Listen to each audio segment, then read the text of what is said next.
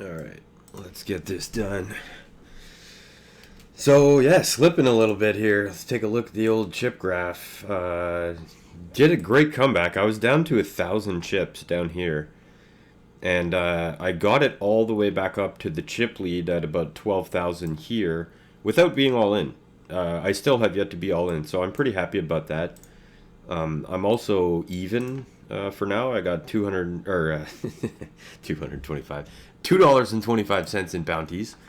So my buy-in is back. I'm up 5 cents. I'm effectively free rolling for the rest. I don't intend on re-entering if I do go broke, so this is going to be it for the shot. And hopefully I can get something going here. I have to say I've really plateaued and gave a bunch back. You might have seen it when I brought up the hand history there. This guy took a big pot off me. He was tilted.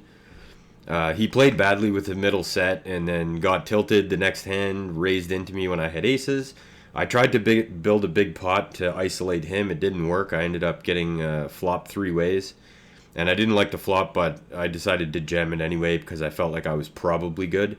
I was technically good. I had the best hand, but both the other guys hit flushes immediately on the turn and I was drawing dead. So gave a huge pot back there. This guy is like the epitome of an annoying PL Omaha player.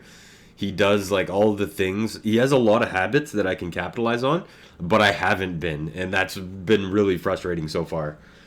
Once again, I'm watching high stakes poker to try and take away some of the frustration and just kind of focus on something else when I get annoyed instead of playing too many hands or whatever. Right now, you can see I'm playing at a very tight 95% flop scene.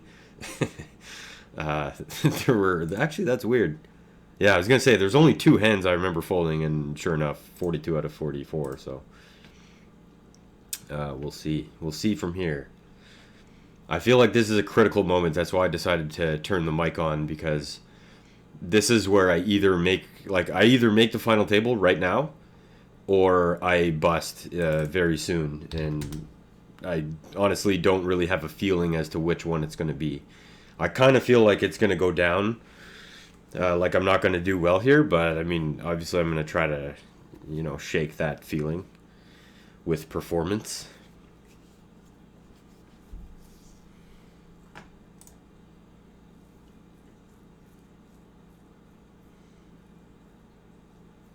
Yeah, there was a couple of no, that's not very helpful. There were a couple of good notes I had. I guess they all busted by now, but I had some really, really lucrative notes that I thought were going to be super helpful. Obviously, this early, chances are the guy's not going to be around for very long. But this Frickman guy, I mean, I've amassed. This is all from today, and I feel like these notes are going to be pretty helpful. I've got a lot of a really good feel on how this guy plays.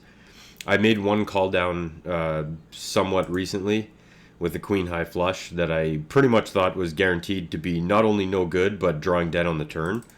And I called down just to basically make sure that my read was accurate, and sure enough, it was. The guy filled up on the turn and checked it back. And I feel that if he didn't fill up on the turn, he would have continued betting. So I feel like I'm supposed to pretty much stack this guy eventually. Obviously, it's going to take some time. But I do feel like my notes and my reads on this Frickman guy are just super accurate, and I'm supposed to break him. So we'll see how that goes. This probably isn't going to be the hand that I do it on unless a black 9 shows up, but we're definitely seeing the river. That's for damn sure. Okay, so now I feel probably that card filled this guy up. I wonder how he's going to play it. I feel that this guy most likely has King 7, based on the way the hand was played. It could also be quads, though, with the way he played it. It's almost too bad I don't have a calling hand, or a lot of chips, because I would really like to have another confirmation there. That is a spot where I would potentially just pay for the information and then hopefully get it all back by using that information later. It doesn't happen often in tournaments where I'll be willing to pay just for the information, but it's already happened once against Frickman, and I think that was another spot where I would have been okay with it. Let's turn this up a bit. Oh, bottom wheel.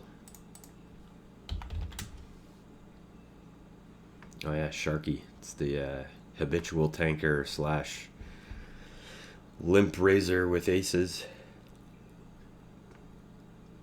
Excuse me. There's been so much predictable play in this tournament so far, and I'm sitting at 7,500 like a loser. So it's kind of unfortunate that I haven't been able to really dominate. Not recently, anyway. Even my chips that I amassed, I got up to I think like 13, 14,000 something. Even that stack, most of it came from basically just getting chips in, like showdowns. I did get it in with the best hand and whatever, but I mean, it was still big sweats, big pots, and it could have gone either way very easily. So I'm not particularly fond of the way I've played to get up here. And it's about time that guy doesn't have it.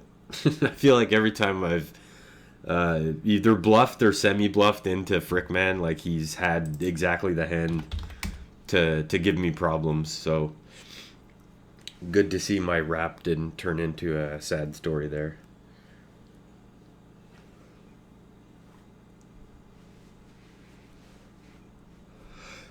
Meanwhile, look at this chip leader in for 3 bullets. Gotta love Omaha in the early goings, man. It's crazy how stuck people get sometimes. Meanwhile, I've got Mike Matisow yelling in my ear. The volume's like so low, or wait, it's a little high.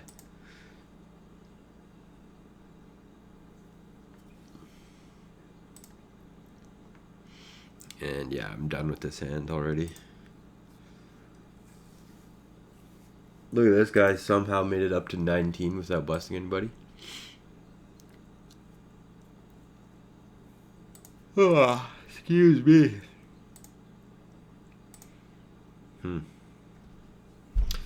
I think it might be time to tighten up pretty soon.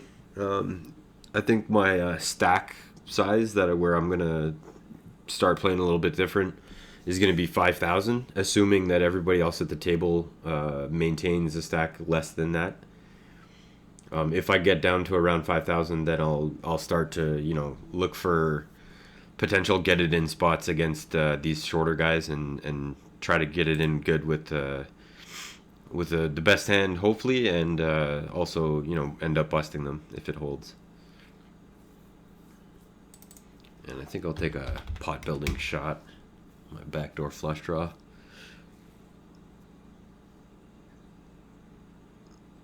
It's a good bluff card. Cool.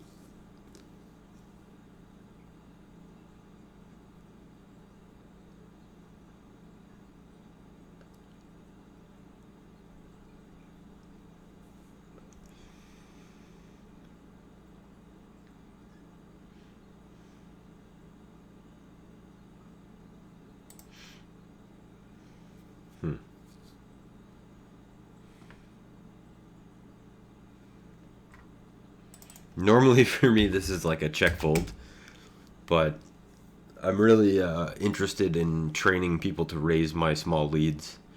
It hasn't been going well so far, I have to say. The only time this guy seems to raise my small leads is when I have like a flawlessly marginal hand that I don't want to get it in with. At this time, yeah, now I definitely feel like I have the best hand. I'm not convinced he's gonna bluff at it though, so hopefully it's king jack and not a weak king.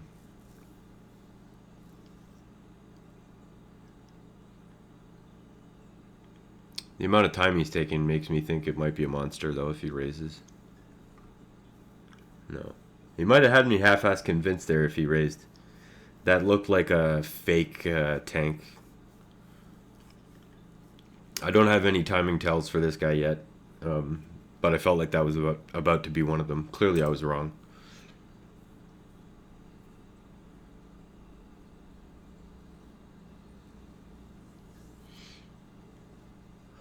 Oh, nice. New lineup. Let's go. Desperately need a new lineup. think I feel that snap call is confirmation that this guy does not have aces. I'm not. I guess I could feel pretty confident that nobody else does either. So I'm gonna try to set up a shove from this guy and then an isolation from myself.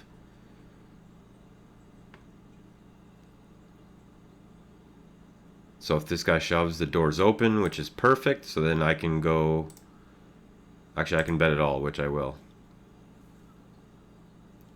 So he's got a bunch of draws and he missed. That's cool. I suppose that king could have been trouble if I'd let him get there. So I'm super happy with that result. I got exactly what I wanted on the turn. Let that be a lesson, by the way. Always know what opens the door and stuff. I see a lot of people like bet too much and close the door on themselves, and it can be super costly. I mean, imagine, if the guy had queen jack there or whatever, I probably would have been paying off a river bet had I closed the door on myself. I would have had to just call and hope he doesn't have kings or queen jack.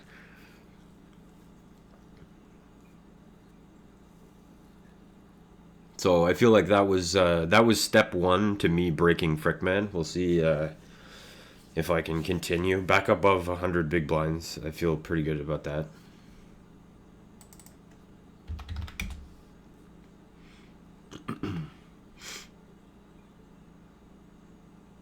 Although since I started recording audio, Frickman's been pretty tight.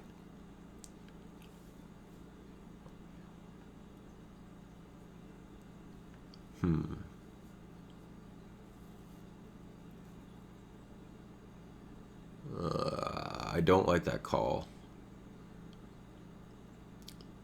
But there's so much implied value. Not the greatest flop. Yeah, especially not now. I think I'm going to have to fold this because I think there's a chance Frickman has it. He didn't, but and I make it right away. And it's good for a chop anyway. Or no, yeah, it would have been a chop. Damn. Let's take a look at that. Ace, queen, queen, four. That's worthy.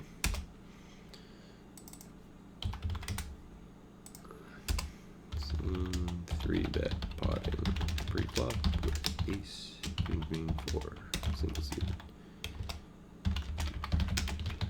That is ace bet versus big.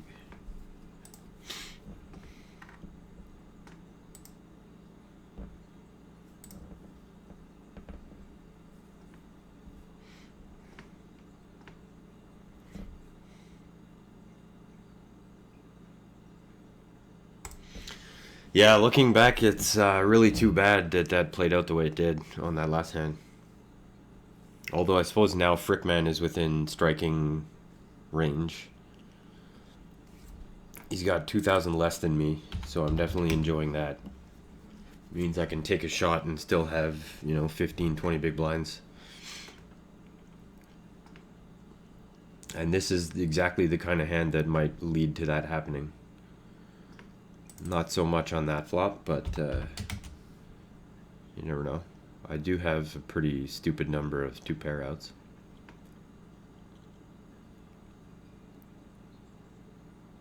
And that's that's an action killer. Probably not for him though.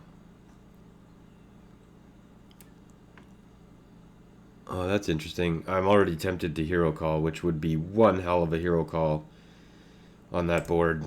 I don't really know what I could sevens. Yeah, I don't know. I felt like it was the 5-4. I felt like I knew that. I thought about when I said I'm thinking about hero calling. I thought it was going to be like King 3-4-5 is the hand that I had in mind, and 6-3-4-5 also could have been the case. Good thing he decided against it, because I would have felt like an idiot. And he I'm not sure whether he would have felt smart or stupid, but yeah, he definitely would have been bluffing with the best hand if he'd done it.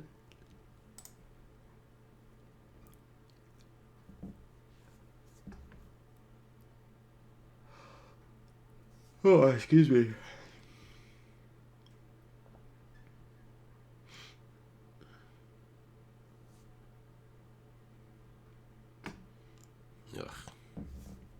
This is the kind of hand I hate. Unless there's a huge pot before the flop, I generally, I'm not into it. But even then, like right now, for instance, I'm gonna, make the same kind of raise that I might make with like Queen Jack 10-7 double suit. But unless somebody re-raises and opens the door to me for me to get a lot of chips in pre-flop, like I just don't like the situation. It's so unlikely to get paid with a hand like this. Thankfully, at least the hands out there are not very big, or the stacks out there are not very big. The ideal situation right now would be this guy folds and this guy does whatever.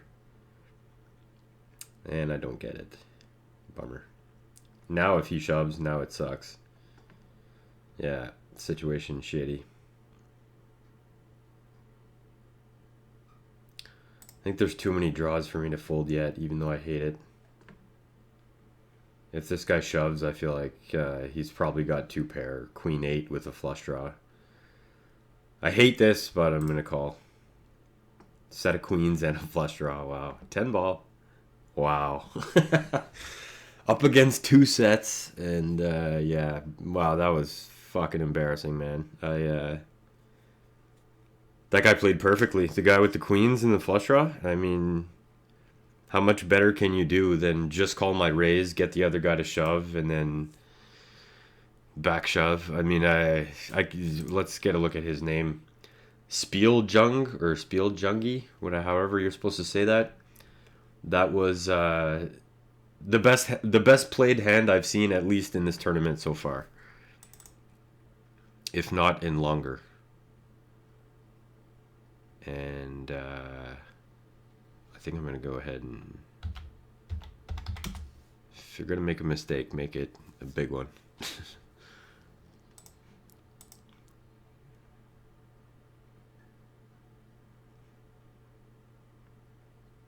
Oh, I closed the door.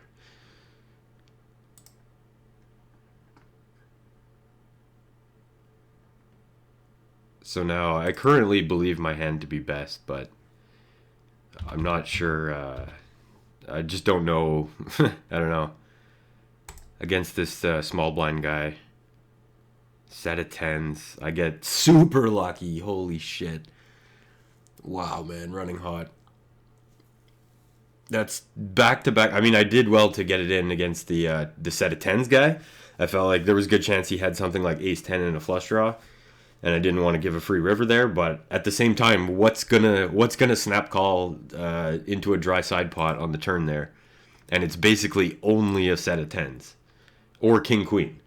King queen would also make sense, and then I'm beat. So it's like, yeah, that's not my not my proudest moment. I swear to you, I played well, kinda-ish, on my way to 12,000. I don't know about now. I guess I successfully broke that guy I didn't like, though. That's cool. I love it when plans like that come together. There's been a lot of things going wrong for me in the last 48 hours. That was not one of them. Registration. Oh man, there's still half an hour. I've been playing this, by the way, since like the first level. I don't know if you picked that up on my chip graph. Yeah, I bought in at 1530, which is maybe like the first time or second time ever.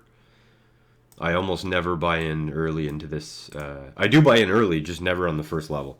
It's usually like 2550, something like that. And in this case, by 2550, I already had I think it was like 12,500 in chips or something. So super fast start in this one. And I'm not going to compound the mistake or make the same mistake. It's even 1380, same as it was when this guy had aces.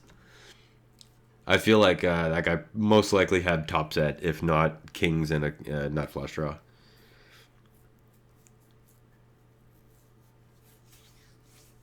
I would love to see, though. I have to say I haven't been seeing a ton of showdowns where I'm not the one involved, which makes it a lot harder to accumulate reads on people.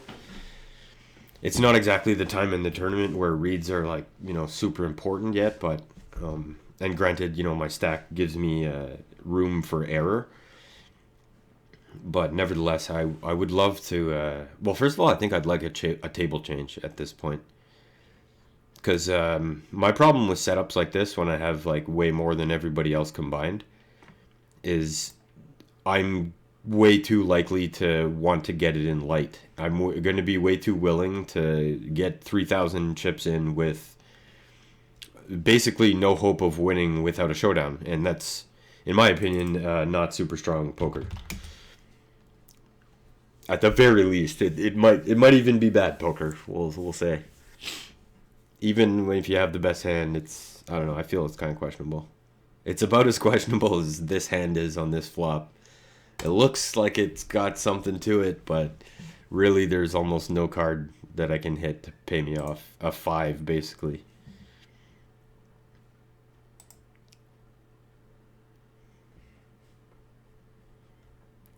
I suppose I might have picked it up with a c-bet on the flop there, but...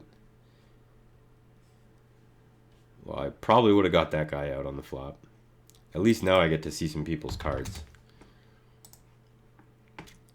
What are they checking down? Interesting. Scene soft playing.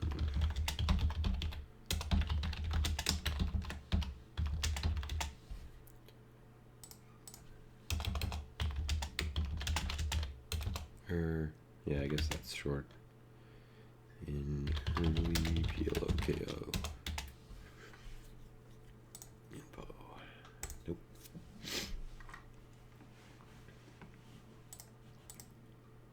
Man, I can't believe how perfectly I hit there. 10 on the river with the ace jack, and then queen on the river with the king jack jack. Live and die by the river, I guess.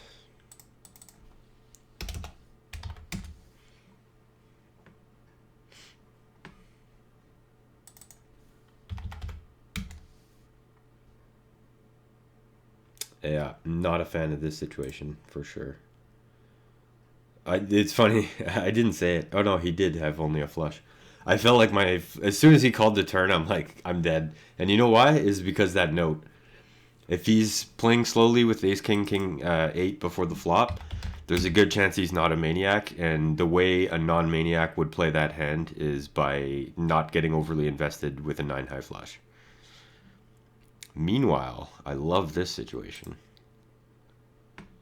Not as big of a fan of it now.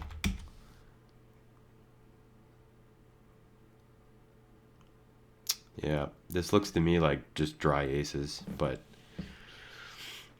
if I had a 9 instead of an ace, I might go crazy, but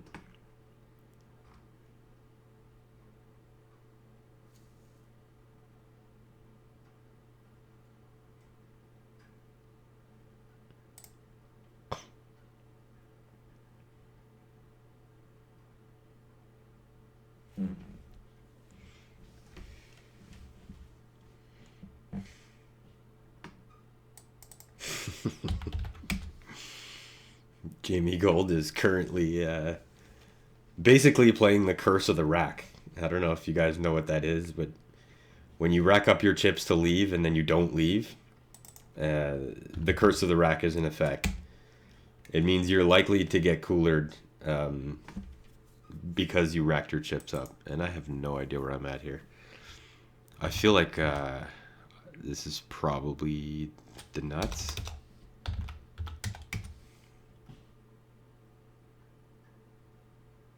Yeah, I think I'm happy with not showing it. Feels like this guy probably had 2 pair. He seemed really disappointed when he checked the river. It was like a rage check, almost. I'm happy to see this lineup changed in high-stakes poker. That might keep me out of trouble a little bit. Elia Lesra now, Barry Greenstein. I wonder if Wasika's still there. Harmon's basically furniture.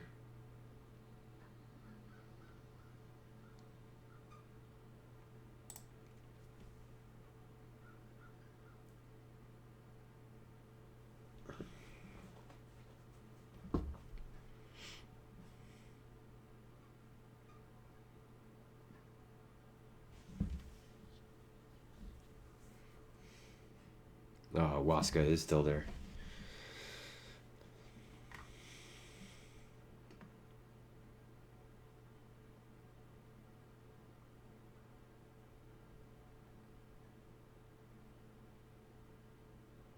Jesus, that's a big bet.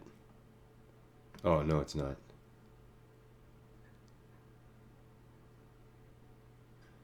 I'm so tempted to fold, but I want to preserve my two hands folded for as long as it's not super dangerous to do so. It's still pretty early in this tournament, but I can't help but think that I have an opportunity to do something ridiculous here with my flop scene percentage. I'm not even going to say what it is yet, but it involves the end game.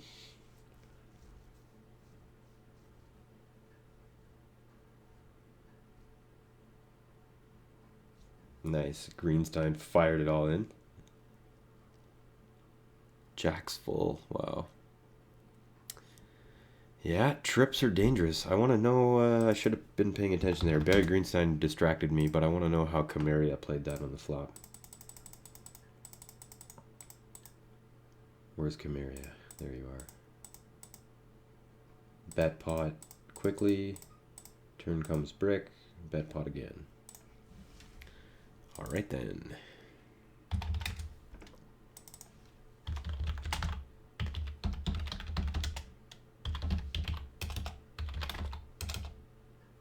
Oops. Weak trips on 9 jack 5 board. PLO. There we go. That's a good note. Oh, that's a nice hand. I think I might get tough here. Yeah, I'm definitely getting tough. 13.25 sounds about right.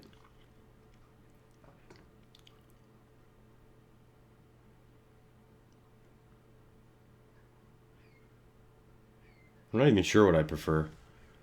I guess that works. I kind of didn't want to see a re-raise from October 1995.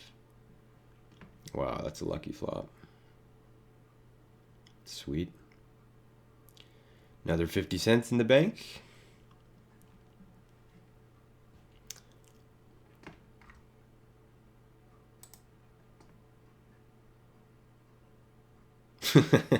It's this guy. Hold on. Let me play this hand. I just noticed there's somebody I have a note on is in for 4 bullets and is among chip leaders. I always find it amazing, or amusing rather, when somebody's in for a lot of bullets and is on the leaderboard. I find that a very hilarious what's the word I'm looking for? Combination. Yeah, let's see what the note is.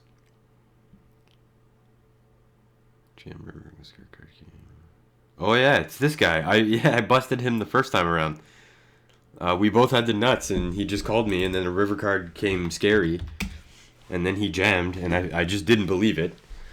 The river card completed a flush and a full house, and I check called because I thought he might try to bluff with a bigger straight draw that missed, and turns out he had the same straight. It's funny that he's in for 4 bullets now.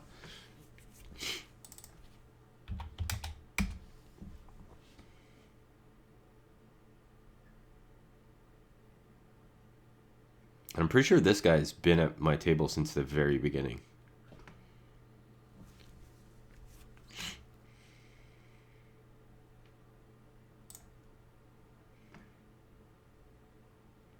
Not bad though. Coming up on what are we? 260 big blinds. Can't complain. Like I said earlier, like when I was at 7,000, I kind of felt like it was gonna be one of those short recordings where I just blow up and get all in, and then my first all in I go broke.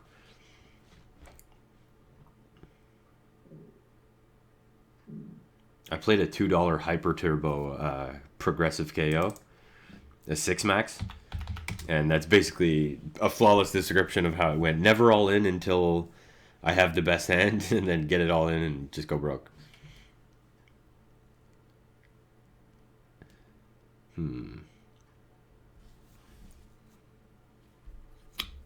don't trust this guy's check. I think I'm just gonna shut down. I feel like these guys all had straight draws on the flop. But I think it's worth a lot more to see what they had. Jack 8. Oh, he nailed it on the river. Damn. So I guess my turn bet would have worked if I did it. Part of me felt like maybe I'm giving this guy too much credit for... maybe I'm drawing too much from this note is what I'm thinking, now that I hear myself make all these bad reads. Is that maybe I put too much emphasis on the fact that this guy limped in and checked down basically with... well, what was it? Ace, King, King 8? I think that might not be as important as I'm pretending. And I'm definitely going to continue this story. Sweet. I was trying to make that guy fold an overpair. I don't know if that's really what I did. I think maybe he just had something like Queen Jack 10 or Ace King Queen and was trying to backdoor some shit. I was okay with getting it in there, which is weird because I only had nothing basically.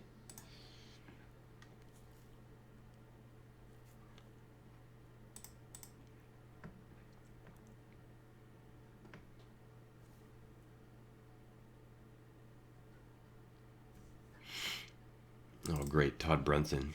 Let's add even less action to this game, high stakes poker. Because having Paul Wasika at the table is not enough of an action killer. Let's get Todd Brunson in here. Oh, yeah, and Jen Harmon and Eric Lindgren. Like, this fucking lineup is terrible.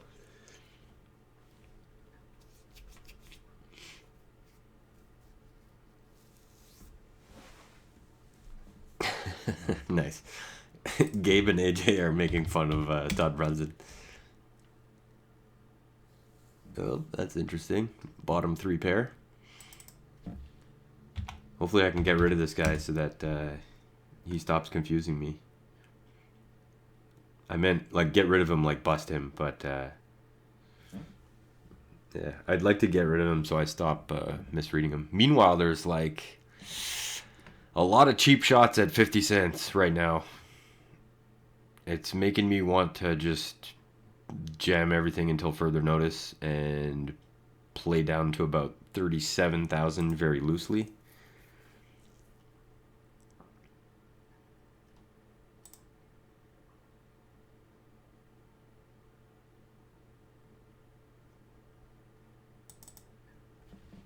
Alright, take a little shot. If my 3 was a spade, I'd probably make the same bet. Now I feel like I'm just stone dead. Yeah, 10 high flush for sure. I wasn't dead though. I could have hit a queen or a 10. I feel my read is actually really accurate on this guy. In fact, you know what? Seen playing carefully.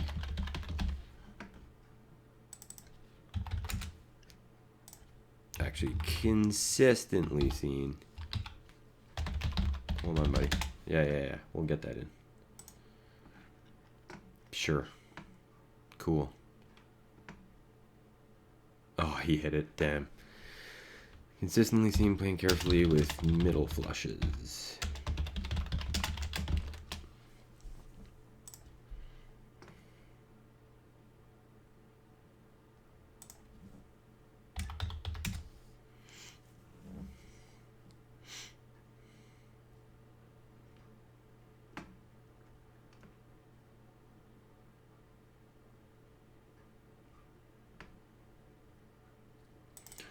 Well, this guy has been a little chasey. Hopefully, yeah. Didn't want to give him the chance to hit a spade and then sucker me into betting it like I think I'm good.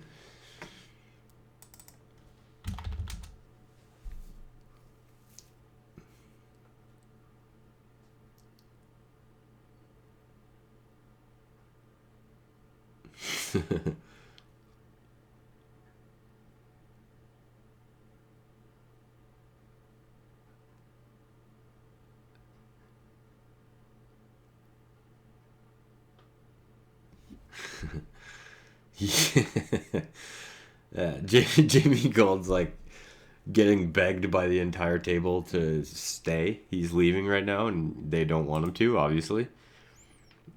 And yeah, that's funny.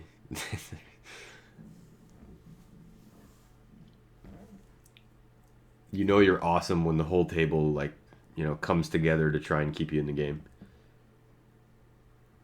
Meanwhile, we've got a nut flush developing that looks very not promising. And it's pretty hot in here. Let me go turn the heat down. Actually, let's root this one. Look how close these guys are in chips.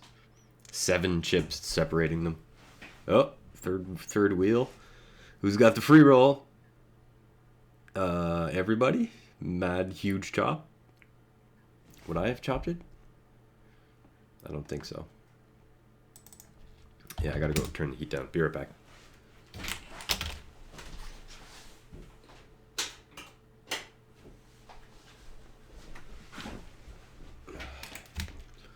Whoa, what happened? Okay, well, chances are, like, I don't know, against this stack. Okay, now, now we don't care. So, I don't know how live I can be, though. Like, he's got to have a bunch of outs. Oh, wow, not even. Sick. Wow, that's cold. 2 outer. Glad that guy's gone, though. He was confusing me. Once again, I'm in this spot. Hopefully, oh no, this guy's got 3,000. I think I'm going to have to tighten up here, which sucks because I still have this 2 hands folded streak intact. I really don't want to slow down, but I mean, I'm almost guaranteed to give away right now. Like, I'm so unlikely to keep chipping up right now. Because my wins are limited by the stack size of everybody else, right? So the most I can win in a hand right now is 5,529 chips coming from this guy. This guy's been at my table since the beginning, so I have to feel if he's survived this entire time, he's probably a decent at avoidance. Also, he's watched me, run up, so he's likely to be a little bit weary, and I don't think he's going to give it away easily. So, that being said, chances are I'm like the number of futures in which I lose the next few pots or I double people up greatly exceeds the number of futures in which I continue to bust people. And I hate this. I feel like I'm drawing to maximum 2 pair. Aces. And he's got my 6s and 5s. 7? Nope. Dead. Both. I almost folded on the flop. If it weren't for this guy, I would have folded on the flop.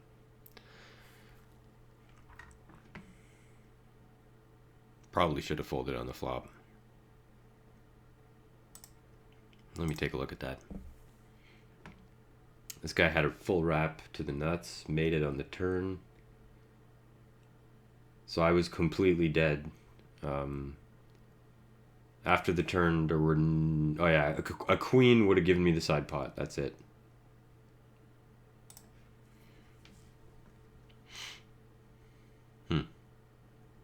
Yeah, see, like, with hands like this is a great example. Like, granted, I'm in this situation because of my super loose preflop range. But now that I'm here, like, what am I going to fold this hand against somebody with 2,000 chips? Like, of course not.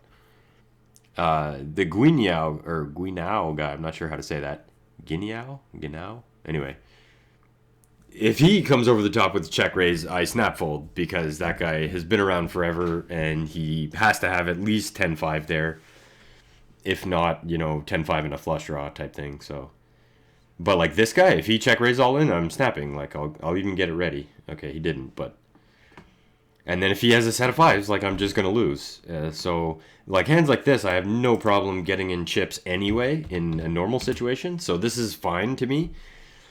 But I really feel like I need a table change or I need somebody with like 12,000 to show up so that I'm a little bit more careful about how I play after the flop. Because in this situation, I don't know. I've seen this movie so many times before where I have more than the rest of the table combined. It looks like a good situation on the surface, but in reality, this is a bit different. I'd go to war with this hand anyway, especially to try and get those other guys out or in. I feel like I'm huge against these two here. Okay, this guy kind of crushes my range a bit. That sucks. All right, now we've got a guy with 12,000. But isn't that funny how like I don't know. I feel like that was not me fulfilling the prophecy for the sake of fulfilling the prophecy. That was very much me trying to crush people, and it didn't work. And in a minute, I'll bring up the hand history. We'll see what the percentages were. I know that the guy that was here really screwed my chances by having the hand he did. I was counting on him having higher cards, and he didn't, so that was a bummer. But I'll check in a minute to see what the percentages were. I think I was only like 32% or something when it went in. Oh, what the fuck? Bit of a malfunction there with the keypad. Right, so let's get replay, blah, blah, blah. Oh, wow, I was really not doing great there. 28%. It's all this guy's fault. Without him in the hand, I'm actually not far from flipping. Well, 60-40 anyway.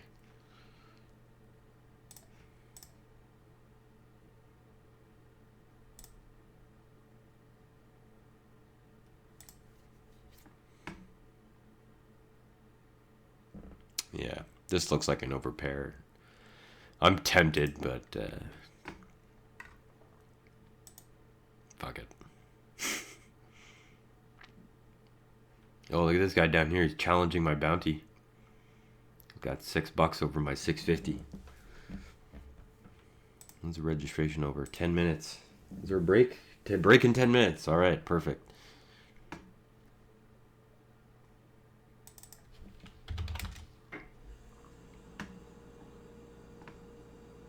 Oh, nice. Farha's in the game. Yeah, this guy over here, man. This is one of the tightest players I've seen in Omaha in a long time. To be that tight and to have me notice you anyway is pretty rare.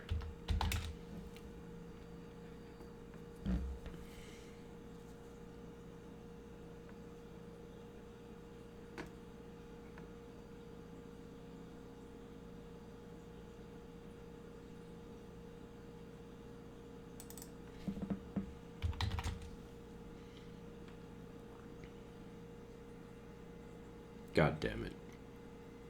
Oh, looks like you're fucked there, Eglos. I do not like your chances.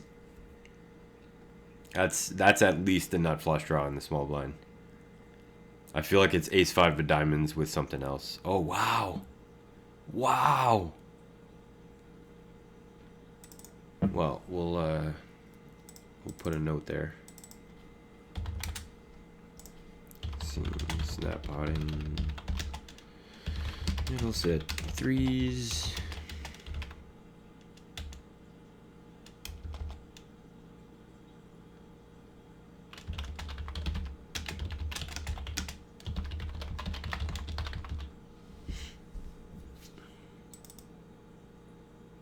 Yeah, I kind of feel like getting crazy a little bit. More than anything, I'd like to try to limit my losses.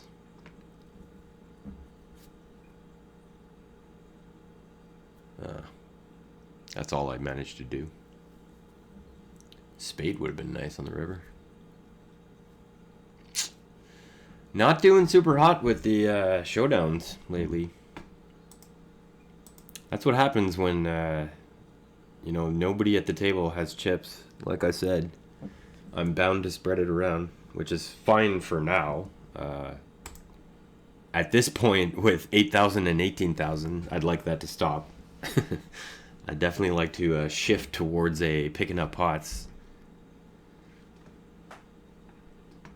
There's a... Yeah, that flop sucks for action. I bet you October has aces here.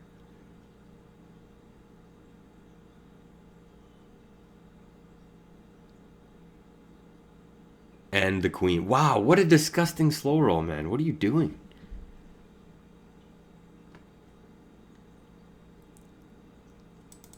Wow.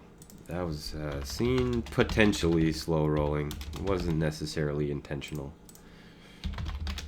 Yeah, let's just go calling slowly. Calling slowly. Set all in. Okay, now we're starting to get into the more normal Omaha KO action. Yeah, this is the kind of bullshit you'd normally expect. What wins here? Pair of what? Ace high? Ace high? High card ace king kicker. What the fuck? Yeah, what was I doing? And set all in. Ace, queen, X, queen, queen, queen, flop. Sure. Okay, so now Eglos is my new nemesis. I don't really... Oh, that's a good card, I think. I don't... I'm not digging this very much. I kind of wish, like, he had less.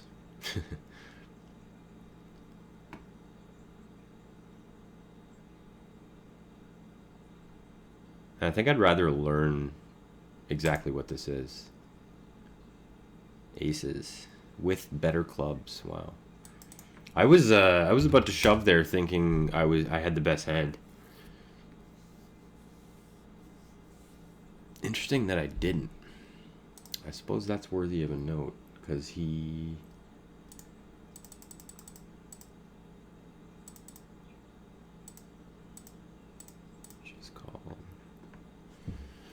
Wow, man. We gonna get crazy here?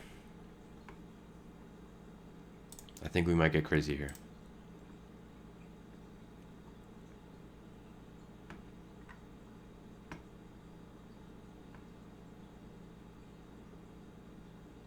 God damn it. Actually had the best hand on the turn. Or no, second best with this guy, but best against this guy. Almost no cards I could hit to win, but still. Definitely hemorrhaging.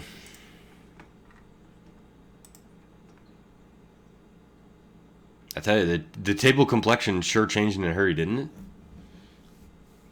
it? It wasn't playing like this earlier. In fact, the entire table changed recently.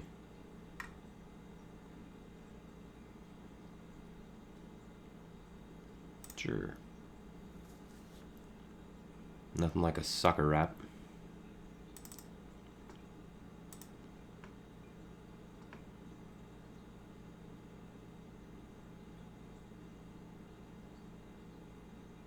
Not sure what to make of that mimic bet.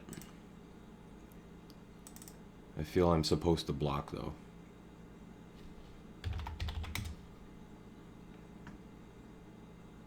Alright, I'm guessing that was just a 7, a weak 7. Like queen, queen, 7, 3 or something. Just queens and a flush draw. Okay, that's good. Looking back, I'm happy I didn't just call. And yeah. I'm really hoping Eglos doesn't decide to get in with me on one of these. I've been doing this too much. I've been abusing it for sure. Wow, run so bad. 10. Wow. Damn, I just cannot win one of those.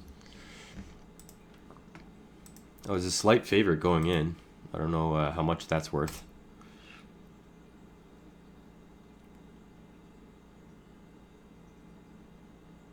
All I know for sure right now is that I could really use the break that's coming in 4 minutes. Because yeah, maybe got a little bit unlucky in the races or whatever, but definitely not playing fantastic. Just been gambling for like the last 15 minutes.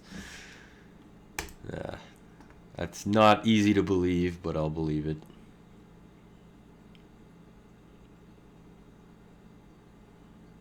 Feels like 2-pair flush draw though, rather than nut straight or any straight.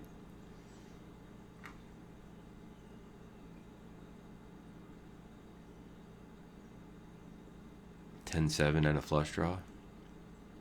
Good.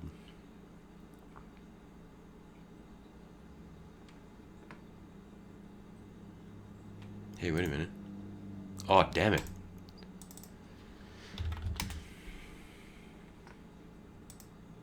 Yeah, I failed to see 3 more flops while I wasn't paying attention. Let's look at the old chip graph. I bet you my mountains look pretty... Yeah. I build mountains, baby. Both sides of the mountain.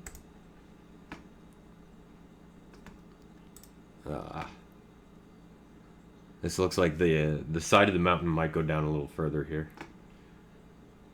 This is a recipe for losing chips if I've ever seen it.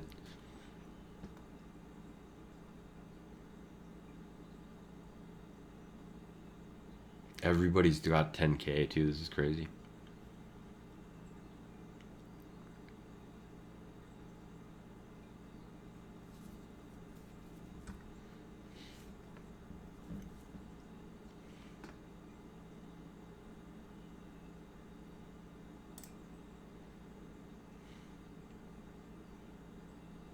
Oof, yeah, there's no getting away here.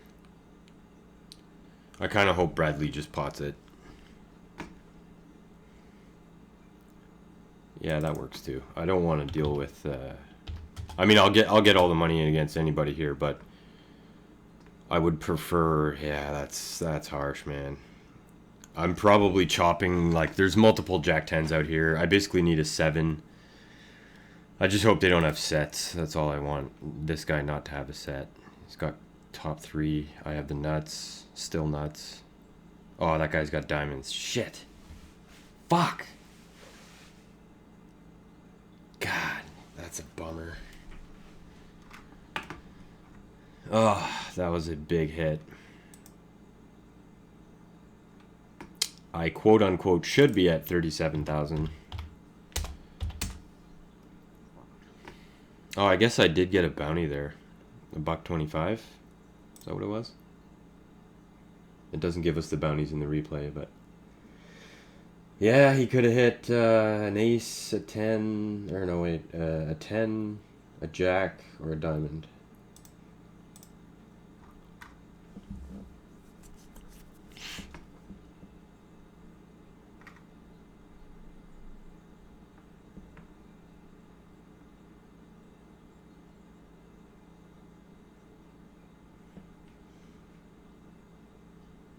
Okay, let's go, man. Break time. Fuck.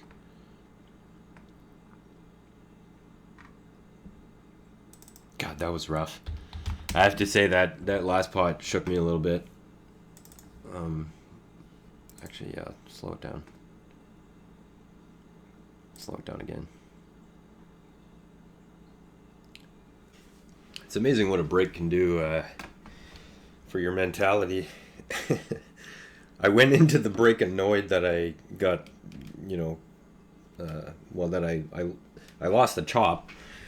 I was like, oh, I lost 17,000 on the river there. That sucks. But then it occurred to me that I was a couple of big blinds away from being all in on that hand. Oh, yeah, what does this guy have? Flush draw?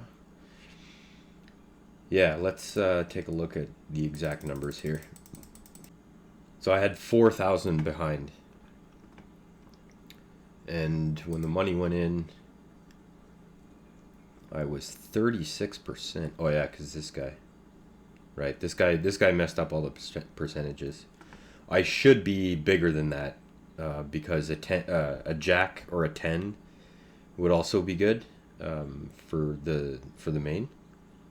In fact, looking back, that would have been just about the best card. Would be a 10. because it would take away his queen as an out. And that's about all it would do. A 10 of hearts was the best card on the turn there for me. So then after the turn, again, these percentages are messed up because of... I think this is for the main. These are the percentages for the main pot. Because this guy has 6 outs for the main. And then I'm drawing against everything. This guy's drawing 2. Which he, of course, hit. Anyway, so yeah, all that to say that, I had 4,000 behind. Which wasn't a very good stack. I certainly would have been... tilted by being left with 4,000 had the guy paired up and made queens full or whatever. The guy to my left earlier, if he had won that whole pot, I mean, I basically would have been out of the tournament. I don't think my chances of coming back would have been super great. I probably would have just gambled on like the next thing, whatever it was. So knowing myself, I feel like that was a pivotal moment of the tournament. Ugh. This is not my favorite. It's so gross. 2,400 for 4 outs. Almost guaranteed not to get paid.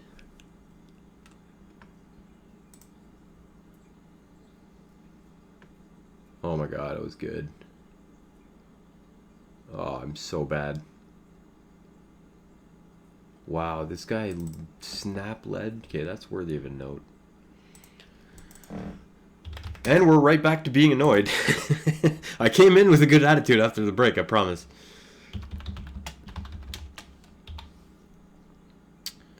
Now, see, yeah, now that I saw that, he leads pot, oh, god damn it. That card might actually save me. But I really, all of a sudden, Bradley's my number one, focus in this tournament. Is just crushing him with something bad. Ugh. Okay, what am I doing here? Ace Jack, Ace King 10, flop, multiple players. Yeah, it sucks, but I'm gonna have to start tightening up. Bring the old flop scene down to around 80, probably. By the way, it seems like I'm obsessing over that flop scene. I look at it a lot to get a feel on how I'm playing myself, or how I might be perceived. But ultimately, it's not really that important. What's important right now is getting a lot of chips from Bradley, preferably without having to be at risk.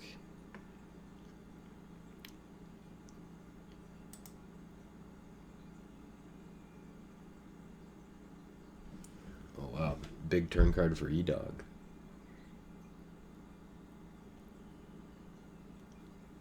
I kind of want this guy to bet here. Yeah, that's perfect. It's probably not fantastic for me, but oops, I meant to make that 27.45. Oh well. No diamond. Sweet. First bounty in a while. That might be exactly the kick I need, though, to get me back in shape here, because definitely have not been playing very well as of late.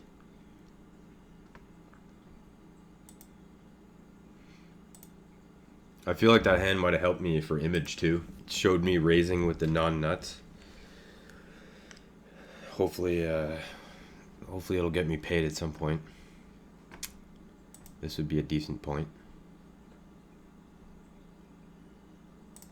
I don't think there's any reason to slow him down yet. Yeah, I think we're just going to go for it here. Would he do this with jacks? Maybe. Deuce 4, maybe. But, I mean, it seemed more probable that it was exactly that. It kind of sucks to be all in. I don't like the fact that I was at risk there. I was drawing against 2 outs. Or no, 1 out. No, 2 outs. No, wait. No, I was actually drawing against a lot more than that. Whoa. I think him having a flush draw got me paid there. Let's take a look at this. Oh, wow. Wow. Barely 70-30. Man, my brain did not register that. I saw that he had a gut shot to a 5, and I saw that he had aces. But yeah, I did not register the flush draw. I didn't register that the flush draw was live. For some reason, I felt like I had deuces full there. Don't ask why. In any case, definitely a better situation than I was in a moment ago. That looks like a half decent card.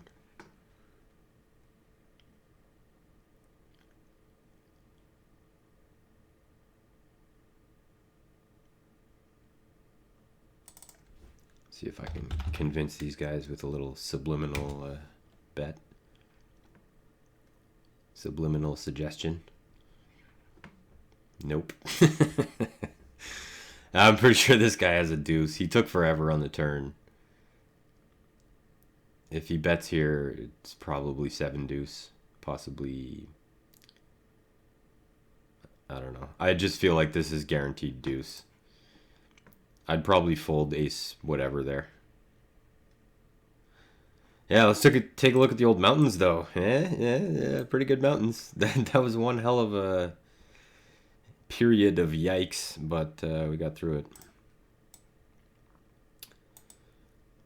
Kind of a shame, though. Like, I was all in now, so, like, I suck. Like, that's the only way to look at it. And now it's going to be 2250 if I check, I'm pretty sure. Yeah. I mean, I'm calling for now. I think I'm calling the rest, too. I don't think this guy's for real. Oh my god, he's got a 4. That sucks. Wow, man, he only had queens. Oh my god. What a roller coaster. Fuck, this is trying. This is mentally very difficult. I felt like I had way the best hand on the flop to the point where I was actively slow playing it. And then the quote unquote safe card comes on the turn to counterfeit no 2 pairs, but prevent myself from getting 2 paired. And he's got the fucking 4. Wow. The sick part is, if it was an ace on the turn, I bet you he does exactly the same thing. Or a jack, for that matter. He didn't even have a flush draw. Damn. Well, back to work, I guess.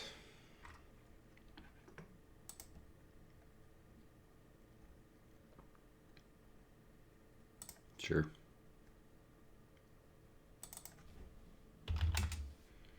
See if nope.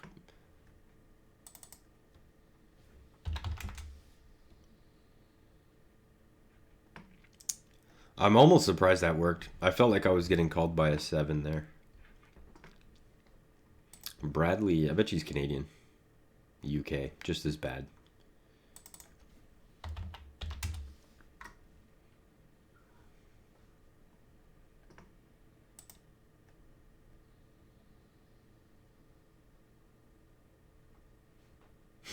Meanwhile, there's a great hand developing here on High Stakes Poker. Oh, nice. Far off floats with 6 high. This is going to be interesting. Well, open the gut shot door. That's probably going to shut it down. Sammy doesn't have enough chips.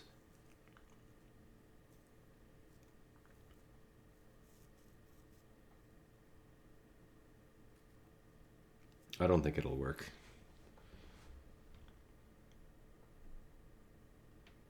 What the hell? Limp fold 300?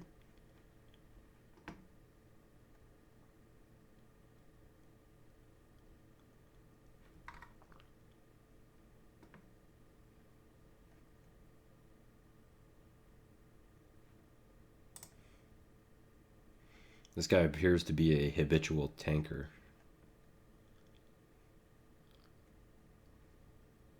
Hopefully I'll be able to show down fairly cheaply. That's pretty cheap.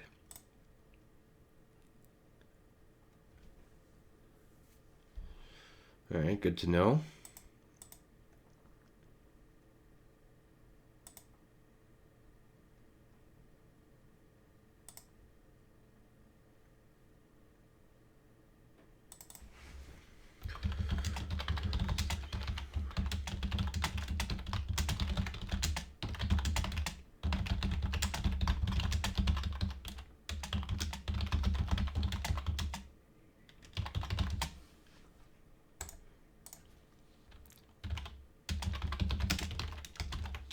I guess it's about mid PLO now.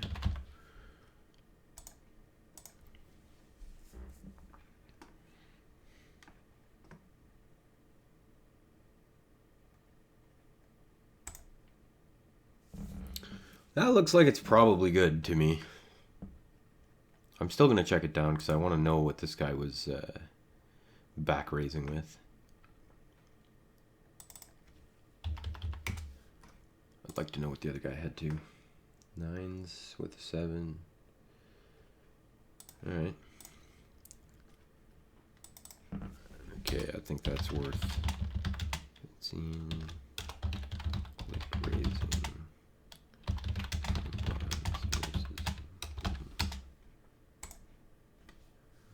Oh man, I thought I flopped 3 3s there.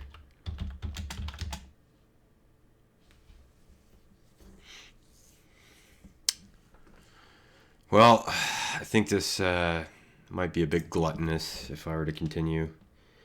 Yes, I could, I was open-ended, and I believe that there's a good chance that both ends were good, but one end could be particularly disastrous. And regardless, the turn card, as we've learned, the turn card was going to be expensive. It was probably going to cost pot on the turn. In PLO, my small opens. Nuisance opens.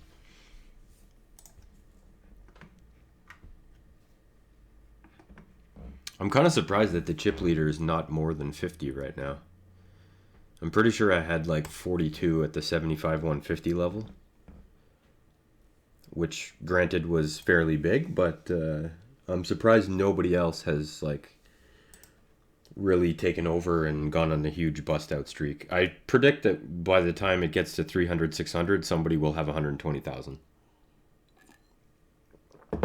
We are approaching the money. That might have something to do with it.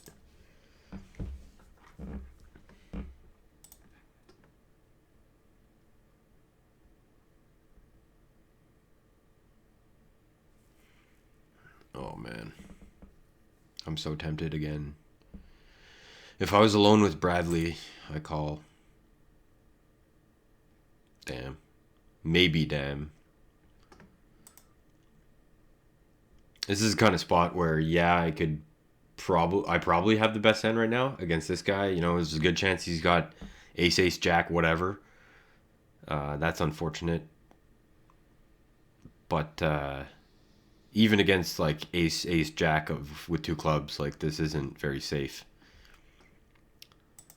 So those are the spots I'd rather just avoid. Against these guys, I feel like I can find a better spot. I'm pretty sure this guy just had dry aces and he was pot controlling the flop and figured out that he was best on the turn. This guy, on the other hand, I don't know what he's doing.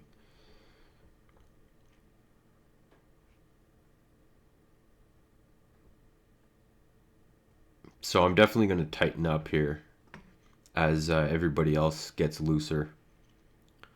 You can see there's a lot of 3-betting, raising and 3-betting. This Danny guy is like consistently isolating Bradley.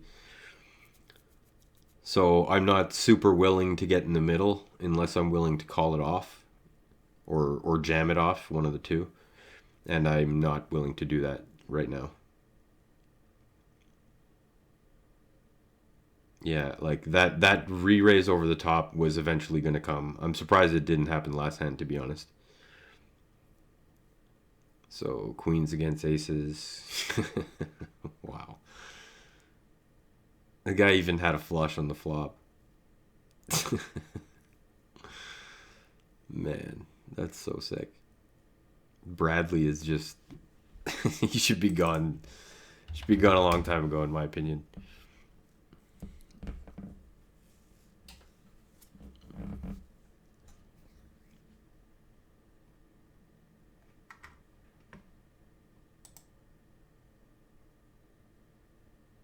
Meanwhile, notice how October has been playing like no hands in the last little while.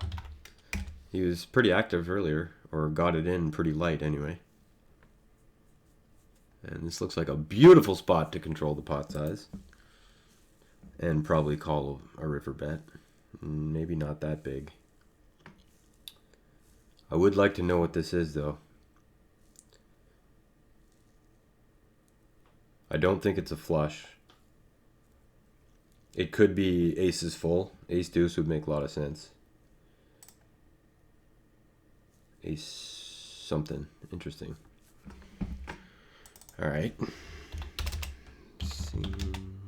Potting many spots. With easily.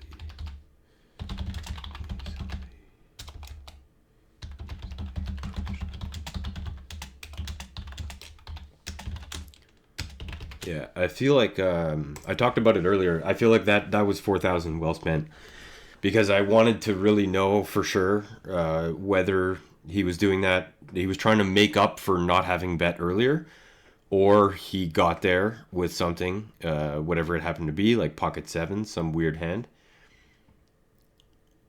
1 second.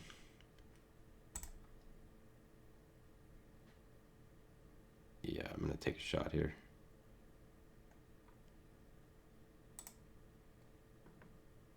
Pair of sixes.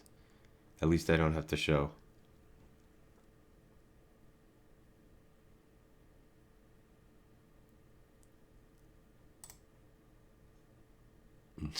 I was almost good. Well, looking at his hand, I don't mind the call. Although, I do mind my stack. What you call it? Look at that! Look at that spire, man. God.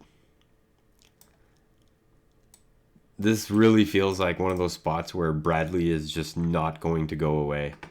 He's going to be there at the final table if I make it there too. He's just going to hang around and, continue getting there somehow. I feel like I was supposed to dispense him? Anyway, I was supposed to bust him, I think, earlier and failed. And I feel like this is a check raise. I'm guessing he completely whiffed. Yeah. That's interesting. Quick check, complete whiff. Snap pot is like regretful. Frequently his snap pots are weak though, which to me is a great sign because he's putting in a lot of chips with weak hands. And that's altogether good. Man, it'd be nice if this guy open shoved and I could pull a squeeze. Because I really don't, I'm not a big fan of this hand breakdown.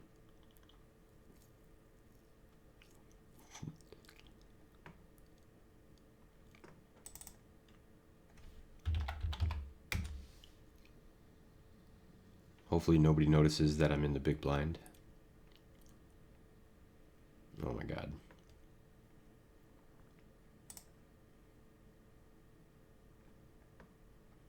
Could really use a 10 right now.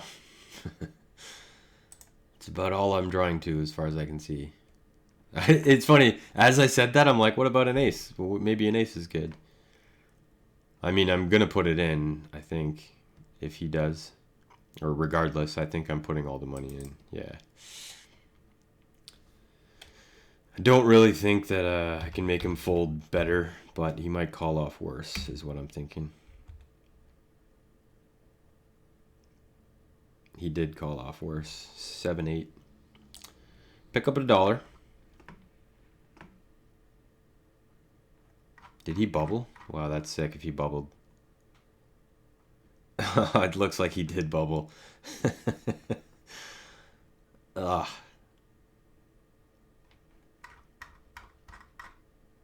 Wow. Well, yeah. I gotta say, I'm really not impressed with myself in this tournament. You probably aren't either, whoever you are. Oh, wow, look at this hand.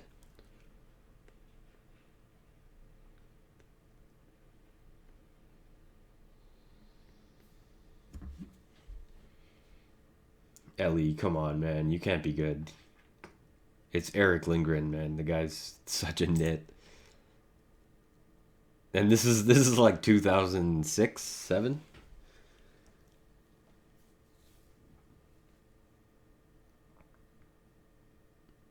No, he called him. He told him he had Jack 10, but he said the wrong Jack 10. Yeah, he said 10 of hearts, Jack of diamonds.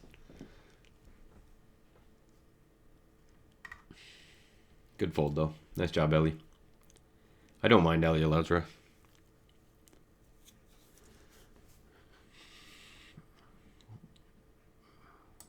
Alright, well. This bet will add quite a bit of deception value if a 9 comes. Alright, never mind.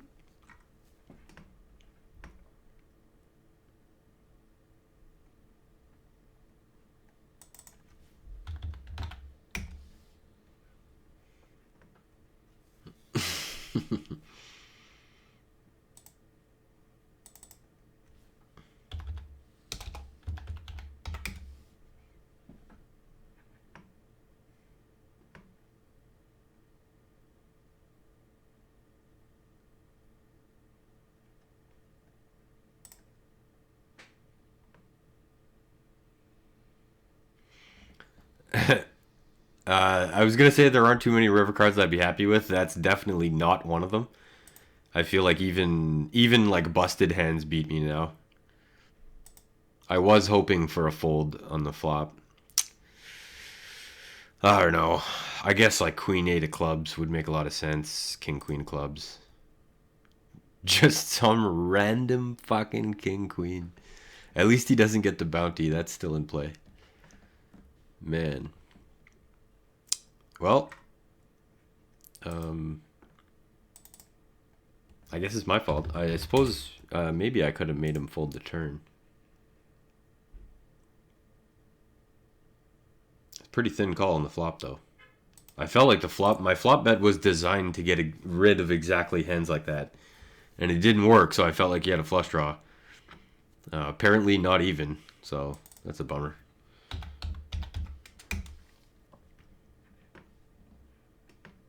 We'll see how this one goes. So far, so good. I wanted Bradley out of there. Sweet. Yeah, that turn card would have immediately made me sick. I'll gladly scoop another bounty. I'm surprised I'm getting the amount of bounty opportunities that I have been.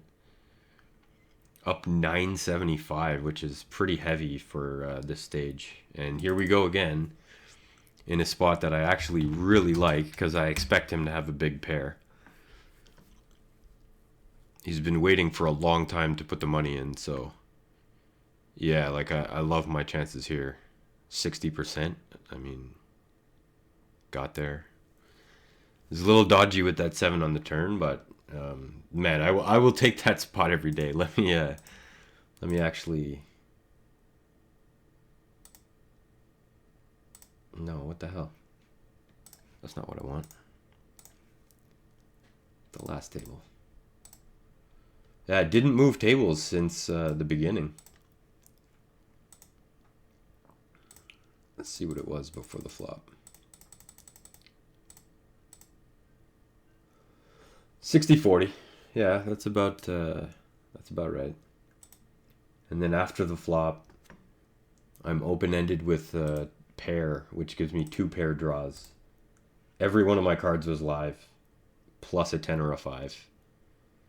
Turn card definitely killed all my 2 pairs, which sucks. Opened a flush draw. And that's about it. And then 5 on the river. Huh.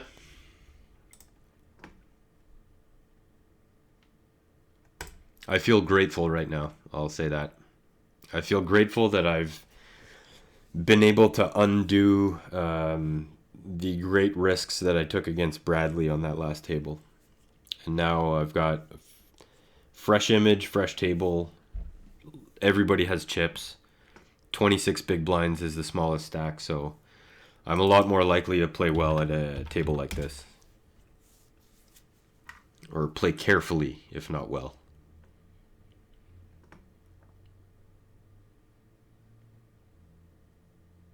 Although we did just get into the money. That might affect the way some people play. This is, by the way, one of my least favorite situations in Omaha. Like, that right there is about the best case scenario.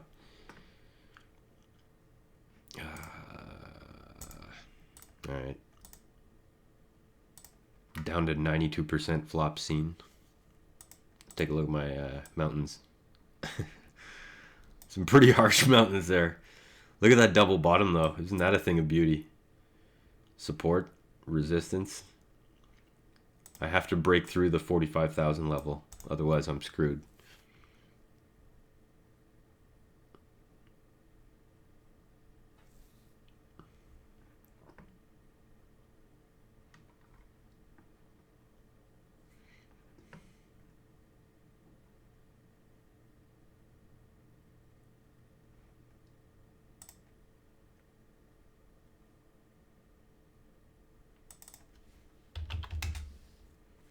Try to slow him down a bit. Problem is there's only one good card in the deck, and that's the King of Clubs.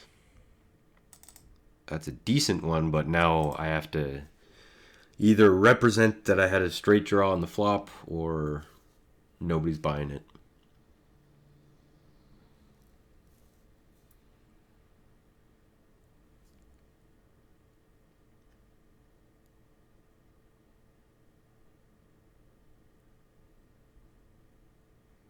Yeah, you know what? I'm just going to give it up. I don't even want to draw there. That was a situation where my hand strength was half decent, may have warranted a call. But I thought about the possible outcomes there, and I didn't like them. I didn't like the risk of calling 3,500 and then bricking. And then having, especially if it was a king, like the King of Clubs, then I would have even harder decision, you know? I don't mind being left with bottom pair, but being left with like middle set or something after one card or 2 cards, I don't know, it makes it difficult to call. Or to fold, rather.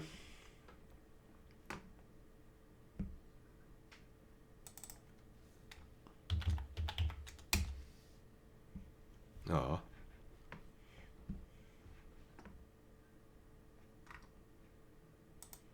Yeah, there are quite a few chips at this table. This is the kind of spot where, you know, I may very well use my stack to try and scare somebody. Especially given that, like against this guy, I'm likely to take way more risk. For now, anyway, while the payouts are still small. 450 at this level is a very big bounty. You can see mine's the biggest in the tournament, as it has been for a while, and it's only 563. So to have a $4.50 bounty, I mean, that guy's got to be in second place for KOs. Right here, let's just do it this way.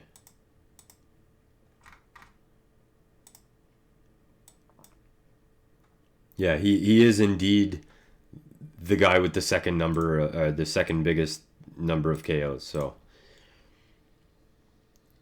And he's got a 3. Good. This is the type of hand that I like a lot. Because I'm never going to get in trouble with it before the flop. Not for significant chips. I'm never going to have to worry about the second best flush draw. Or having, you know, weird flush draws. And when it comes ragged like this, there's very little attachment to the hand, you know? Like, yeah, okay, I might peel one now in the hopes of, you know, potentially backdooring a full house or something along those lines. But other than that, like, you know, I'm basically frivolously spending 500 and it turns out I'm not even going to see the turn. But it's great. I love a hand that you can't really get sucked into, you know? Like 6-4 right now is a hand that is very dangerous because it's a hand in which you could be drawing dead. You know, somebody with a big straight draw on the flop would have probably hit the nuts there on the turn. And then now with your 6-4, what do you do for 15,000? You know? And it feels like the small blind here has a set or something. Possibly. No, I don't think it's straight. It's got to be a set with this amount of time. Sorry, not the small blind. I meant shipping. Shipping ace-8. I feel like he has a set of probably fives and is debating a hero call. But I'm pretty sure that's a good fold. I don't see how he could have had the winner there.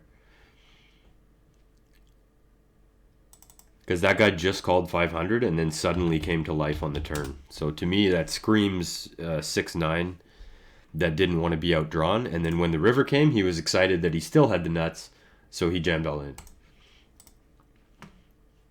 Because when you have 6-9 on the turn there, you're worried about all the things that can go wrong. So when none of them go wrong, a speedy all-in has a tendency to actually be it, rather than a bluff.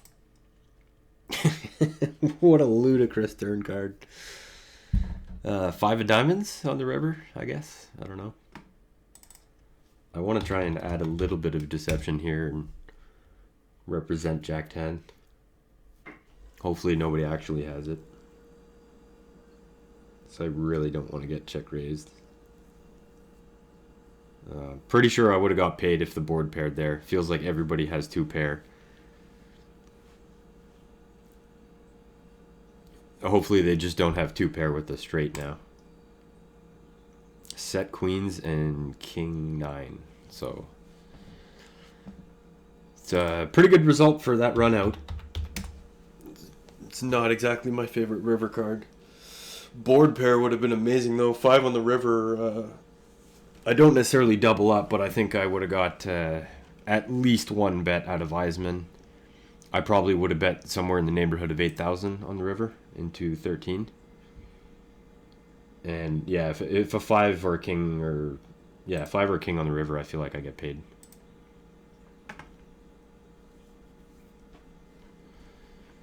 And there's no card in the deck that I want.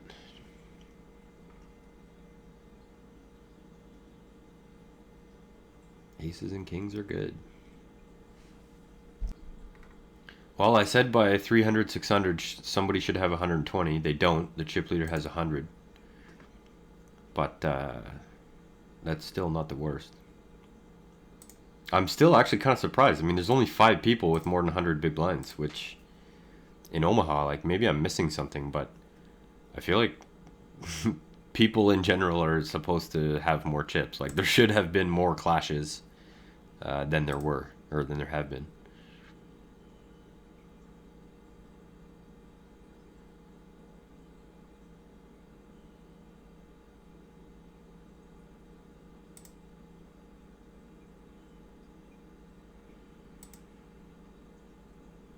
I'm not altogether convinced. I feel like this guy probably has a 10 high flush. And that river bet definitely supports that idea. I don't want to pay for that information though. I think I already have it. The min bet on the flop is a little bit confusing, but I'll take my chances that he might have bluffed me.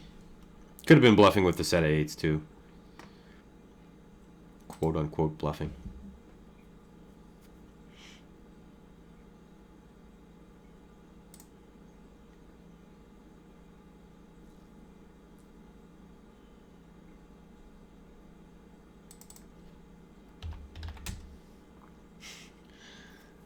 Hope the old post oak comes through. Let's see if I can do it again. I feel like that card actually makes me lose a lot of hands that I was beating on the turn though. Oh, he actually pays it off with worse. Queens with a flush draw, maybe? Aces? Just aces? All right. He was dead on the turn. That's interesting. I feel like I'm getting pretty lucky with with a lot of the runouts. This looks like trouble, though. I feel like limped pot.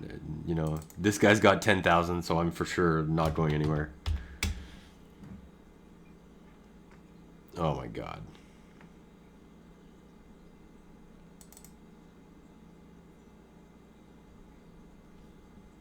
Yeah, I think I'm gonna try to do something. And that's a really bad card. I'm pretty sure he just got there.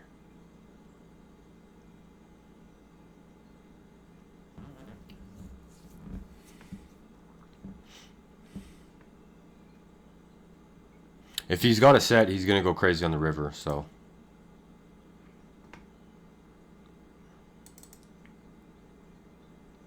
Would he really check twice? You know what? I'd rather... Yeah, I'll explain in a minute. He did have a set of fives. And he had a 4. So what I was going to say is, like, I would rather just win that pot and be, like, kind of, you know, feel like a loser for not value betting, even though I did feel like I had the best hand on the river. And he would have paid me had I bet 12,000. I believe he at least would have called. However, there was still room for him to turn his hand into a bluff, and I did not want to deal with that. I didn't want to break the momentum that I've built over the last couple hands. So for me, it's worth knowing just that he had, you know, he clicked min raised with, in fact, let's go ahead and click min raising 554, what was it? 5547? 5548. 5584, check, 53 flop.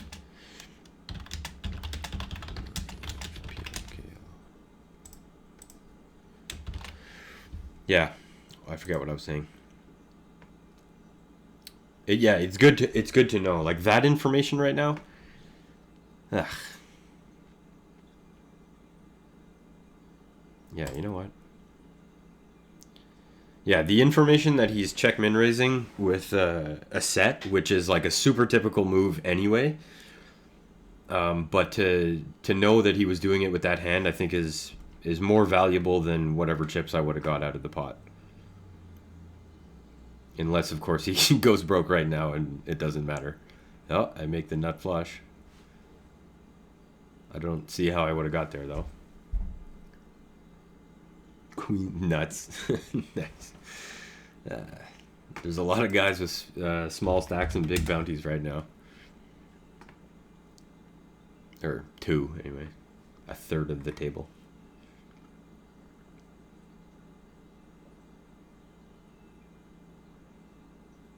It looks like this guy's rocking up, too. He doesn't appear to want to gamble off his last chips. He seems he seems to be aware that he's going to get called down regardless.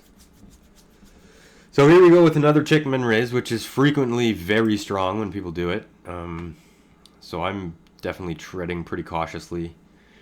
I feel like I have 10 outs to a huge win here. And I kind of do feel like taking the risk, even though I'm unlikely to get paid. But I waited too long. Fuck it. I'm like almost bet my life certain that guy had at least 7-4. I would put money on it was 7-9.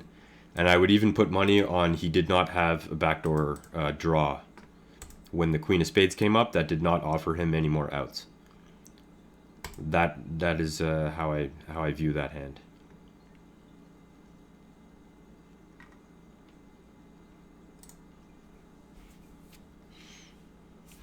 In fact, you know what? Yeah, let's. Because when I called the min raise on the flop, I'm like, okay, here comes pot on the turn. So ideally, what I want to do is hit like a 5 on the turn, pair the board, and then if he doesn't pot it, then I check behind, and if he does pot it, then I probably Probably raise just to get it in with for sure the best hand against an overstack, the only guy who has me covered. Yeah, queen's full again. Just like, yeah, I got to actually study this one. That's worthy of knowing. Whoops.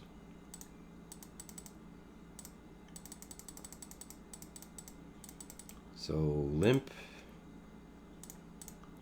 hit top set, or queen's full.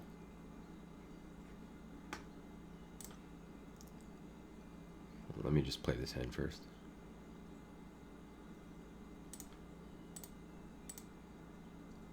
Eisman just calls. He checks again. And then on the turn, he springs the trap.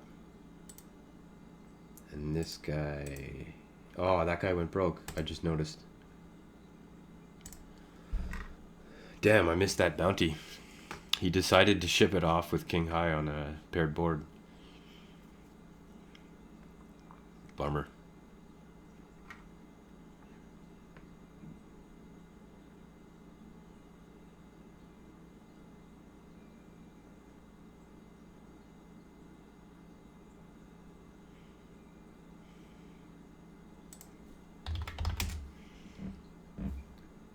Well, minus the hanger, this is one of my favorite hands.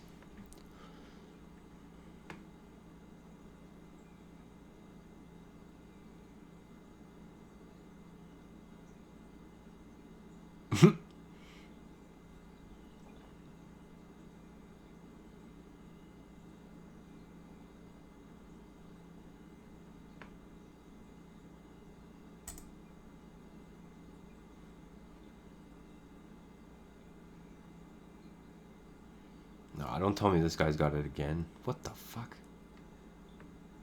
That was weird.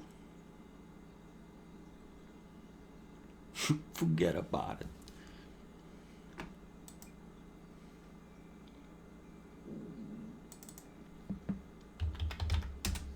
Yeah, I'm in the mood for a break now. There's a break coming in 11 minutes. And I feel like it would be, I wish I was, like, smoking today.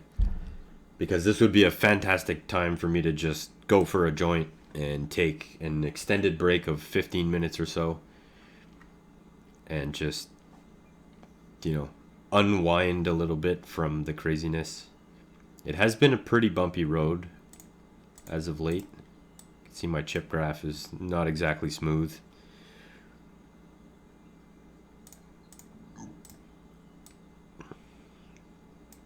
Granted, I'm still at above 91% flop scene, so it's not like I have been folding either, but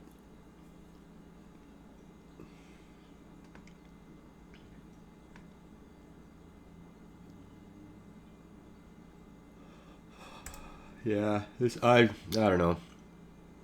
Part of me kind of regrets not calling with that set of eights now. I feel like it would have been an acceptable gamble. But I just feel like if the board paired the river, he was going to shut it down. And it just doesn't make a ton of sense, I don't think. Just like this doesn't really make a ton of sense. I'm hoping to get this guy all in. That's basically my only hope, is that Poland re-raises all in. But if not, I'm going to be in such an awkward spot after the flop, almost no matter what. Yeah, now I'm just in a terrible spot.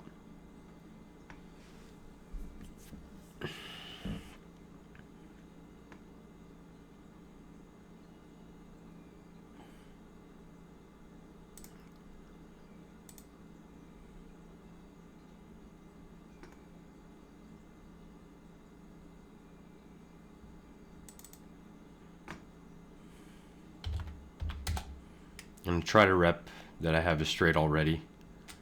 I don't know if it's going to work.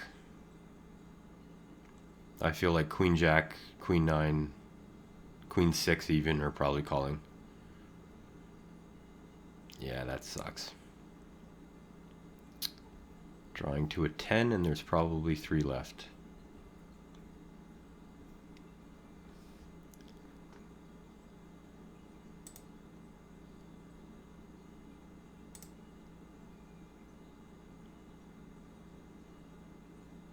Here comes the shove. I'm such an idiot. Wow, he doesn't shove.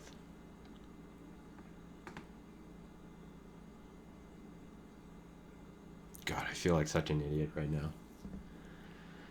I played this hand so fucking badly.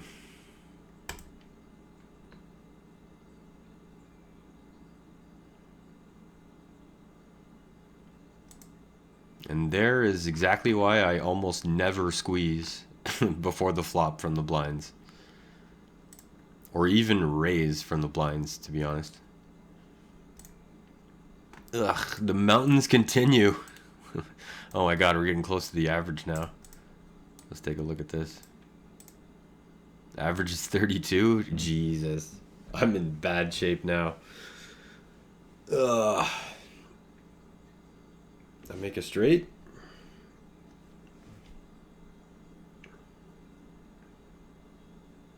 Yeah. Once again, going into the break, I feel sick to my stomach. Just like last break.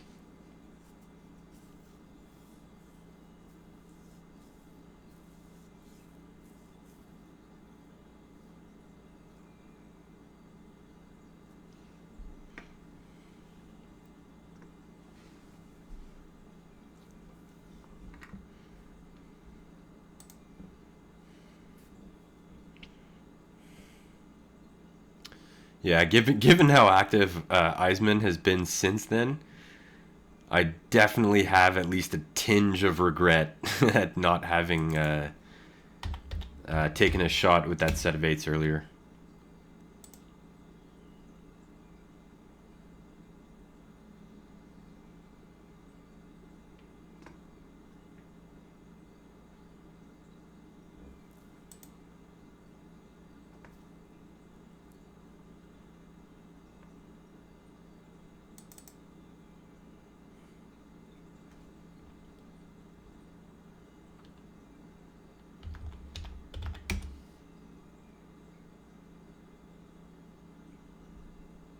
This is such a bad bluff.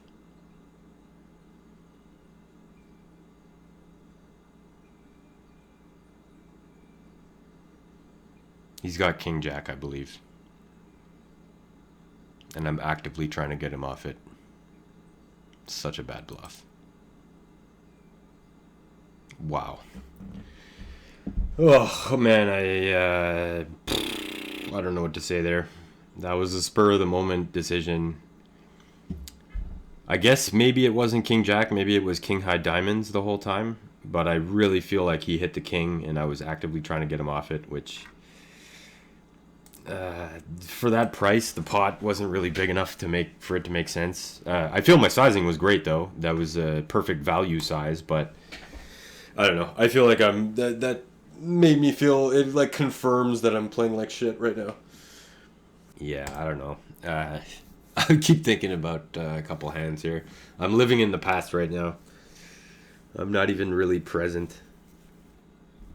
I did bounce off the average though. Let's take a look at that. Yeah, perfect bounce off the average. I came close back here as well. So historically speaking, like I'm supposed to, break the previous high. I think my previous high was like 55 or something. 60. So if I can survive for 4 minutes, I should be able to reset well enough. Hey, didn't I have pocket eights? Pretty sure I had pocket eights on that hit. Yeah, I did. Yeah, if I can get to the break, I feel like I'll be able to reset mentally and everything will be okay.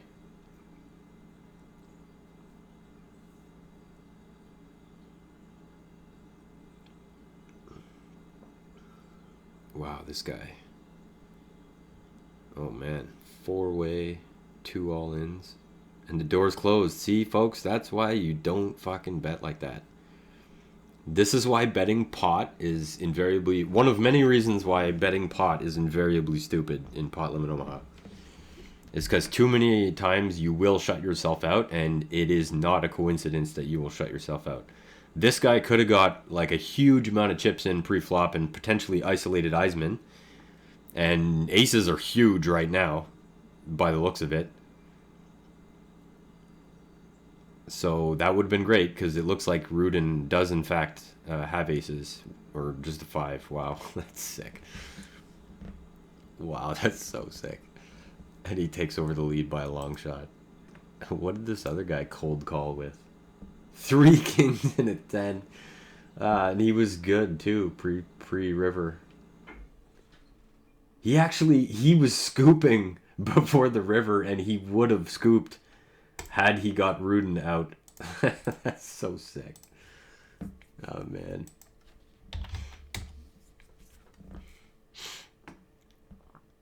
Well, hopefully Eisman goes crazy and starts spewing a little bit. I don't want to take him on yet, but if he gets down to like 20, if he gets down to 20 before the break, I feel like he's going to be open season after the break.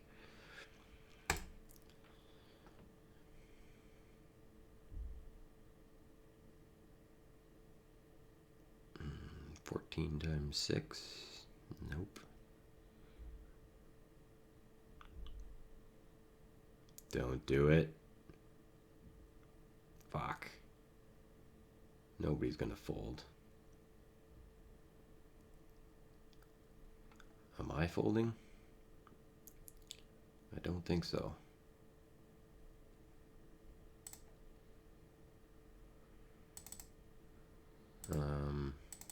Well, that Vasil guy's gonna shove for sure.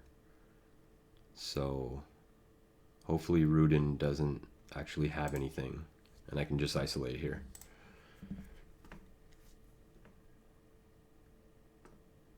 Oh wow, he calls with a gut shot and a flush draw. Yes, king's full, all of it. Boom! How's that going into the break? Double KO, 350. Thank you.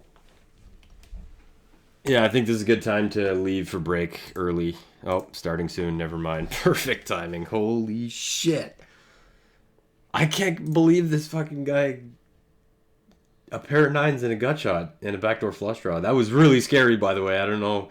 He actually, I had bigger spades. I didn't register it at the time. I thought his spades were live. So it turns out he was actually drawing to exactly 1 out. He needed the last remaining queen in the deck, which was the queen of clubs. Man, that would have been sick if he hit the queen of clubs. And yeah, he was stone dead for a 70k side pot. That's wild. Anyway, I'll be back. All right, I'm back. Let's take a look at that again. I actually didn't have time to register the percentages. How about this call pre-flop, though? I think it was pretty risky, even though I was closing the action in a way, sort of. Or completely I was closing the action. There are a lot of flops that could have caused me trouble there. Like, it turned out to be a rainbow and I have top 2. Nevertheless, I mean, it's not impossible for somebody to have, ace, queen, pocket 3s or something. I love the fact that I set this up. Looking back, this was perfect. This is exactly how I drew it up. Was check so that this guy has some left. And in fact, that did factor into my flop call, or my pre-flop call, is that if I do happen to hit, I can check and then trap 2,700. And hopefully my bet is so big that it turns him off. It should have. I don't know what he was doing calling off that fast with 8%. Wow. And I was doing pretty great against the other guys too. Oh God.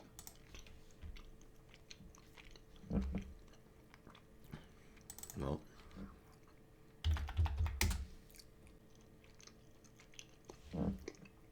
Yeah, I don't mind that result. I would very much like to have more than this guy. The rest of my table is like perfectly set up in terms of stacks and bounties. Nothing is really going to suck me in.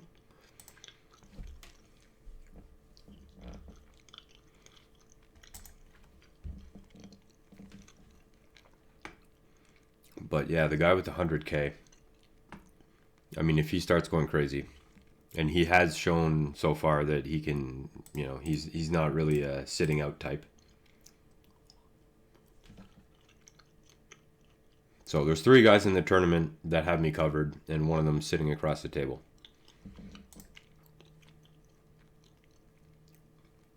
Excuse me, I'm just eating a bit of cheese here. Trying to keep the protein up.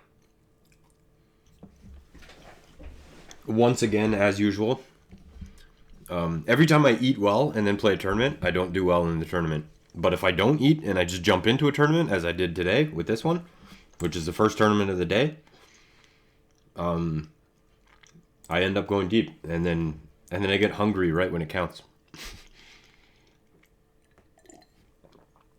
Tell you, 5-minute breaks, they don't really give you a lot of time to do anything. Let's take a look at the old chip graph. I build mountains, baby. Yeah, that's an action guy chip graph. The bounties are getting less and less relevant at this point, but they are nevertheless a consideration. In terms of like example, Eisman is so far, given that he hasn't gone crazy since he lost a bunch of chips, given that fact, I feel that Eisman, once he finally does make a big move, he's likely to do it with a big hand. It's not going to be like a stone bluff. Damn. Every time I flop heavy, I'm like, damn. Yeah, especially against you.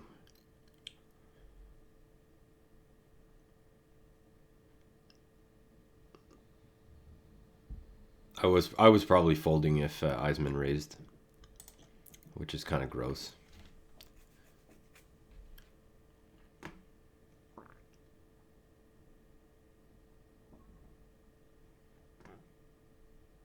Yeah, I'm just gonna fold now. I feel like that was still live, but there, he could have a lot of combinations that make some of my outs dead. So I'm going to tread very carefully against that guy for the time being. He has shown a propensity to call off weak, so I feel like it'd get him in a better spot than that.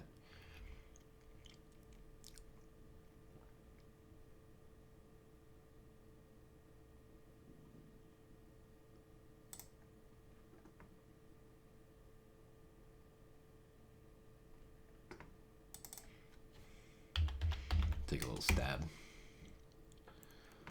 Feels like it's likely to be good, but not by much. Or not by any.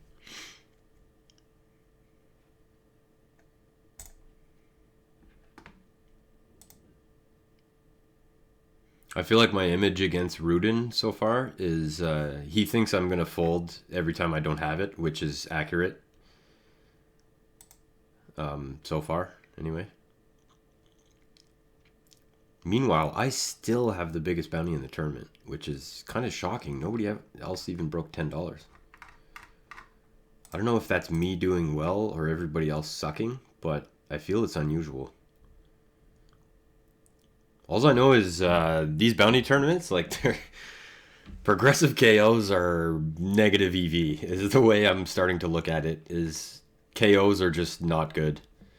It's way better to just have all the money in the prize pool and just have it be based on finishes rather than anything else. Hold on, I got distracted. I don't want to get cute with two pair this time. Yeah, perfect situation. Now all the pressure's off. If that guy had raised, I would have been okay with it. I'm still okay with it, although I won't love it anymore, but yeah, I don't love it. He's got the nuts. Now I have the nuts. Well, sometimes when you play like an idiot, you end up winning.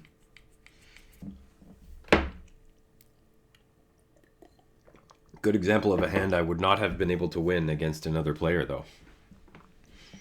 If Rudin had his hand, that most likely would have resulted in a fold on the turn for me. And I'm really hoping that the fact that I led with top two last hand is going to play into people's minds this hand. It doesn't appear to be. Although, if I check it, it is consistent with A7. 6 is full is pretty disguised, I would say.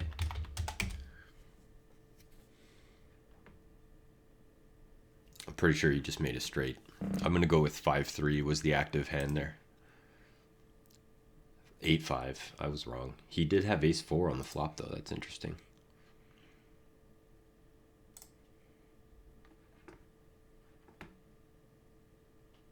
Oh, I wouldn't have called if I saw that in the small blind.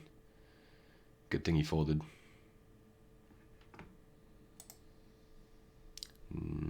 3 of spades is my favorite card.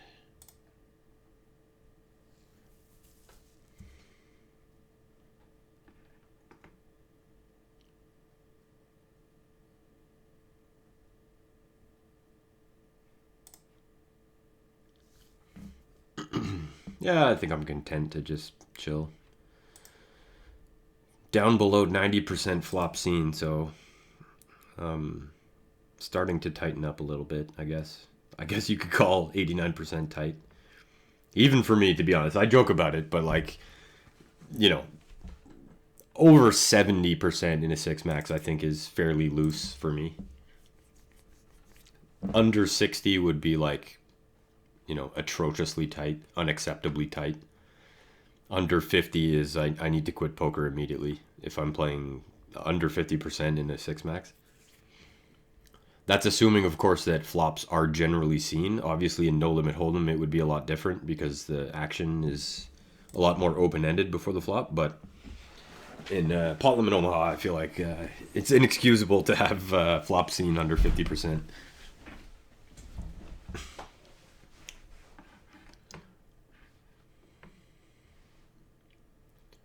Meanwhile, we're down to 35 players, and the bottom of the pack doesn't look too strong. I guess I'm doing a bit better than I give myself credit for in terms of chips. I always view it like, okay, work needs to be done, but I guess this is actually a time where just chilling a little bit would be okay. I would, more than anything, I'd like a table change right now.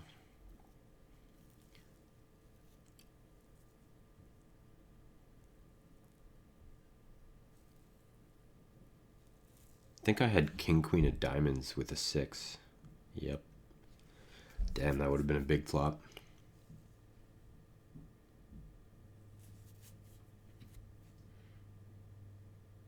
Ugh. Ugh. Ugh.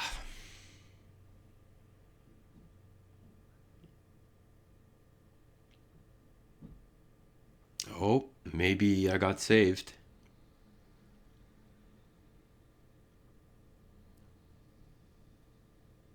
Whatever happens, I just... oh, damn it.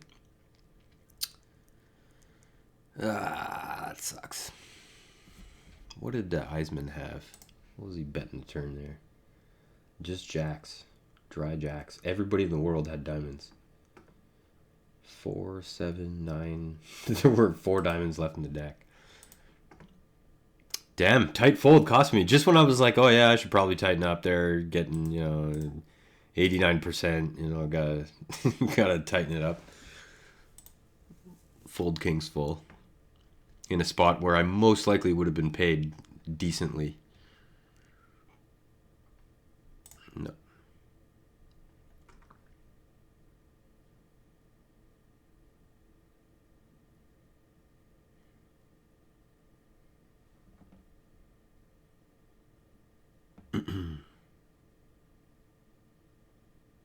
Yeah. It's not as much fun being the chip leader when the second place guy is right across the table and 4 big blinds below you.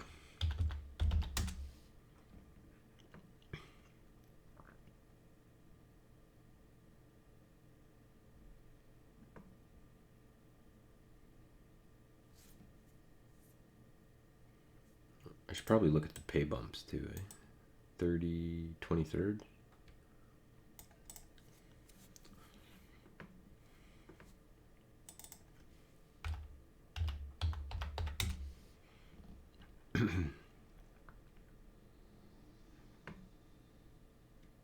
You know what I'm still thinking about?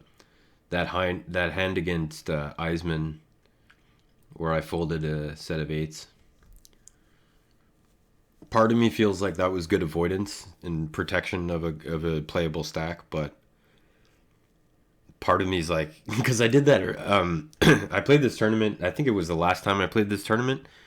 I finished fifth out of 599, and it was a bit of a blow up. But on my way there, I folded top set on the turn in a spot where I also thought the guy had a straight, and I felt like I was drawing at 10 outs. And it seems like that happens like every tournament. I'm put in a spot where like I have to decide about, at least with the kings. It was something like 65 or 75% of my stack to call to see the river. Yeah, I think it was even more than that. And in this case, it was like a fifth or maybe a bit less. No, it was less. It was 10,200 to call, and I think I had 58,000 in my stack. So it was definitely callable, but I don't know. I just felt like I wasn't going to get paid.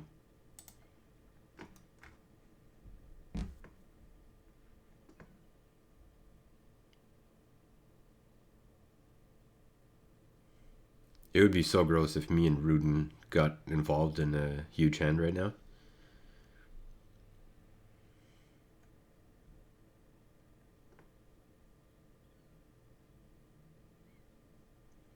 That was a weird tank session.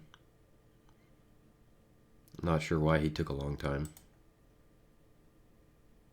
I'm basically set mining with this hand, or was set mining. I was basically looking for exactly like 10-3-3. That's the only kind of board I would have been satisfied with. So right now it feels to me like Rudin might have kings.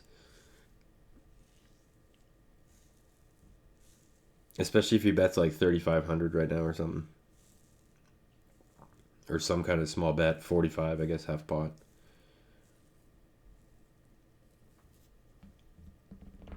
Yeah, kings would make a lot of sense for Rudin right now.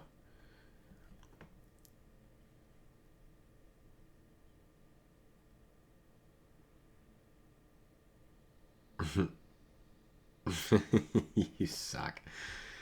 Uh,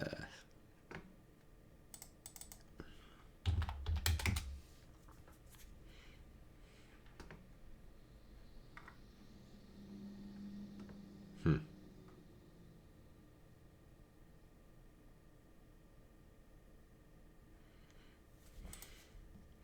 I keep getting the feeling that Eisman is check raising. I don't know how accurate those feelings are, but I'm not looking to feed his plan if that's the plan.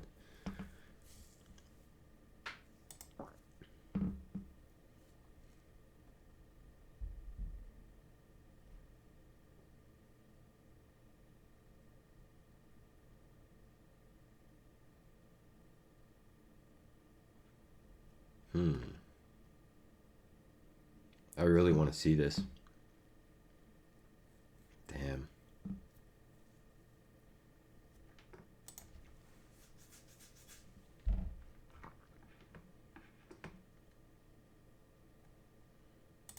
Sure.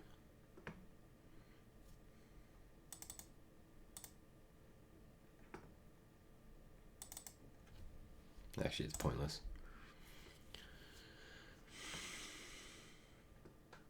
I'd rather just find out. I guess I wasn't getting called on the turn, but still. I'd rather just take it down that way than bet the turn trying to steal 2,000 and then get check raised. Double gut shot. One side to the nuts. Got 3 outs to the nuts. Not anymore. Got 0 outs to the nuts now. Triple gut shot.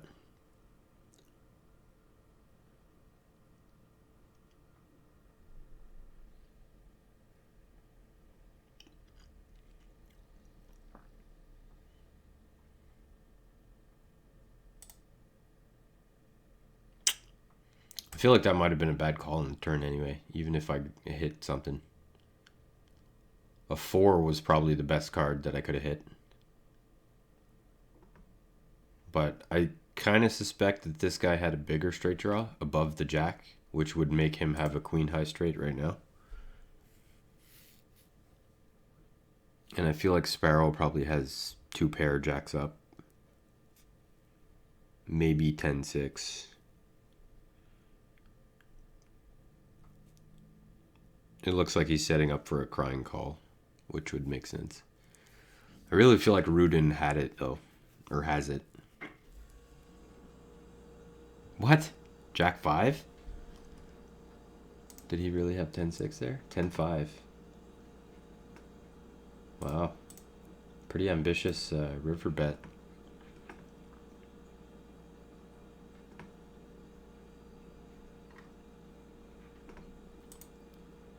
I think I continued to give Rudin too much credit.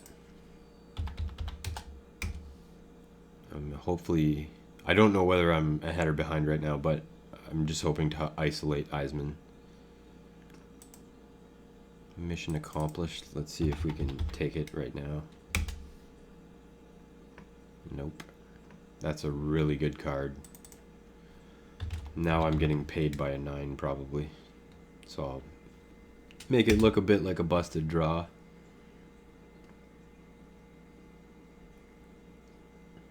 I mean, oh man, I really felt like he had a 9 there. As soon as he called the turn, I was like, oh, I'm dead. And then the 4 comes. Sure. Man, look at Sami Farha. He's so sick.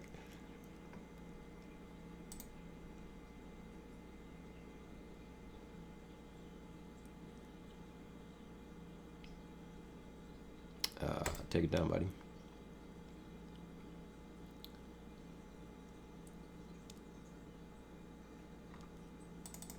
Well, now this is different. now we're not suited and in worse position. All I want is for Rudin to fold. Damn it.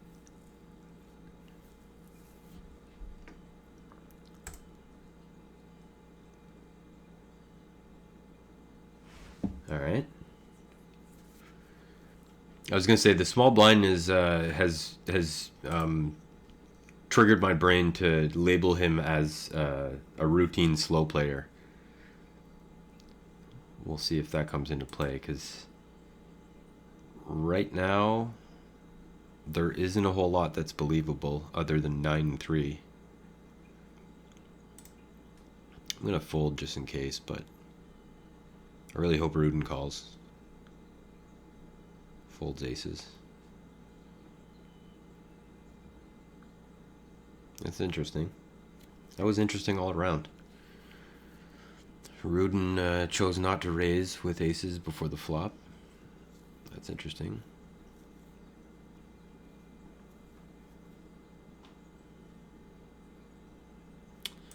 Yeah, for $8.94, I believe we are going to gamble, boys.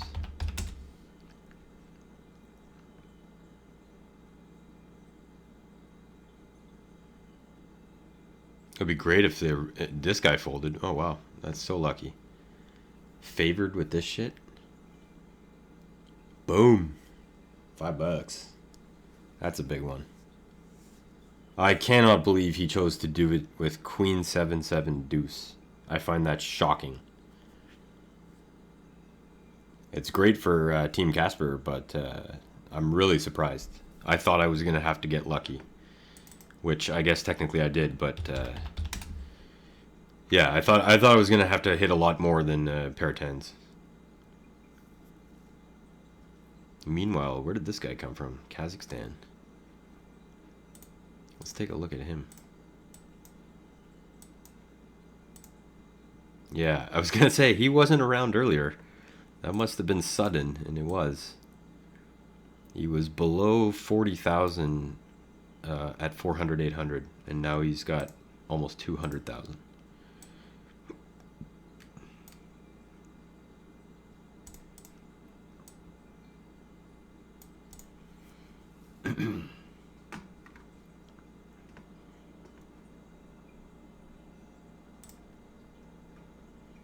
Yeah, not too many spots where I'll open fold, but that's one of them. Folded 19 hands so far before the flop.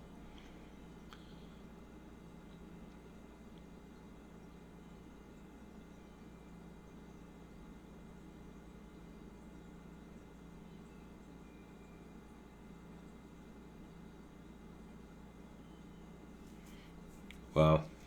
Interesting hand developing on high stakes poker. And here. What? Why would you not shove it? Yeah, again, why would you not shove it? I mean, that's cool. Hey, I'd love to have this guy down at 15,000. That sounds good to me. Unless he, yeah, I was kind of expecting him to get mad and rage pot there, but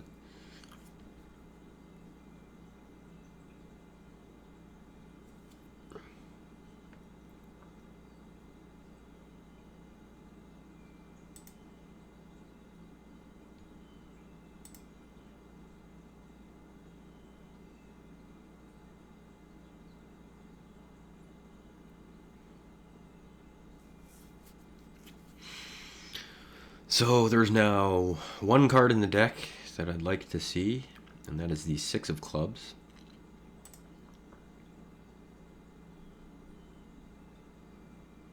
This guy feels like everybody's waiting for him. I guess a four on the river would have been okay. Either one of the fours, I would have felt pretty confident.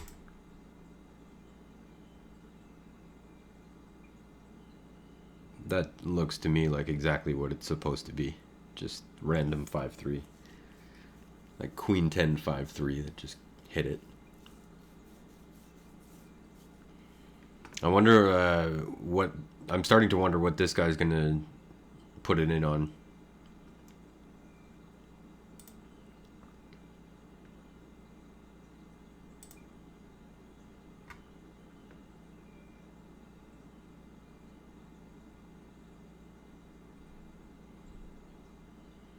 Wow, good fold by Brian Townsend on that other table.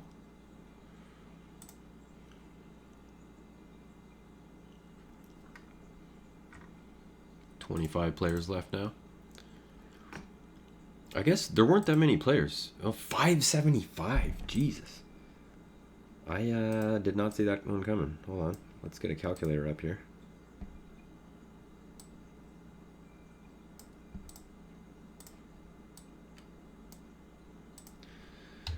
575 times 3 divided by 6. Or no, wait.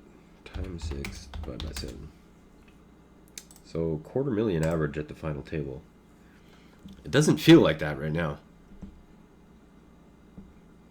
I wonder if my clubs were good. I don't think so. Although, that would be a great bluff spot. He shows a king. King doesn't do anything. Meanwhile, I still have way the biggest bounty in the tournament. One guy busted with $10 down here.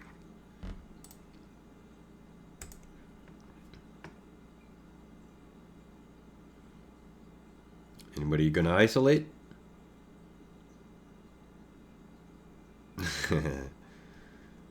No. Oh, open ender. Or no. Yeah, nothing. A two-way quads draw.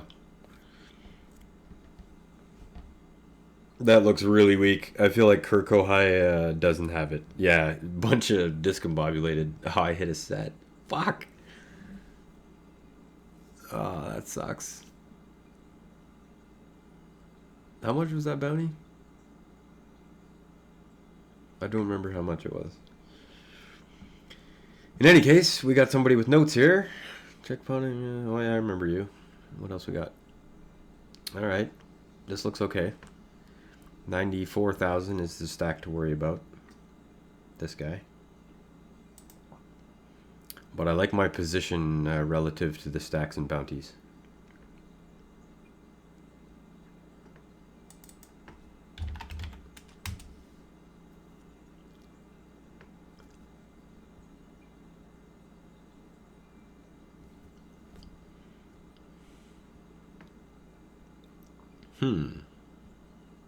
This is already a change of pace. Raise and everybody folds? What the hell's going on here? Make it even smaller. See if it gets through. Let's go with like a King 5-6. Nope. That's not a king 5-6.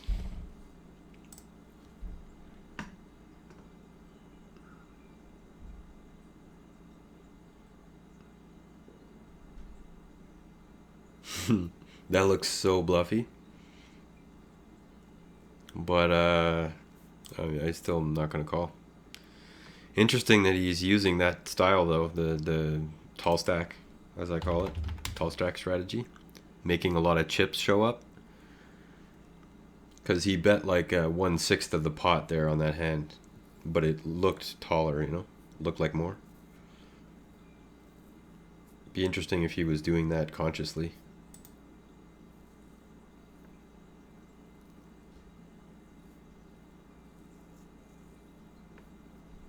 What's this guy's note again? Oh yeah, this idiot. Yeah, it's no doubt he's in for 2 bullets. Yeah, I busted you the first time, you fish. Yeah, I remember this guy. He was the trouble on my first table, I believe, or at least for a while he was. I forget what happened with him. We got involved really heavily. I forget exactly how it went. I know that I tried to trap him, failed. And he bet pot twice and then like snap folded when I raised the second one. And I don't remember much after that. Damn, might have been able to steal that.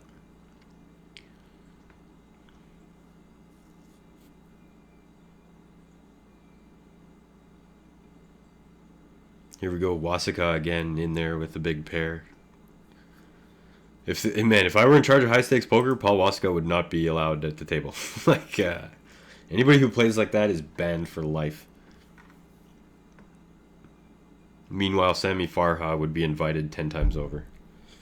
And you know what? I think I'm going to take a unscheduled break here pretty soon.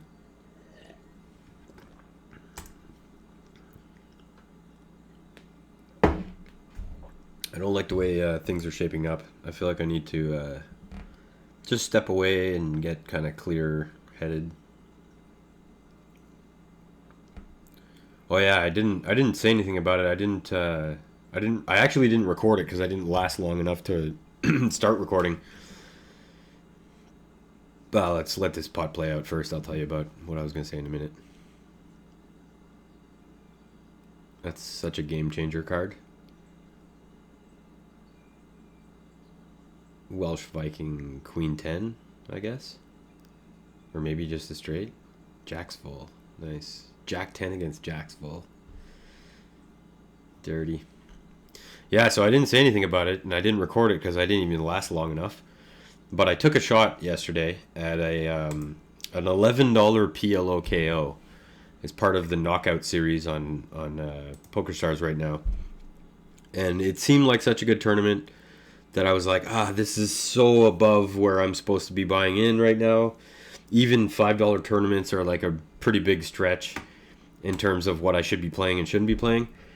And I ended up taking a shot, and it didn't work out. So I'm down a lot more than usual as a result of just losing one tournament. What happened here? This guy's got a set of queens, I guess. Set of deuces. Good. Wow, he's on fire, man. He just went from like 70,000 to 240,000 in 2 hands. Let's chip graph this guy. Yeah, look at that. Pretty wild.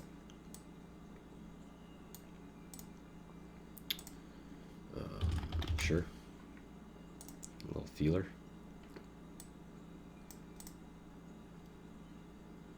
Well, it got better.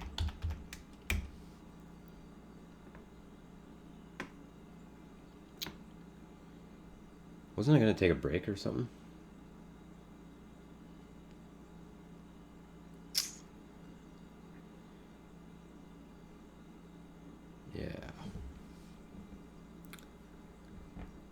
Yeah, Welsh Viking, man. He was at my first table. I hope I got him on video. I'm going to review it and see if he did anything stupid. I bet you he did. Yeah. Almost as stupid as this fold. Anyway, I think that's gonna be it for now. Ugh. I'm starting to get low on energy. Might have to cook up a cook up a protein shake. What the hell is that bet? Okay, this guy needs a note. Let's see what it means first. I think it's weak when he does that. See him making.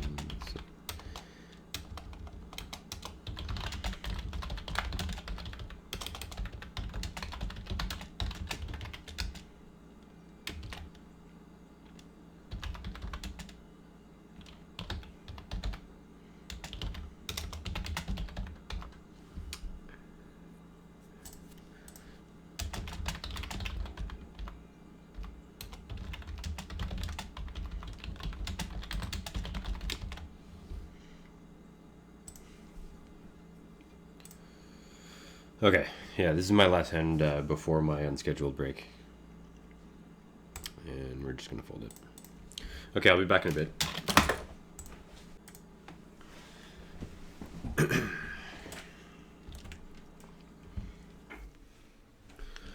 Alright, check. Oh, man, my back. Well, I might as well pretend I came back to an ace. See how that goes. Oh, nobody cares. Sure, take it. I need a water refill though, damn it. Oh, you know what? I realized my unscheduled break hurt my percentage. I wonder how many hands I folded. Ugh. I guess if I'm not willing to call this, I shouldn't be in the game. Even though it's discombobulated. It's so tempting. Double backdoor flush draw. It's tempting to just 11,435 is what I was thinking. But if I get raised, I'm in trouble. So we'll hope that the overpairs are scared. Well, it improved a little bit, but there's also a good amount of stalling on that flop that I'm not super keen on. And I don't really like my draw anymore. Except for that one, of course.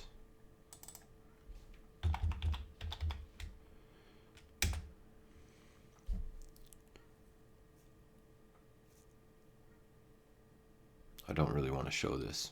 It's mainly why I bet a lot. The bounty was a big consideration, but I mainly just don't want to show people that I did that. I don't want them to know that I'm leading that week on that turn.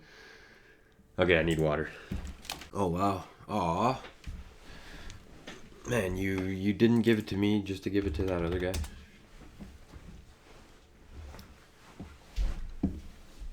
Yeah, the bounty situation is looking really shitty across the board, like this board.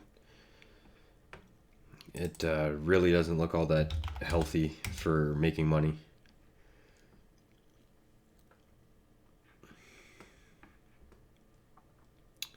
And definitely check that shit. Oh, that's a bad river card. I was going to put out a pretty sizable value bet on the river. Yeah. That sucks. I wonder if you would have called.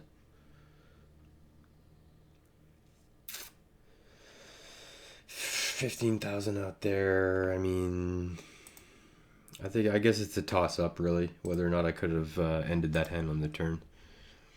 I don't mind my check, though. It's pretty deceptive. It's always good when they hit and get no value. I feel like that's... you're doing something right when they hit and don't get any value. Queen 6-7.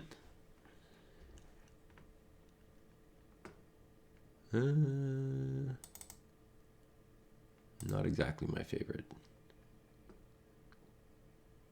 That's about what I was going to bet.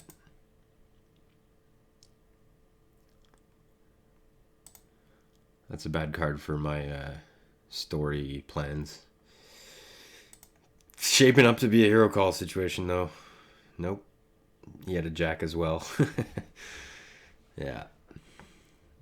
That's twice now that I think about calling with effectively a busted draw, and the guy ends up having an overpair. So I can't help but wonder if maybe my lack of food intake is affecting my decisions. I might have to make that. Yeah, there's a break in 14 minutes. So I'm going to make a protein shake on the break if I survive till then.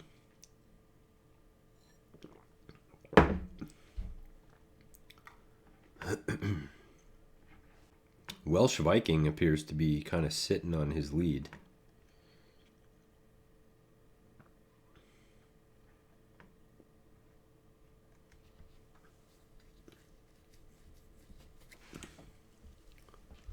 Oh, diamonds. Look good. Oh, ace high diamonds. Nice hand. Wonder what the other guy had.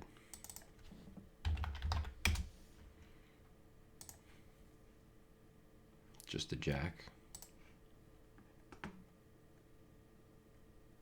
Man, I'm getting like no cooperation from the deck whatsoever on these little rundowns.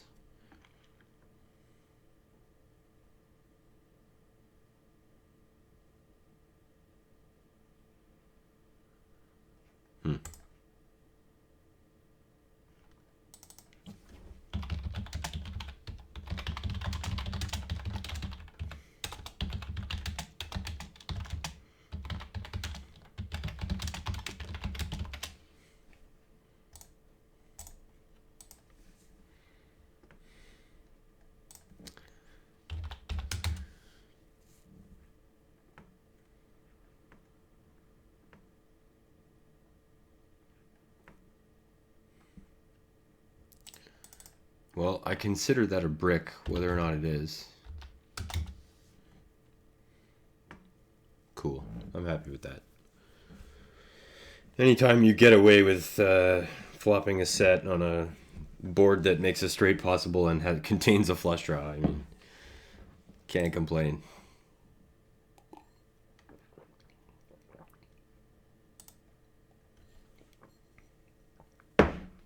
Oh wow, look at this situation on high stakes poker.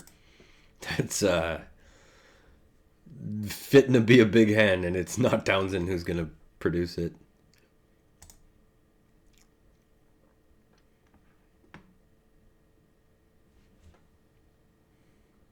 Oh, I made a hold'em straight.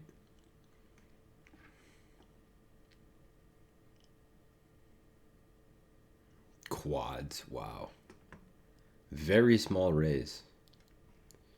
What did the other guy have? Not straight. Putting in very small raise. Actually, I'll just limp. Very small, quick raise.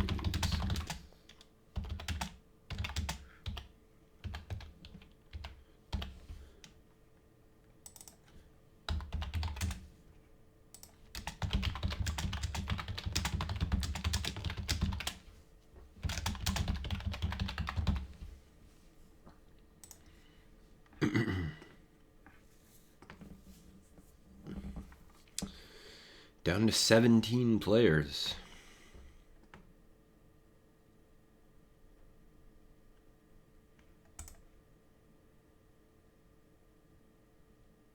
Oh, what? This guy, this guy's back, and look at his bounty. He, wow, he did well. I guess maybe I was the only one keeping him in check. I think he crushed the Kazakhstanian.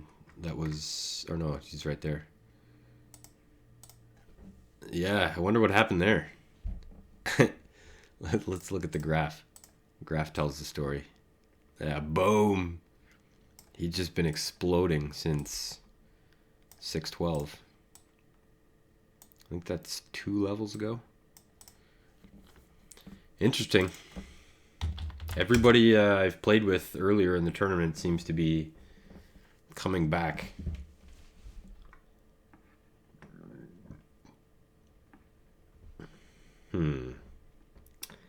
That is a gut shot straight draw that looks like a lot more.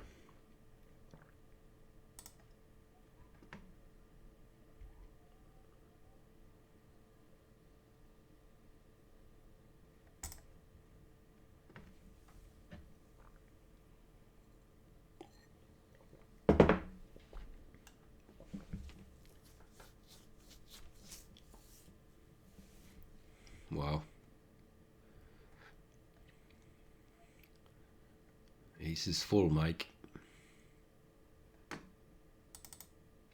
Yeah, you know what? I think I'm going to stop, or not stop, but for the time being with these two guys on my right and everybody at this table having decent chips, I mean, you know, we're talking about 40 big blinds minimum.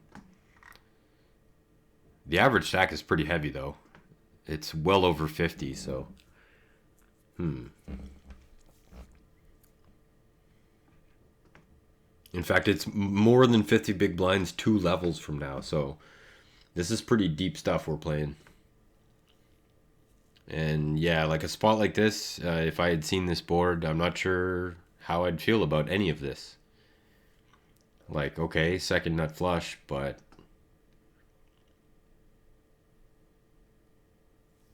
Okay, it was obviously good, but... Other guy had ace 8? Ace... What was that? Just an ace? This guy had king high flush. Makes it straight.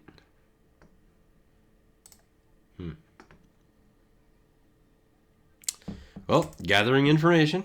We'll see if I can do something with it. Can't help but notice I haven't done shit really since that 4-way all in there just before last break. We're 7 minutes from break now. Maybe I could pull another one of them, them bad boys, get it all in against these guys, and just have 100% hand on the flop. Just like utterly crush them, no chance. I mean, that's basically what Rudin did last time, and the stacks were similar in terms of ratio. It was 35, and he had like 140. So he has a bit less relatively than he did, but seen him be very active, so I feel within that activity, he's been active and sticky, which is generally a losing combination this late.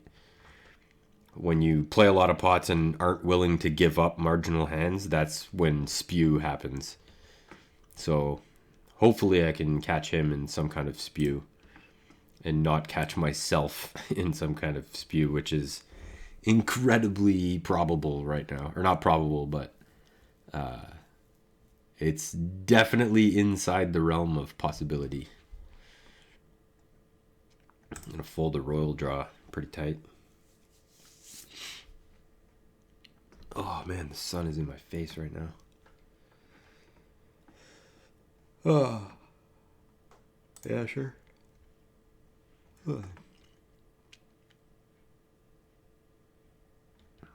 Yeah, like those flops, man. Where's that shit when I raised the 9-8-5 deuce or the whatever else bullshit that I raised?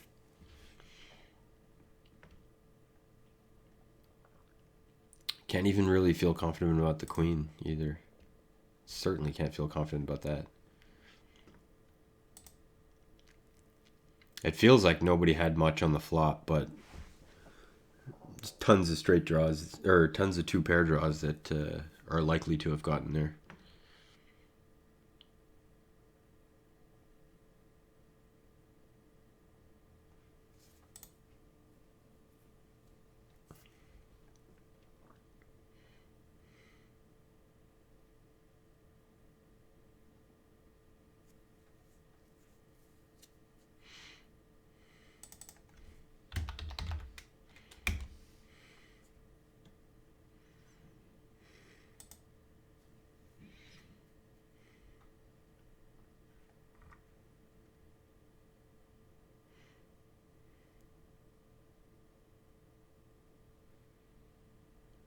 Again,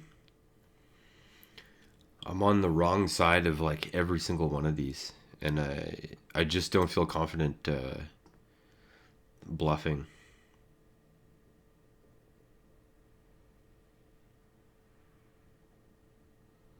I suspect the confidence level of Rudin is too high right now to be pulling off many bluffs. I also feel like he probably hit that, but that's beside the point.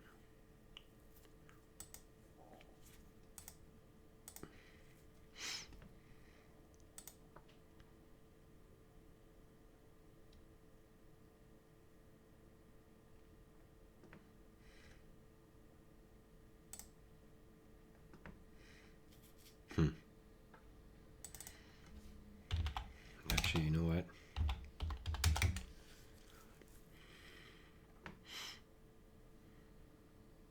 God damn it.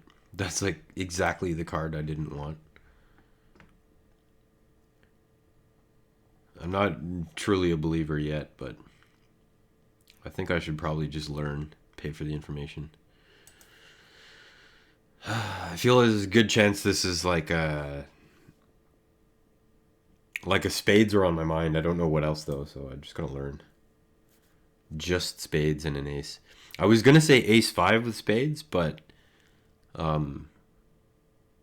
don't think he would have done something differently. I think in position with two pair on the flop. Wow, that's an interesting raise. Haven't seen too many pots from him.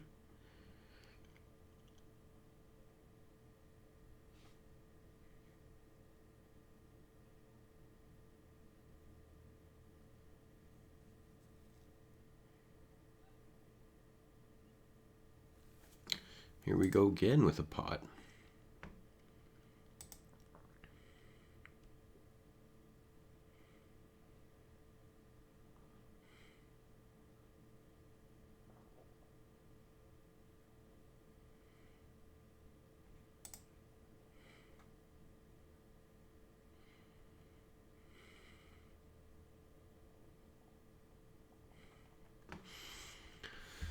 Yeah, I feel like it's probably right. I don't like it though. I hate playing this way.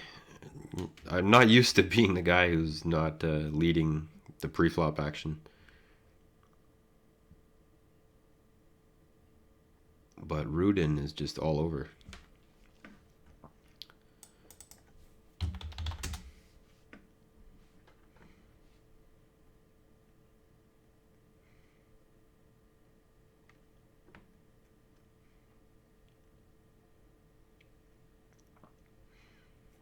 And that small blind check raises flags. I'm going to test it out anyway, though. That's good to know. Slow check was a bit weak. That looks a bit weak. I'm fairly confident that I have the best hand right now, but I don't know what I'm drawing against is the problem.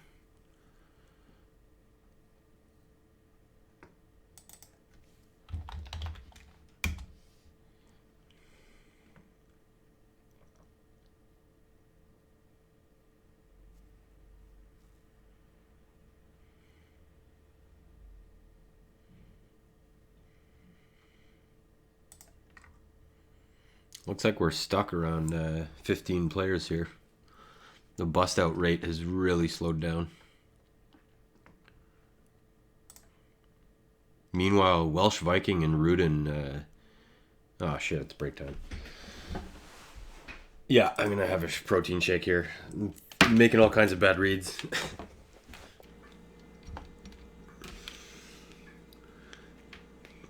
Alright, protein shake is in the system. We are back. I had a premonition while I was outside smoking that I was going to be put to a very difficult decision sometime soon. Maybe that's just based on the fact that there are two guys with more chips than me, but I hope I'm wrong. I frequently do hope I'm wrong, because a lot of premonitions are negative in nature that I have. Like right now, what would be tough? I guess if it comes running 7-8 or something with no diamonds. Now my hand is like face up, basically.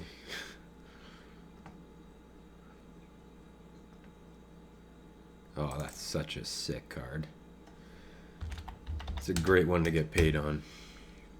Make it look like a straight. Oh, wow. I'm kind of shocked. I thought somebody out there had a 6 with a straight draw.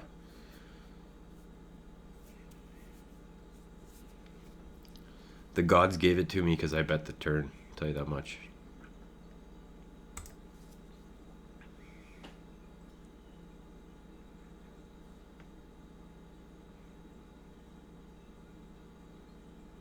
Oh, nice. Phil Lock in the house.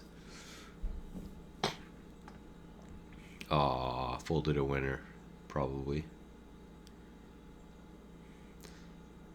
I might have to make a note here about this guy. Maybe I'm confused.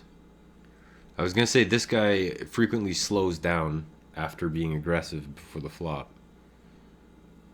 He had a 5 there, too. He was playing king 5, not kings. His kings were good, but he was playing king 5. Yeah.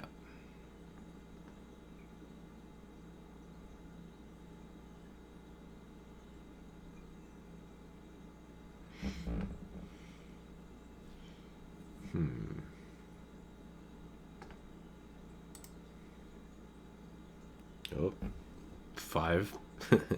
5 of clubs. Nope. The big draw gets there.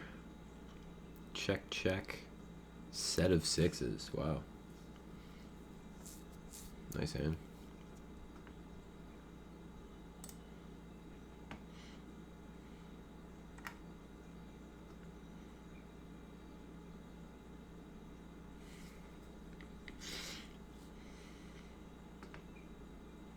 Man, if this were higher level poker, I would be tempted to not only bet the flop, but then bet when the diamond comes. Pull the old dry ace play. I think it looks like a bluff catch now, though.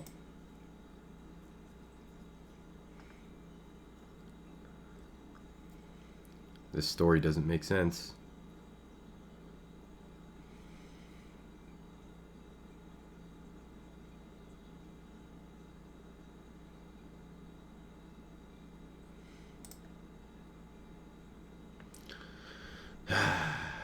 I was really, maybe it was stupid of me, but I was really hoping for like a board pair on the river. Like a deuce. Another deuce would have been ideal for me, in my opinion.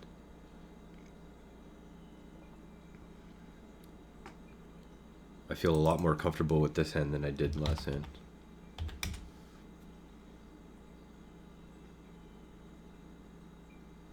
Yep. Life is good as long as you don't have a monster. Not to say that the last hand was a monster, but I don't know. Every time I hit like a big draw or like a top set with a wet board, like I just get nervous instantly. And if I have nothing, like now, perfect example, top set, open-ended straight flush draw. This is a hand that's like illegal not to bet or not to get chips in with. Especially when I have chop card for like if somebody has the nuts. Now I'm clearly supposed to pretend that I missed everything. It's a nap call. And then hopefully, I don't know what I'm hoping for. I was kind of hoping he would bet more so that this wouldn't be so goddamn suspicious. But it is pretty suspicious. He had tens full anyway, it didn't matter. Yeah, it's pretty cold. He had a better flush draw and a smaller set. It's a pretty cold turn card. I'm happy with it.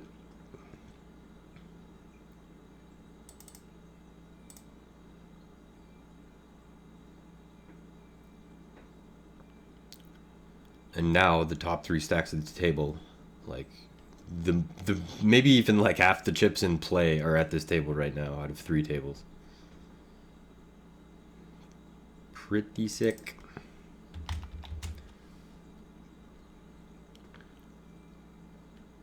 See, this to me is like how you get paid with aces, even if it doesn't happen. Even if I, turn cards a straight card and I lose or something. I feel like this is how you get paid by a set of 5s. Or ace 9 or set of 9s, even 9-5. More likely a set, but like, if I had raised before the flop from the small blind, it would have been a lot more suspicious. Granted, that was a small pot or whatever, but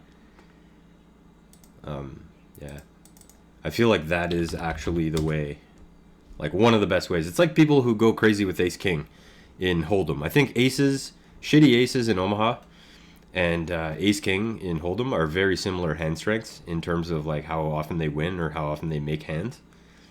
And I feel like the way to play ace king in Hold'em is to let somebody make a shittier hand. Like, let somebody make a pair of kings with a weaker kicker, a pair of aces with a weaker kicker, instead of going crazy before the flop to the extent where you're only going to get paid by something that beats you.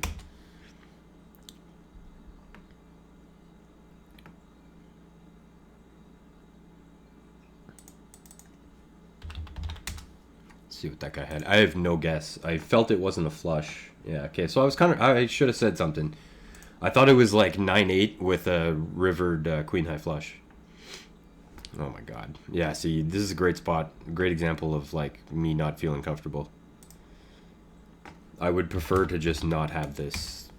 Like, granted, it's still pretty strong, but now it's a lot stronger. And I'm pretty stoked about the fact that Buddy doesn't have many chips, or not a devastating amount of chips anyway. And of course I get super lucky with the river.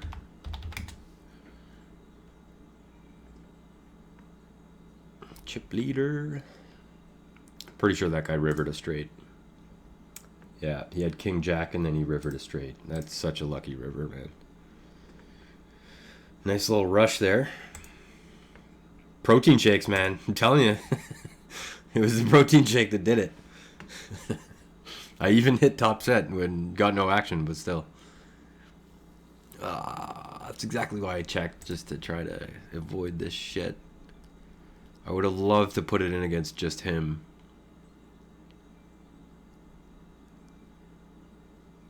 Tens and fives only? Good. Nuts. Wow. Against the set. He just 2-outed that guy. Maybe Rudin might go crazy now.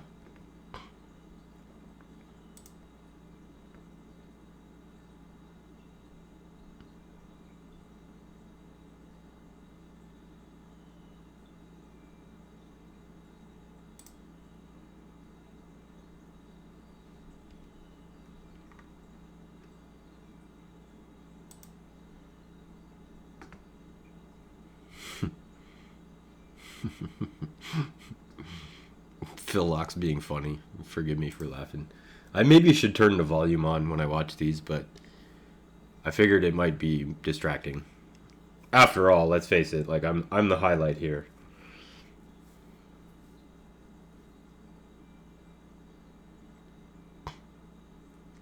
Oh wow, snap pot. What? Set of fives only, set of nines dead. Game over for that guy. Oh, that is.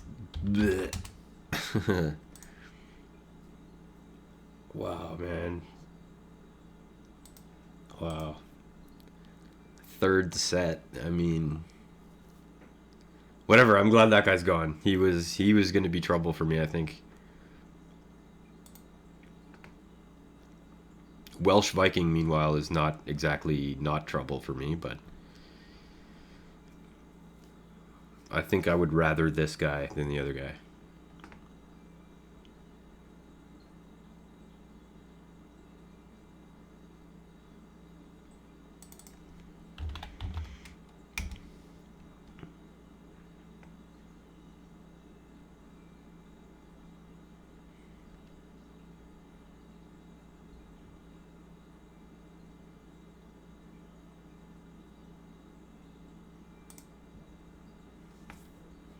I think that just made me good. Oh, no. He made all kinds of winners. I was counting on the heart draw there. I thought about smashing the turn because it would hopefully get out the draws. I felt like that guy had like king jack type thing, and then also a queen. Like he had a weird top pair open ender. So I thought I was good. He could have bet a lot more, and I would have called. If he bet 12,000, I was probably calling.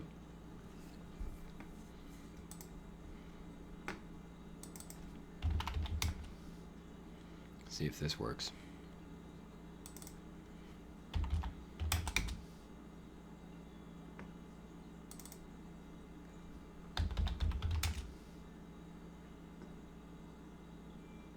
Oh my god, man, really? Okay, well, if it's aces, dude, nice hand. Nice, ace six. It's exactly what I wanted it to be, but, you know, it wasn't guaranteed to be that. Hey, I got the biggest bounty again. Cool.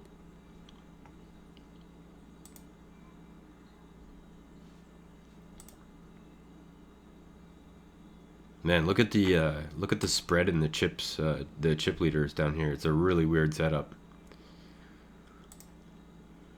The bottom of it is great. It looks fine, but it would be nice if Welsh Viking like doubled some guy up or something. Some guy with 100. If he lost 100, it'd be good.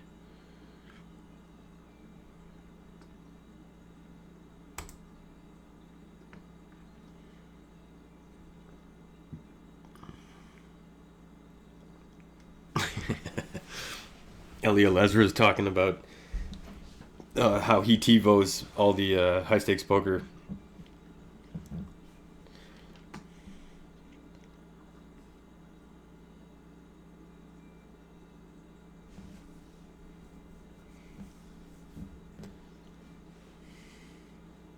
Set of fours. What a gross board for a set of fours.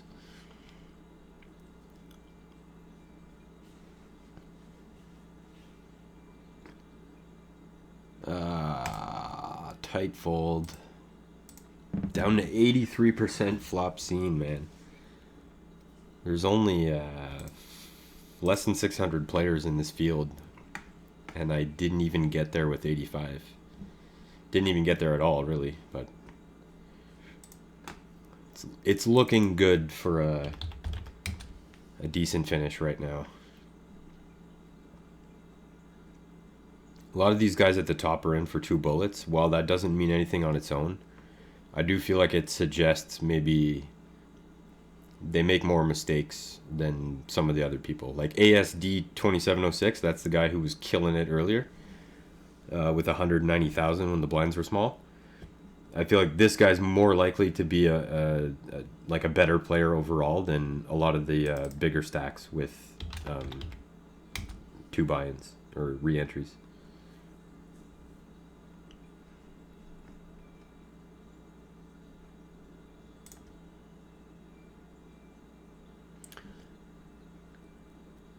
There's 3 new guys at the table, though, since we changed.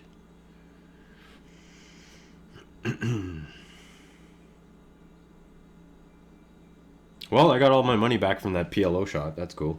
That was only 2 days ago. 2 days ago, I took a shot at an $11 buy-in with a $140 bankroll. And yeah, didn't go well. I lasted about 6 minutes. Or no, there was a break. Yeah, it was like 18 minutes maybe with the break, so 13 minutes without. And I even chipped up too. I got up to, you start with 25,000 and I got up to 35,000 and then I just blew up. I wish I recorded it because it was really embarrassing. It was me at my worst. Like you think you've seen my worst if you've watched some of these videos, but no, man. It gets a lot worse than that.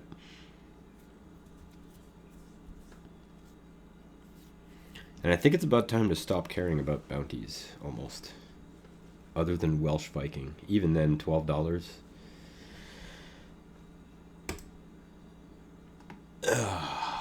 Here's the start of a bad beat story.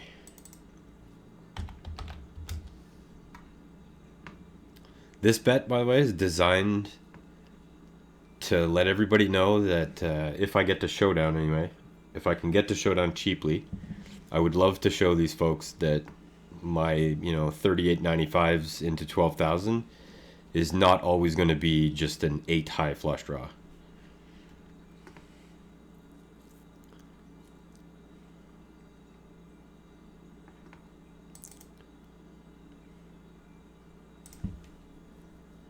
And I'm going to pot control in the hopes that the 10 of spades comes. Might have to wait a while for it, though.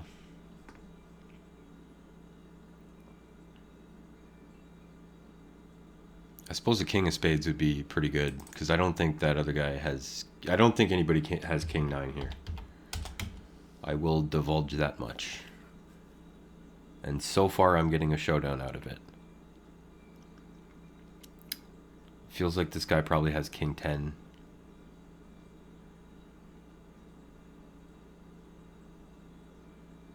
That was a really fast call. It could be just ace king with the speed of that call.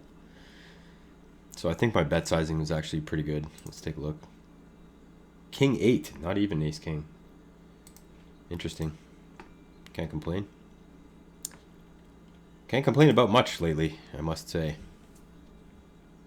I guess the 10 of spades was really the boss card that I wanted there on the river. But it'd be greedy to say I want that and not be happy with any board pair. Man, this tournament really kills the day, huh? It's almost 420. Like actual 420, not just blaze time. I mean like it's 4:18 p.m. I've been playing this since noon. That's kind of a long time to be playing a thing. Oops.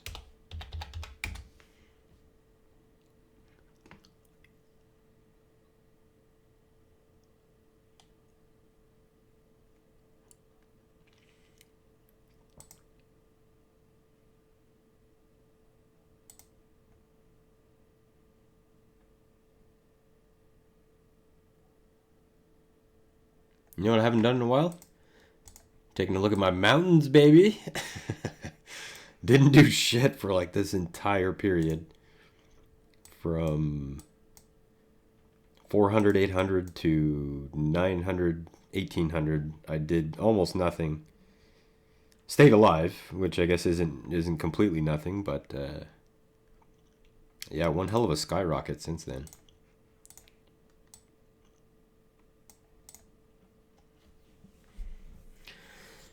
Approaching the final table bubble here.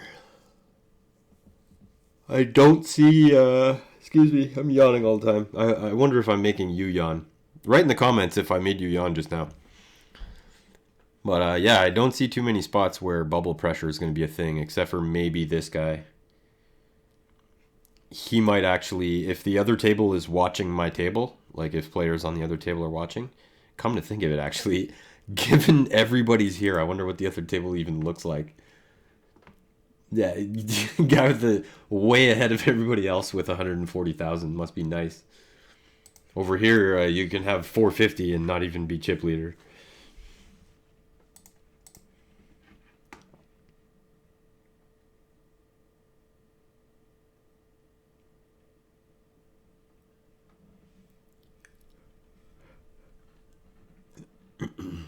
Nuts. With a king high flush draw, nice.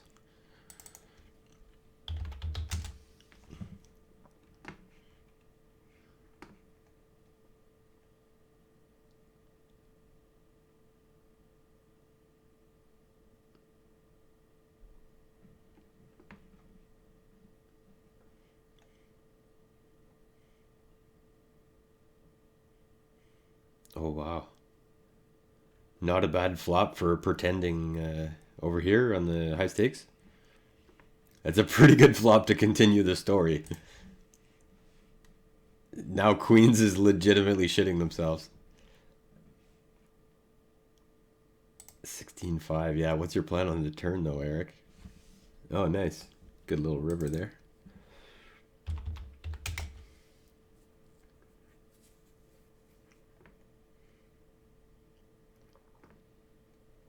Nice. I was folding almost any point of that hand. Ace king. Let me get there. Let me get there.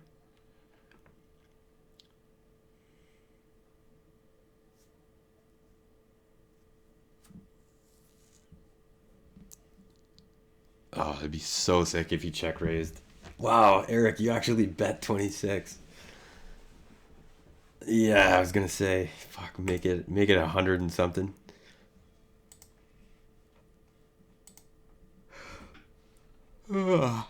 Excuse me, once again. King of clubs, baby. Never mind. I guess, I have a decent amount of big blinds here. We're working on 200 big blinds, and I'm approaching the final table. I should probably be more aware of that. It feels like I'm broke because no. It feels like I'm broke because the average stack is fucking huge. Like I've made a couple of these final tables. In fact, very recently, 2 days ago, I finished fifth in this event, and yeah, the average stack is not normally this huge. It is Omaha, so it's always a bit higher, but yeah, it's 172,000, man. It's like 100 or no, it's like 75 big blinds average, you know.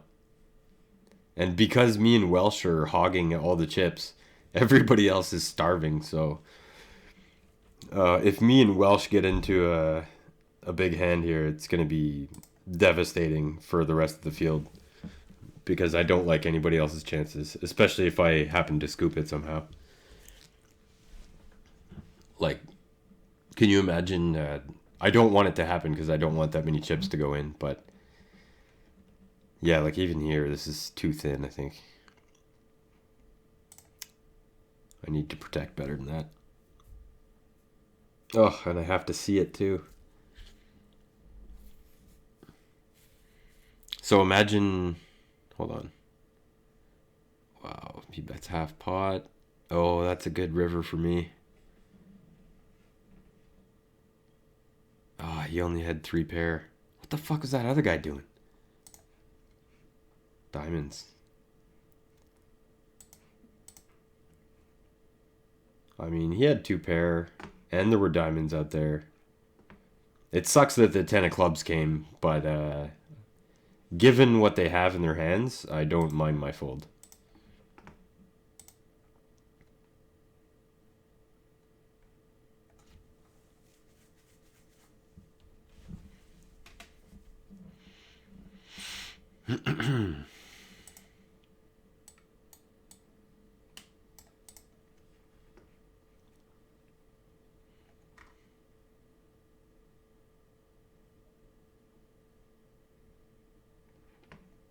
Oh, nice. This episode features a bunch of fish.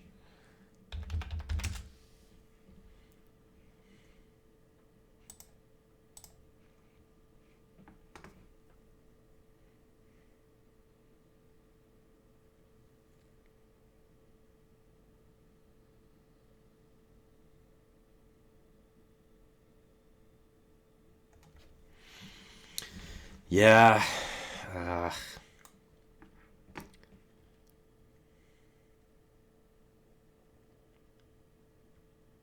I'm kind of thinking about that last hand, wondering if that fold was unacceptably tight. Given that I called with Queen Jack 8-9 and the flop comes 6-7, I feel like it's tough to justify, shutting down that quickly.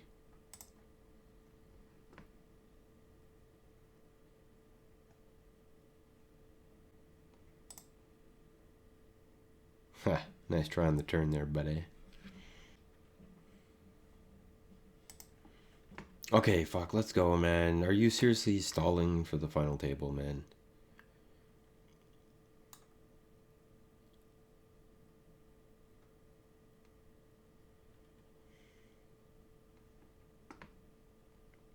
Yeah. I'm still thinking about that hand. I mostly it's very results based, but I feel like I maybe suck because I could have taken the chip lead on that hand and possibly prevented what has happened since then. But with my stack, I feel like it's a lot easier to excuse excessive caution than it would normally be. Because there's only one guy in the tournament who can do any serious damage to me, and he's right there. So.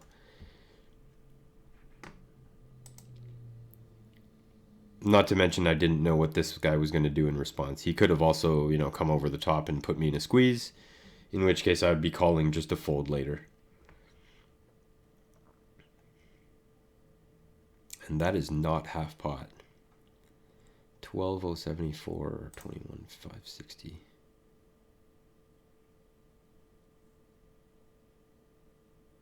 Oh, all in a call, set of fives versus three queens. Three queens, no good.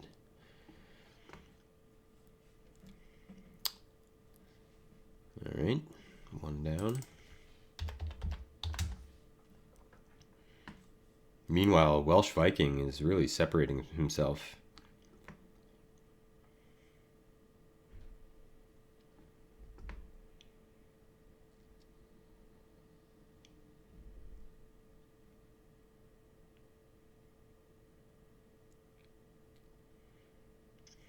Average stack at the final table, if I remember correctly, is going to be 246,000. Or if it's not that, it's in that neighborhood. And there aren't too many people that are fixing to get there with that amount or more.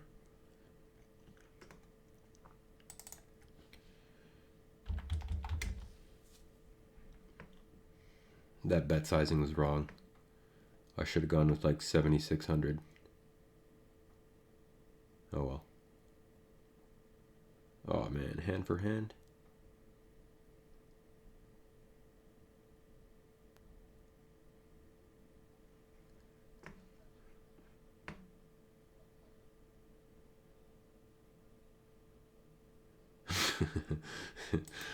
Phil Lock doing his routine. I suppose I should probably open the other table here. We'll pause high stakes for a minute. It would probably be responsible to be looking. See if I can get any timing tells or any kind of read. Judging just by the stack movement, it looks like this guy's been pretty active.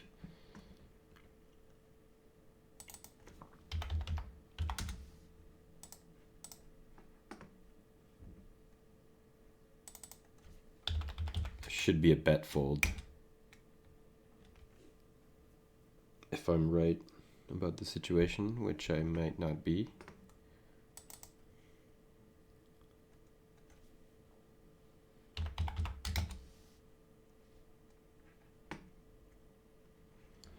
That was a bit scary on the turn.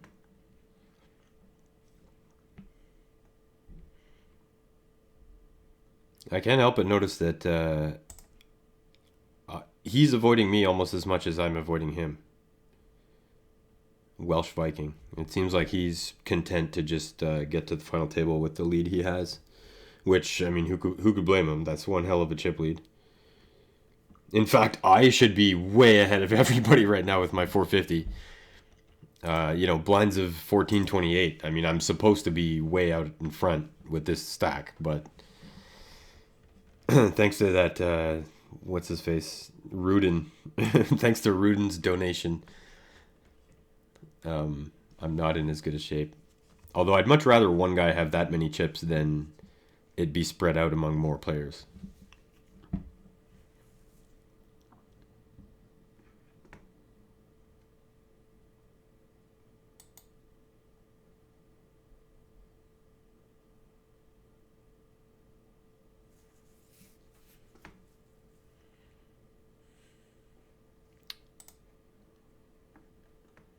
Yep.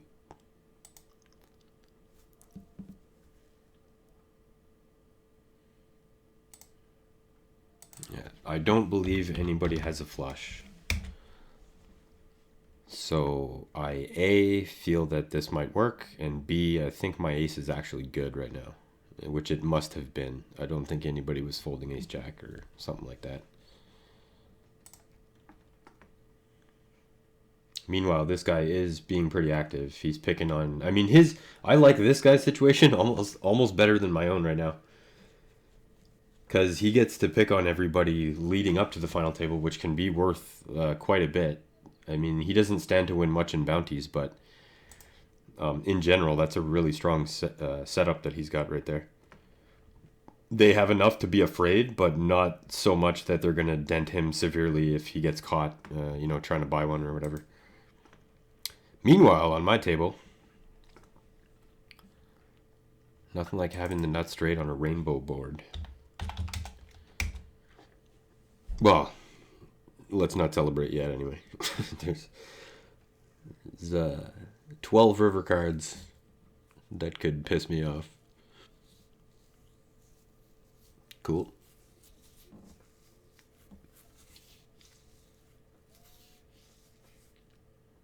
I almost want to go for another break right now, unscheduled. This would be the perfect time for it, hand for hand. Also, it might encourage Welsh Viking to take more shots at these other two. Yeah, I think I might have to do that, actually, come to think of it. Ugh.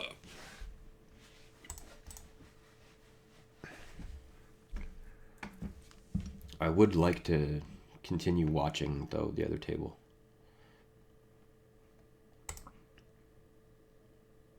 Yeah, I think I'm sick. Like, I'm worried to even say it, but after next hand, if my next hand sucks, I'm gonna go for a break. Okay, that's shitty enough that I don't mind.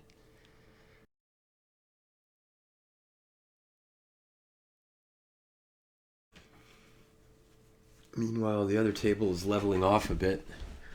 Looks like ASD gave up a few pots. He's keeping the hammer down, though. That's good.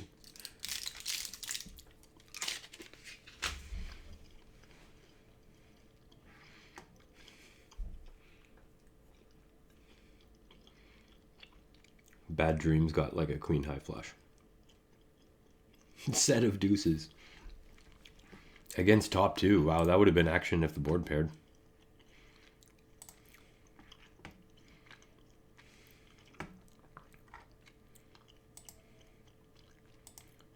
Wait a minute. This was kind of a bad call already. Mostly because the big hand I can make with this is a straight, and I don't want to get it in with a straight against Welsh. I got saved by a shitty flop, but still. Hopefully, Omiro. If these two got all in against each other, that would be great, especially if the smaller stack won. But still, like this chip setup for the final table is continuing to be very awkward. I'm not super happy about it.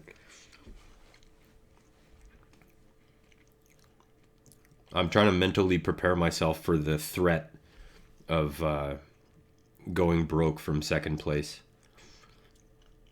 Even though I will do whatever's in my power to avoid that, it is nevertheless a possibility. And yeah, you motherfucker.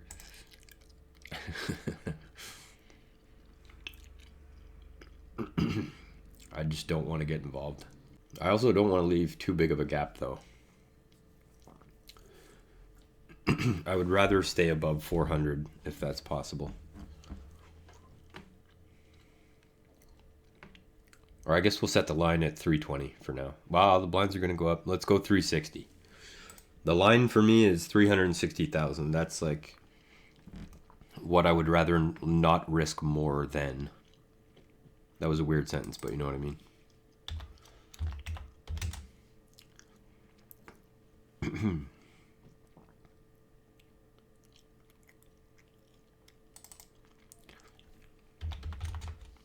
This is probably a bad bet, come to think of it. None of it's believable. Unless I continue, but I don't want to turn it into a super duper bluff. Now it's basically a bluff catcher.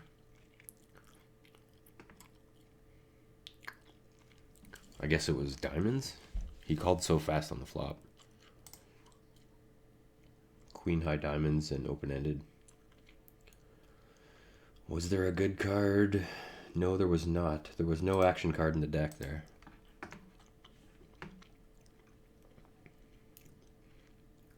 Man, this guy continues to slide and this guy's sitting out.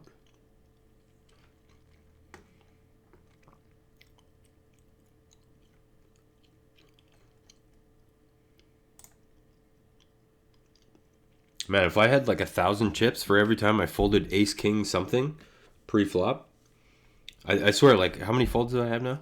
Probably a lot. Yeah, I'm down to 80%. So I've got 53 folded hands. And I bet you like 15 of them contain ace king.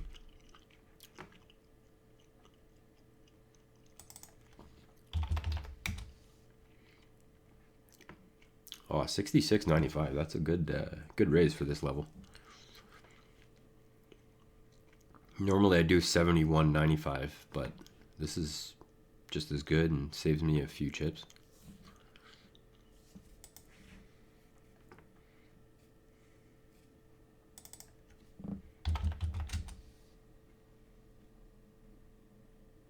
God damn it. Really? Getting sick of this guy. Oh, I didn't even notice. Where is he now? Oh, he's across the table. All right. Oh, maybe that's why he did that. Come to think of it, it didn't occur to me, but I wasn't following the action on the other table.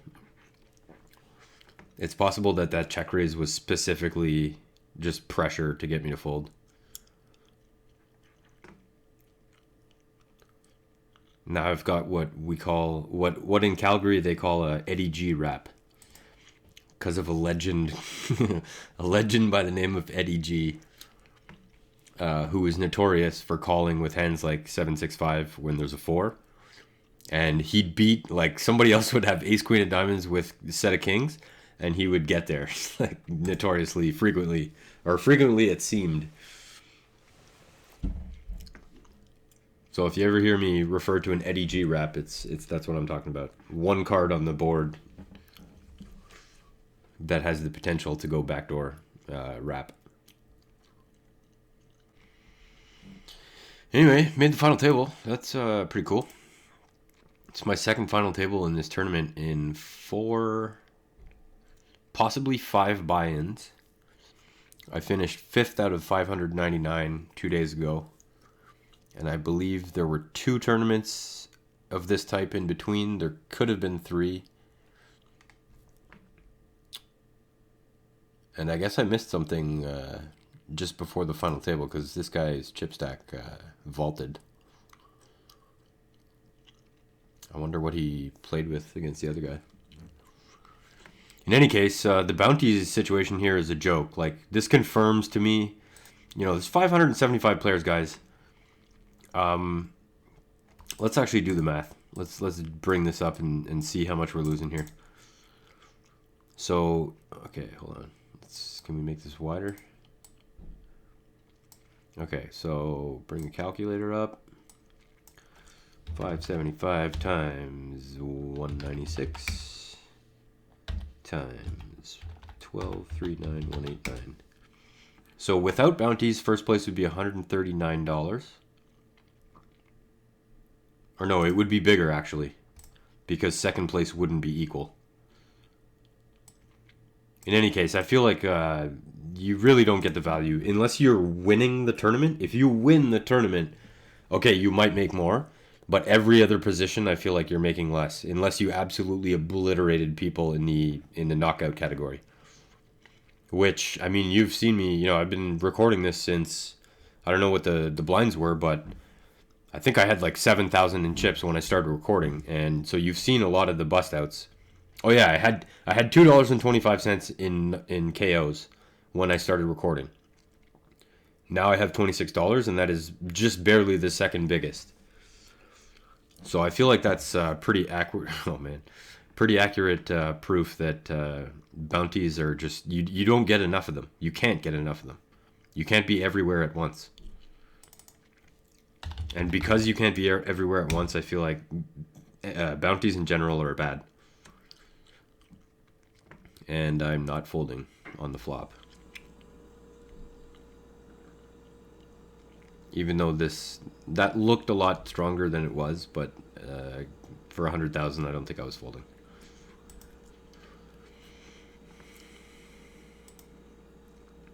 I think it's going to be interesting regardless of what happens here. I might come away from it crying, but it's going to be interesting because at some point, I mean, me and Welsh are going to have to clash. Or somebody's going to have to clash with somebody. Otherwise, it doesn't make sense.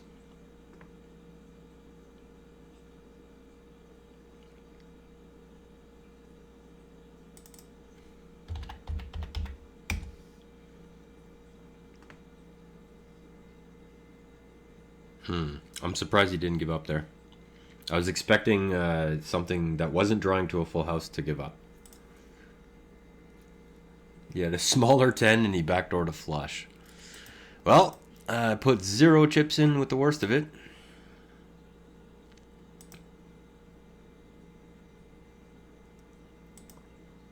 Oh, wow.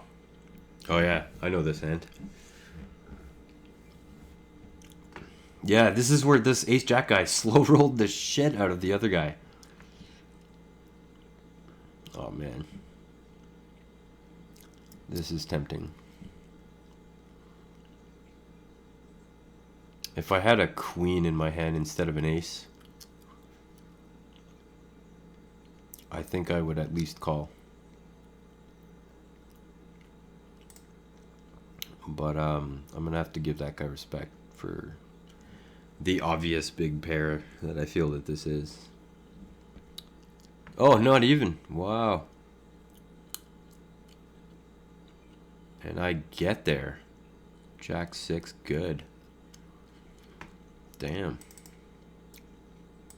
Let's go ahead and 3-bet squeezing. Ace, king, 10, 3, single suit. Versus 3 players.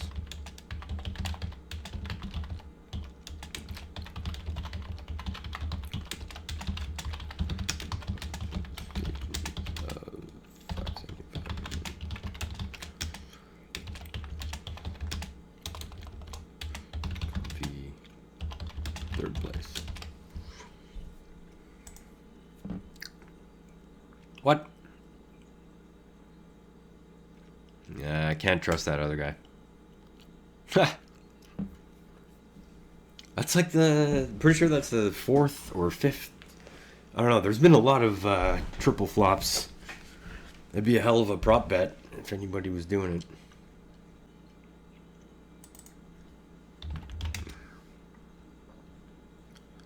I wouldn't mind getting isolated against ASD here. Or this guy. Actually, I guess this is okay across the board. Obviously, my flush draw is not spectacular. But double gut shot and a queen high flush draw is not the worst situation.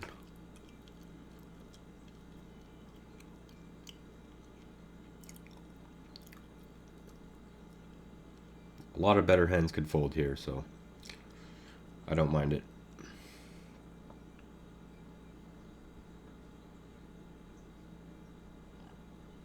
I'm obviously calling. I think my 2-pair draw might even be live right now. The way this guy's tanking. Feels like kings or queens with a flush draw potentially. But it can't be queens, or yeah, it could be. I don't know. My bet was based off the strength of my hand, rather than my read on him. But given that he hasn't done anything yet, I feel we can rule out 6-5 at least. Probably the nut flush draw as well. So not bad. Got back my losses from Welsh. Double gut shot to the nuts. 6 outs. It's not the worst. If the queen was a diamond, I'd be putting all the money in. I think I'm going to put a little bit of money in anyway. I don't like calling, though, in this spot. Alright, now I'm okay with it. Especially in position. 133, 295. Hopefully he doesn't have hearts. Oh, never mind. That's cool too. I would have preferred for him to have like 2-pair, call it off, and me get $11, but I won't complain.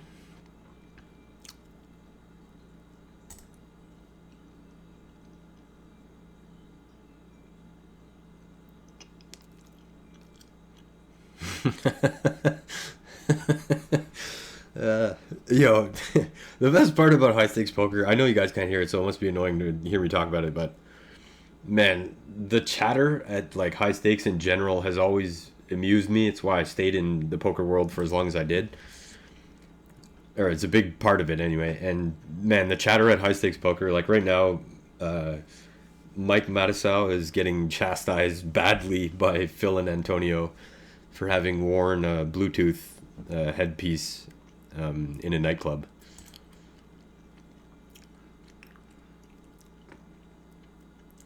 Excuse the gum chewing. Oh, I was wondering when it was going to start happening. It looks like this guy's starting to lose control. Oh, man. Okay, that was close. I thought for a second I had 6-4. That would have been so fucking devastating. Oh, I don't even know what I want here. I guess I want everybody to fold. I guess if I win the tournament, I don't care what happens. But yeah, that's a pretty good result. Because now I can take a shot at this guy for about a quarter of my stack if I have to. And he's still got that bounty. And if I get re-raised, it's going in.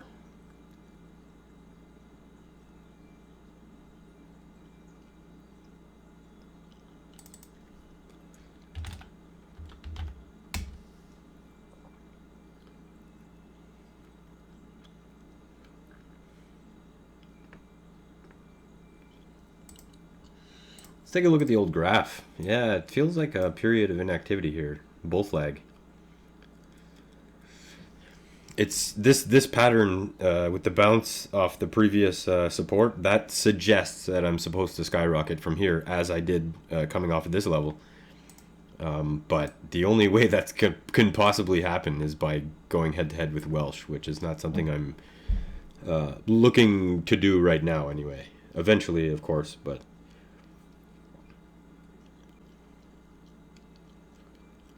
Yeah, this is weird. I can honestly say I have never been in this particular situation before. Or at least, you know, not in the modern times. The modern era to me is post-2017, when I started playing cards again in like a half-ass serious capacity. But yeah, the final table setup, like, I mean, if you delete the first place guy, yeah, I've been in this situation tons of times with the overwhelming chip lead. Yeah, been there, done that, blew it up, won it. I've finished in all the possible positions you can finish in. But no, I've never, I can't think of a time when I've had whatever number of big blinds I have right now, which is over 150, and not be like even, you know, I got like 75% of, or no, like, anyway, I'm bad at math, but I don't have like close to first place chips right now. I feel like probably the ideal situation is for Welsh to double up two players with 100,000 or 100,000 ish, which only leaves a few options. But if he, like, you know, doubles up this guy twice and this guy once or something, that would be probably ideal for me. Because I'm sort of handcuffed right now. I can't take over in the way that I would normally like to. And there's a break after this hand. God damn it. You guys are burning our break with your tanking. There you go. Alright. Man, this tournament sure does take a long time though, doesn't it? It's 5 o'clock. You know what's funny too? I thought of outside. I realized it was 5 o'clock already, and I'm like, ah, shit, I was going to do some errands, but then I decided to play poker. So, get this. To start this tournament, hold on. I thought, oh, I got some errands to run. Oh, I'll just play this tournament first, and then I'll go do the errands. Not processing that if I win the tournament, or if I go deep in the tournament as I am, I won't, like, the store's closed now. The bank just closed a minute ago. And granted, like, some other stores that I need to go to are going to be open till 9, but still.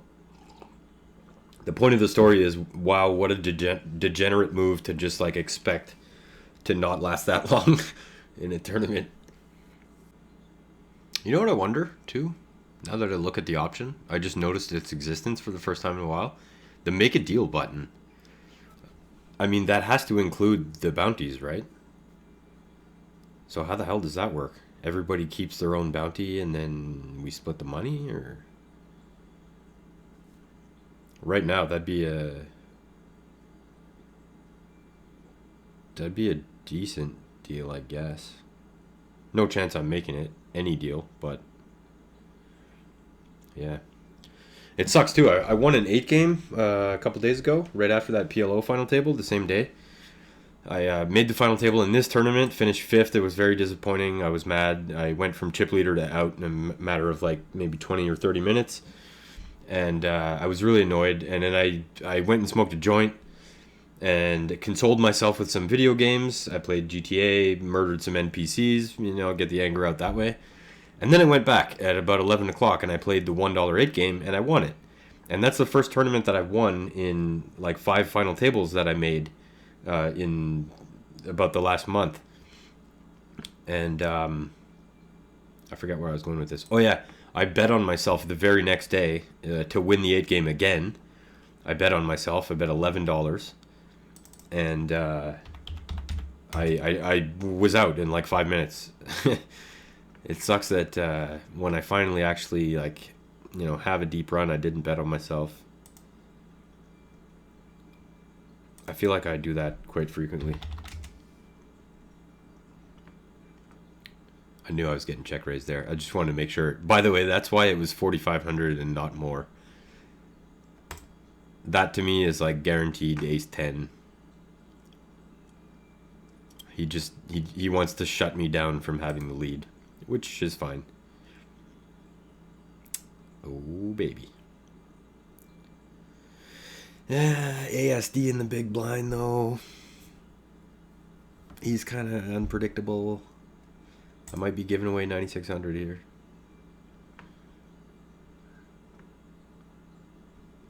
Yeah, not the worst.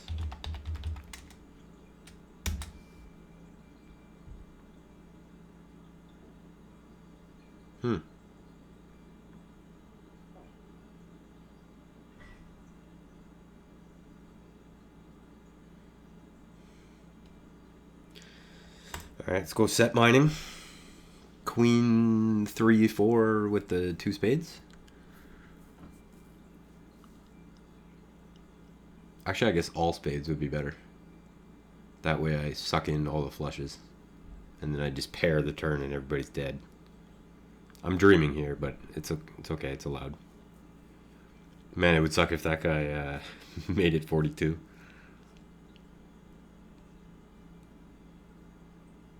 Oh, he just calls. And here we see the problem with set mining with a pair that's likely to be an overpair.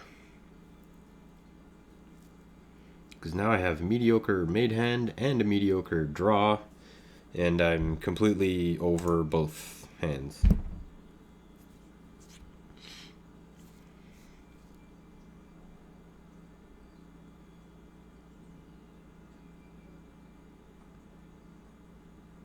Oh my god, Chris Ferguson?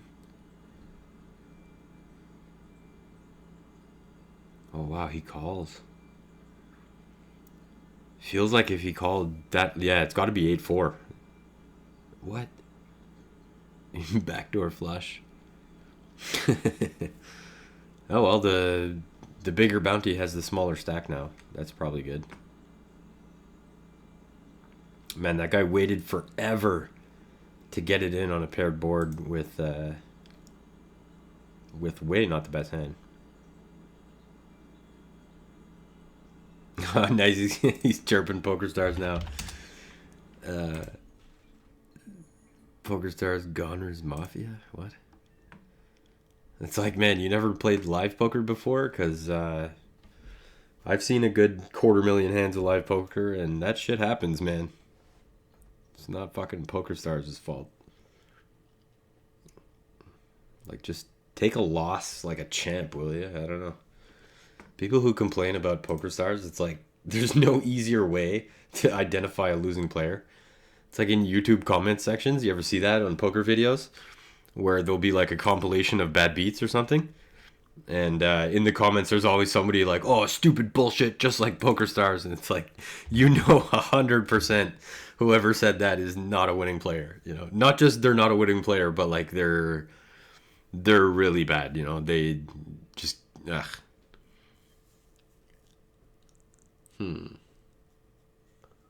Interesting size.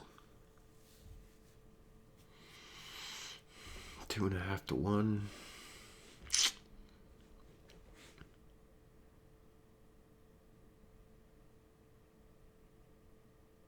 I feel like I'm so live right now.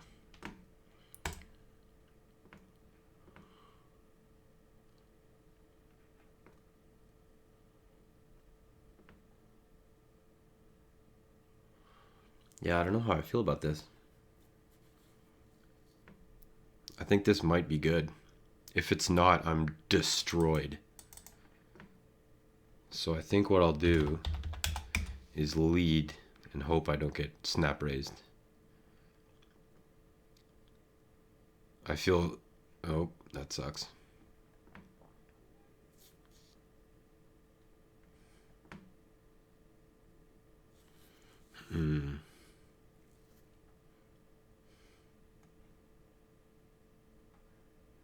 I guess it could be ace, king, king, 8.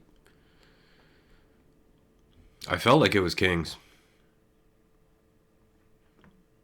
I suppose it could just be aces, come to think of it. And I was drawing to a 3 or backdoor hearts, even if even.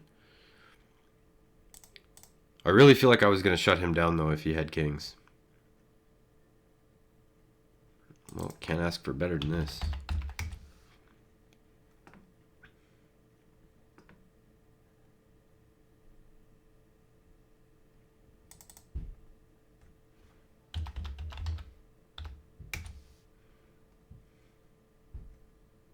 Hit me. Thank you. Hold. Thank you. Just a king. Interesting jam there. Hey, I got the biggest bounty again. Woo! Don't know how much that's worth, but coming off that last hand, that pot feels good, I'll tell you. I mean, there was no folding after the flop there, but still. I really feel like I lost chips unnecessarily last hand. I also felt like that flop was good for me. The ace 8-3. I thought a lot of big aces would not want to get in all the chips, and that other big pairs would not like the ace. So I felt like I was good to at least keep the lead going into the turn. And, well, as you saw, I got insta-raised. I got raised an amount that was like almost certainly value. Pair of queens. I guess I missed a bet there, huh?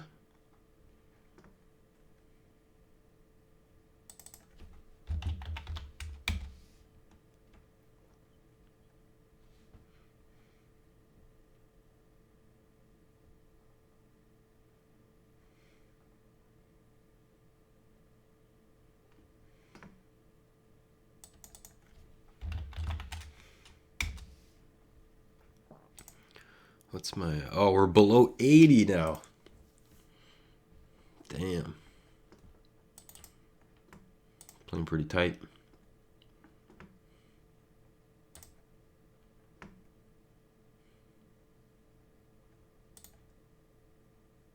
Ha!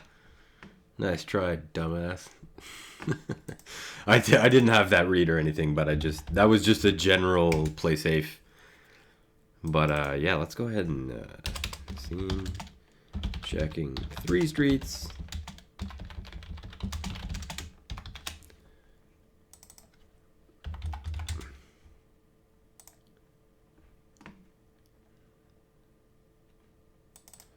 I was just gonna say there's almost like no sequence of events that I'd be happy with here.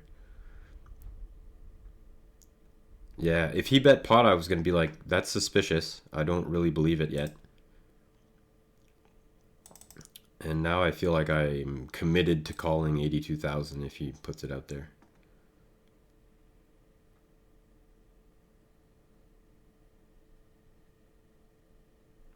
This feels like value. God damn it. I really don't think it's Jack's full. I suppose Jack 10 makes a lot of sense. I might have been sucked in by the open-ended straight flush draw here. Jack's full. Wow. I really didn't think it was that. Ace Jack 3 6 6. Actually, let's put suits in there. S S S X. Board.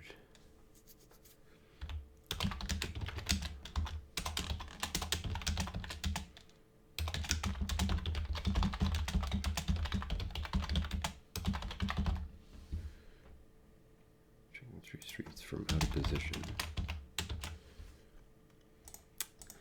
Yeah, that's a bummer. That last hand was a real bummer. Oh. Daniel's getting a little bit testy here.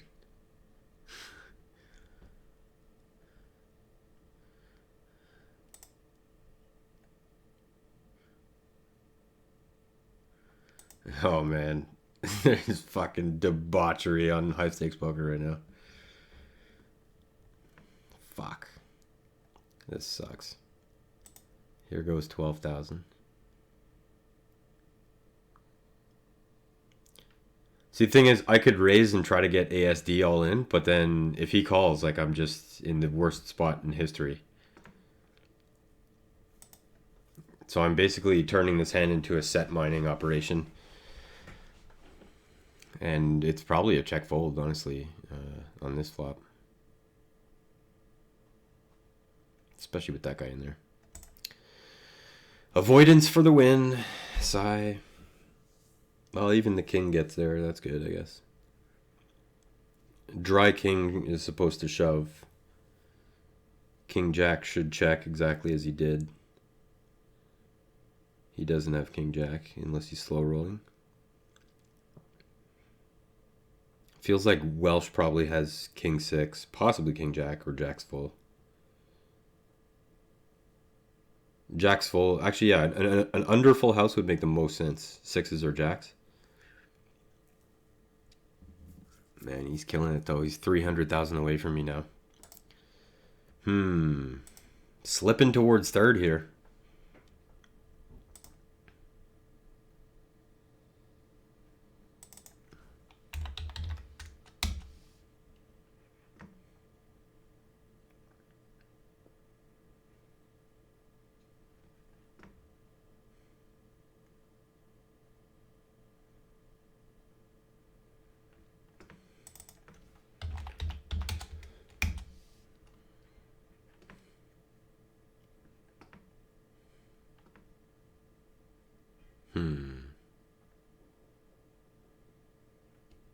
I don't think 10s would have checked twice. But there are a lot of draws that could check call. And that fills one of them.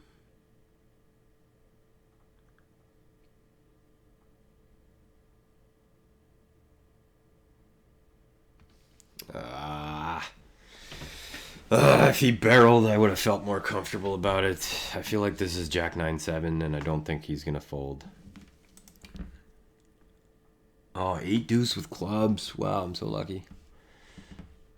I was right about the flush draw. But hopefully that gets me some image that I was betting with what's basically a monster and checked it down when a scare card comes.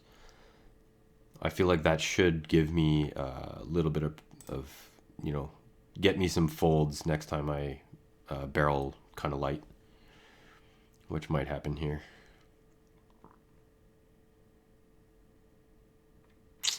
Yeah, you know what? I don't think I want to let him get there cheap, just in case. I don't think he can really call off all that worse, but... King 4, yes. Wow, that was so thin. I thought it was likely to be hearts. It's a good thing it wasn't. That's a huge bounty right there. 41.83 in bounties. I now have more than third place money just in bounties. Problem is with this guy sitting out, he's going to be attacking my small blind basically every single time. So I'm probably going to have to loosen up the old 3-bet range, which at this point is, there's like no hand that I'm 3-betting before the flop, basically, against somebody with more chips than me anyway. Might as well just pre-select fold here.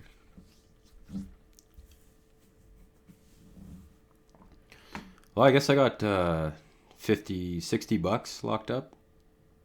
50 or 62 something. That's okay. Bottom 3. That's not a flush. How much you want to bet Bad Dream does not have a flush? Meanwhile, I make 4 pair. Oh man, I wanted to see that. I would have bet like not the farm, but I would have bet really heavily that Bad Dream did not have a flush. I feel like he had probably a set.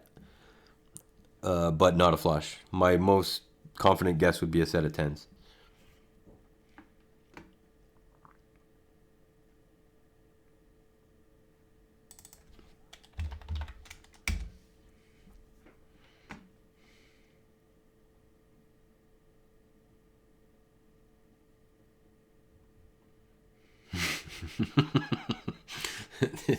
they're razzing Mike Mattis out again.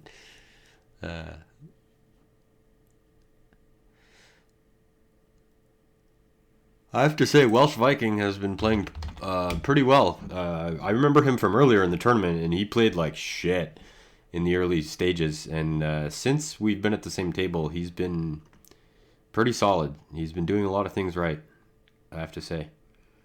It's not very often that I'm like, notably impressed with the play of somebody else in a PLO, at this level anyway. But this is one of those times.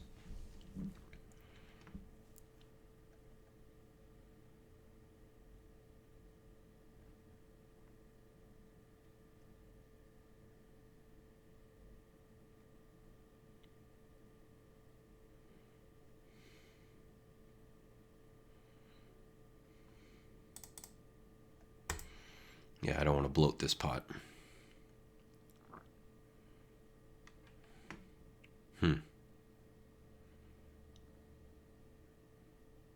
Well, if I wasn't behind on the flop, I feel if this guy had ace queen, this is when he would pounce.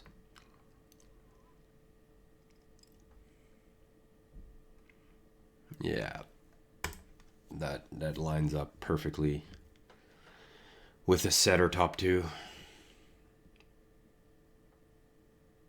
He could have ace 9 of diamonds, I guess. That would make a ton of sense.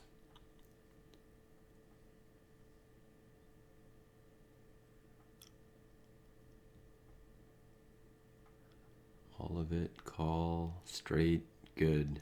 Ace queen and diamonds. Wow, that guy had a monster on the turn.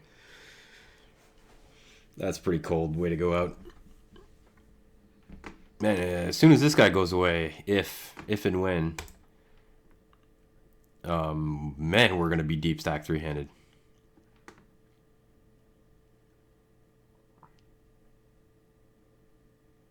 Just going to give that up, actually.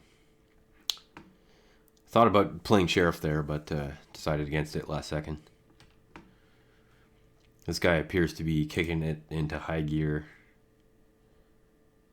Oh, man. Finally! I feel like I've been playing these all friggin' tournament, and I haven't got shit. And now finally I have an opportunity to do something. Put in a field raise, try to rep a set, so that if it hits, or at least they'll be frozen a little bit, potentially. Yeah, so I get a free river card out of it. Some of my outs just got smoked there, but the 6 got taken away.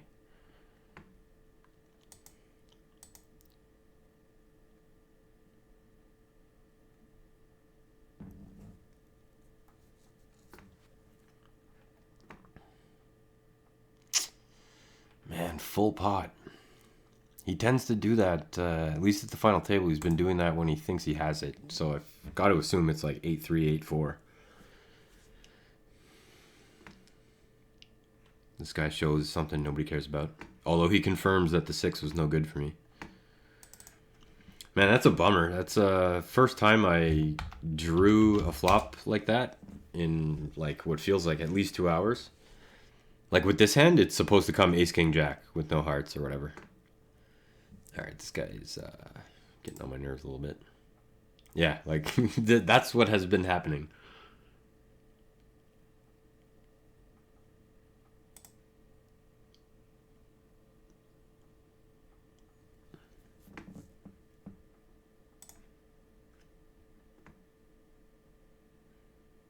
Wonder if my deuce is good.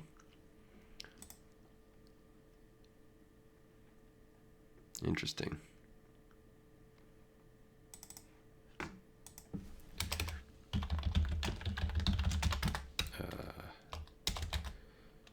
Three betting pot. Fairly loosely as superstack at PL final table.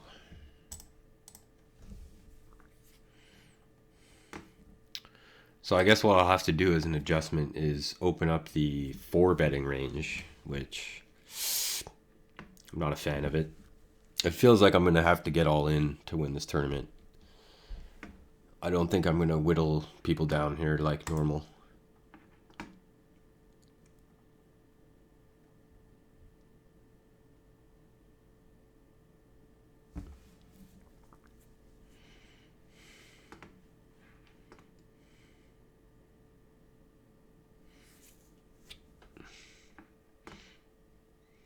See, now that's interesting.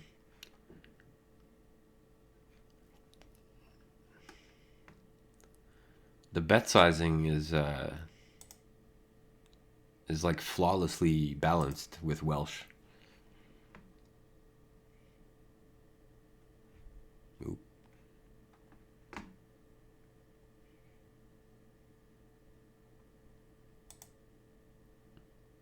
Damn.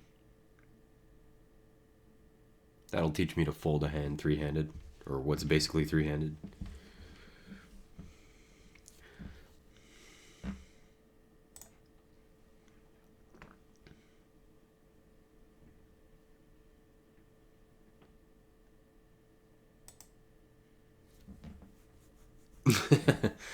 Nice.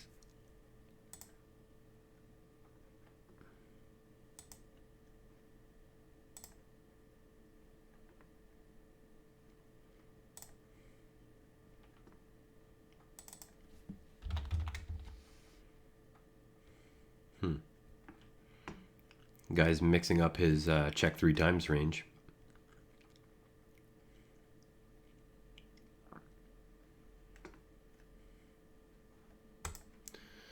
Alright, you can have it. I probably should be 3-betting a lot of those under the gun opens from Bad Dream, though.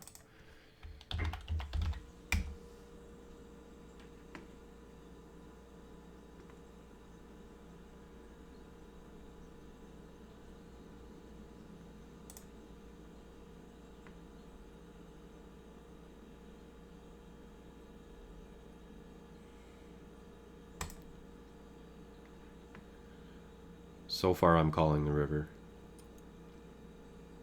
Depends on the size. Damn it. That's not the size I was hoping to see. Ha! What a fish.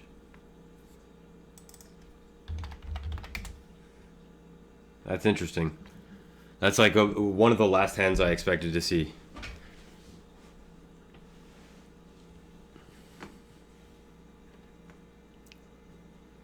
But that's interesting that I should probably write a note there.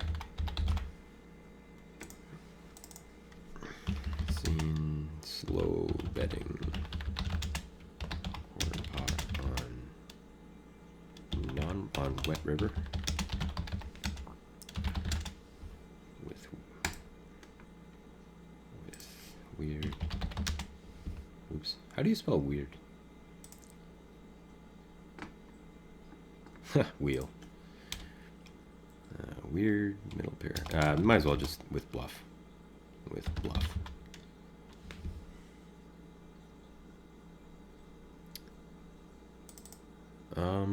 Yeah, I think I'm gonna actually open it up a little. This is a bad hand to do it with, but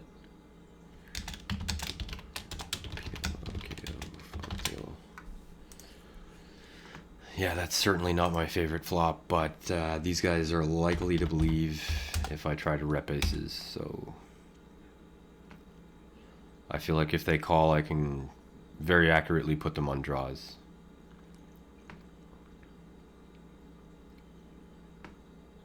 Unless I check right now. That hits nothing. I think I was calling full pot on the river there. I would have been sick about it, but he's got ace deuce. Wow. Man.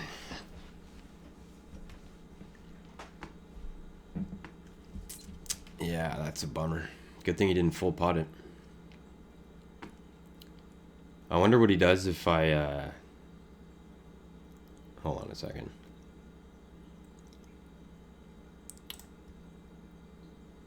I wonder yeah, I wonder what he does if I bet the turn really heavy, like 124,000.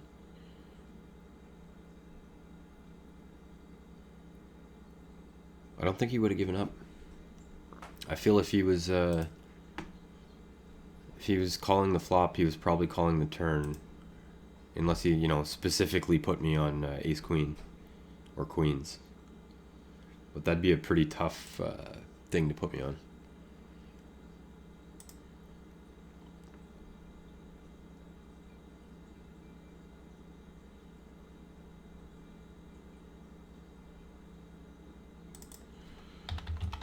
This might be a bad bet, but I feel I should try to get some two pairs out if I can. Flop two pairs. And if not, just hit another ace.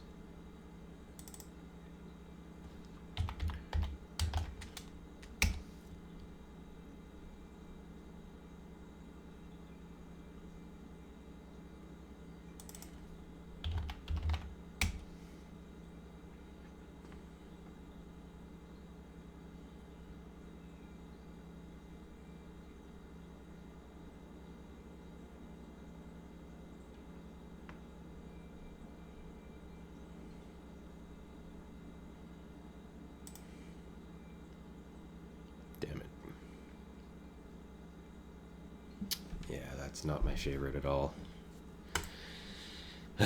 Frustration growing.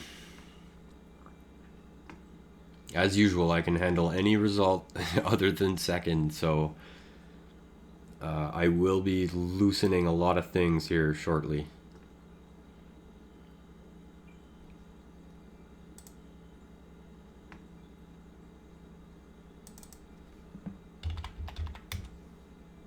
It's the same board as the other hand. Same turn. Yeah, if this guy fails to make it here, it's going to take another round for that to happen, but if that happens, I will be definitely interested in making some pretty big moves.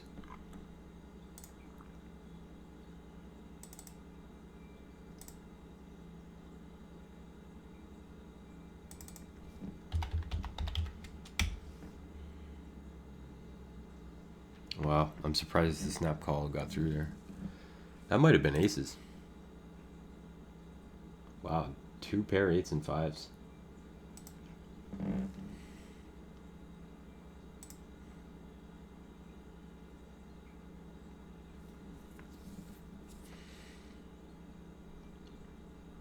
I still don't have a read on Welsh Viking, by the way. All this poker later, and like I don't have a confident anything really. I'm feeling very much outclassed or outskilled, which is so painful to say, but it's the truth.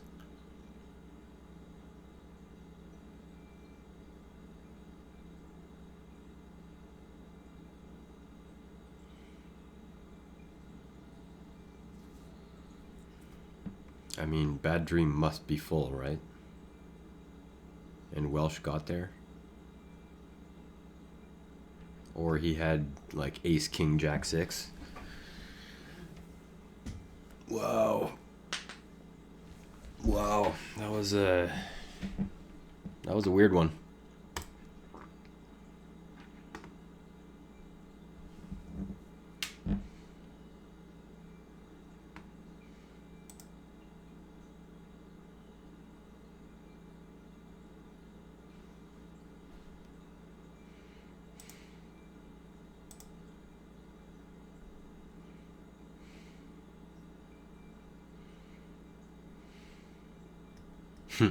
I bet you that's a bubble pressure raise, even though it's only $11. Ah, that's weak. Guaranteed non-king, I would say. Whatever that is. Let the battle for $3.87 begin. Oh, we got hope. Backdoor 5-4.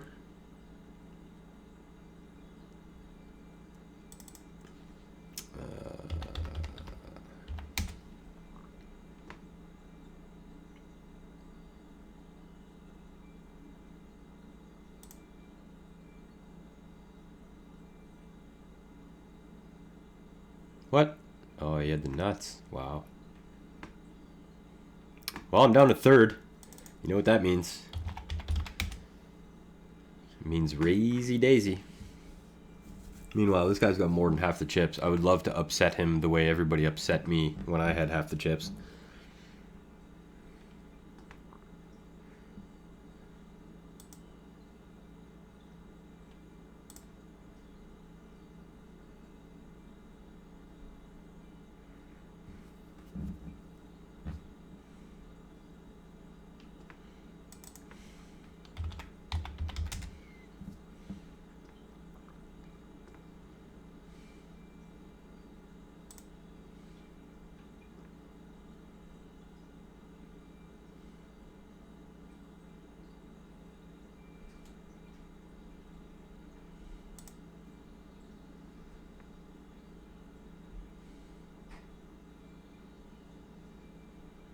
God, this feels like a bluff.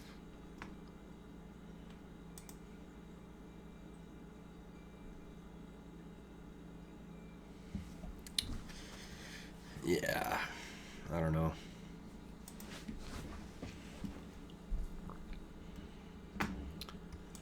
Probably check raising this one to get in.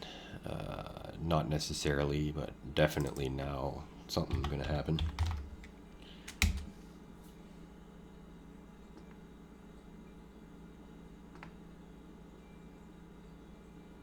God damn it.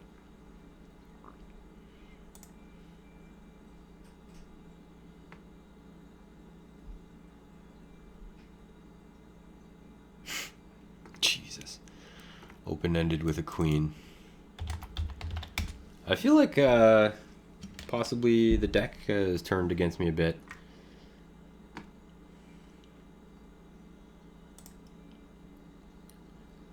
I'm acutely aware of the fact that I'm not playing very well, but I just feel like I'm supposed to be fading more than I'm fading, perhaps. Not necessarily getting there or like hitting anything, but I'm noticing that even the hands I fold, there's very few that connect in a serious way. I folded jacks full of deuces and 3 kings that I remember offhand, but beyond that, there isn't much.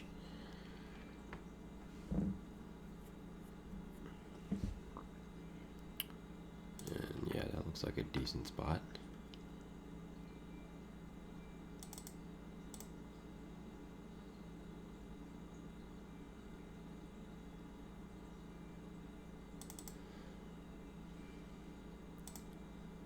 Feels like this guy hit the flop.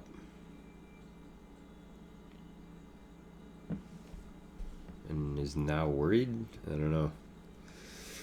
This story doesn't add up to much, but I'm not going to chase a gut shot.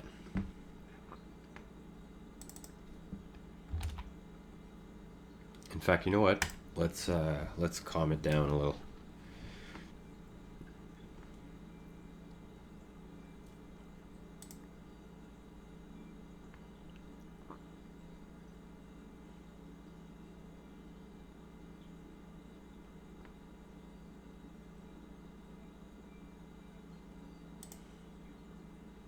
Yeah, I feel like I should probably go for a walk right now. Three-handed though, I feel like they might chop me up, which would be pretty harsh.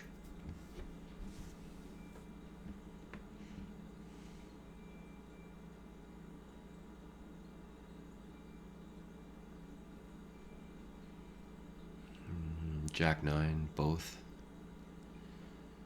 Let's see what they had on the flop though. Queen 3 on the flop versus pure gut shot.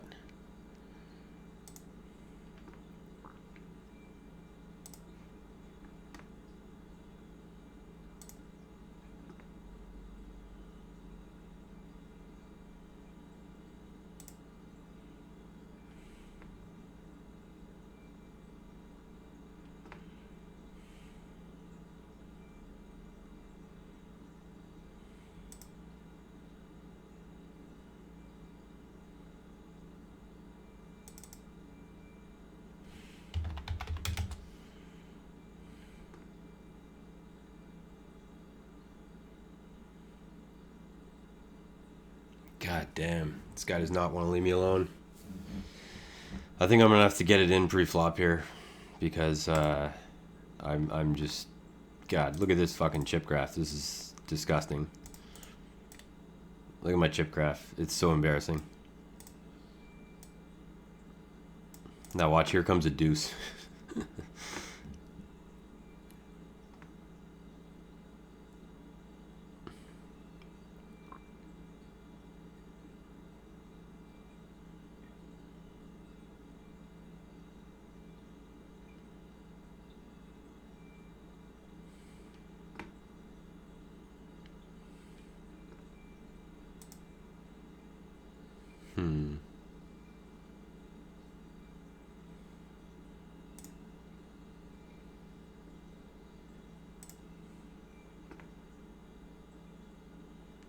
Why do I feel like I'm always out of position? I'm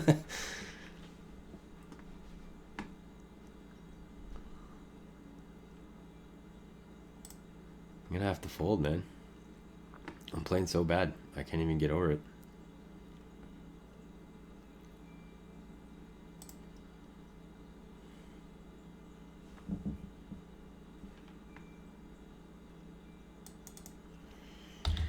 Like, this is not good.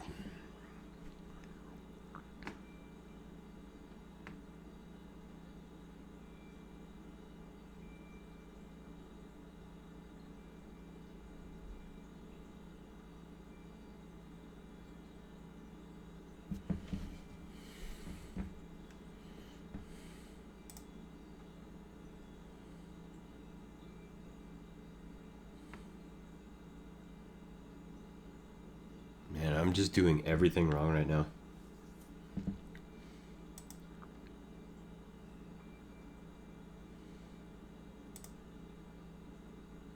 Alright, it's going in. Now, how to make it as dirty as possible. I guess bet big, hope the guy protects me. He min raises. The fuck? Well, top two, sure. Oh my god, he rivered it. That sucks. God, that hurts, man. Ugh, fuck sakes. I actually had it on the turn. I was 80%. That was the most embarrassing tournament exit. Like, that was worse than third place to me. Or second place. I just, I can't believe how embarrassing that was. I'm looking forward to reviewing the tape and seeing where I fucked it up, because I feel like I made a move at some point. There was a couple that were on the fence that I could have gone either way, and I feel like One of them just destroyed the momentum, any momentum I had, if I had any at all. And now I'm stuck looking at this situation. It's just soul crushing. Like, ugh, it's just so gay. Let me actually review that last hand.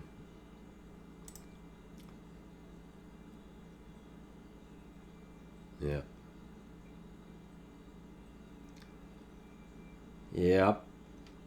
Ace Jack or a 5 with one card to go. What was it on the when we got it in? I wonder. Raise, get in, call. So 55-45 basically.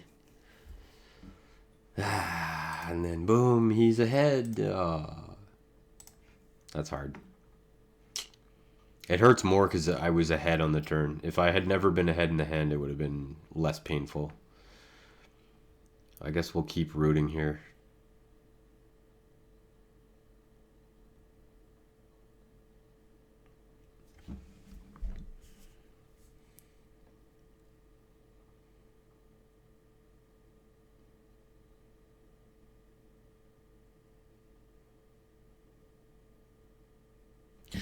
Yeah, I'm going to go for a smoke while this continues. You guys have fun watching. I'm going to leave high stakes poker up as well.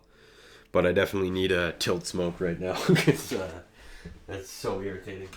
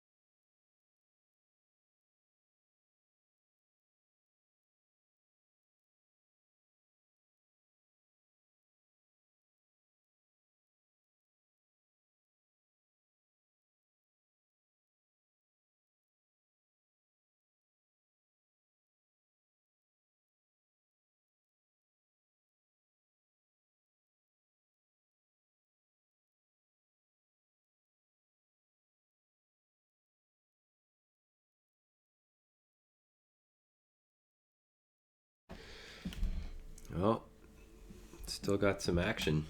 It's evening out.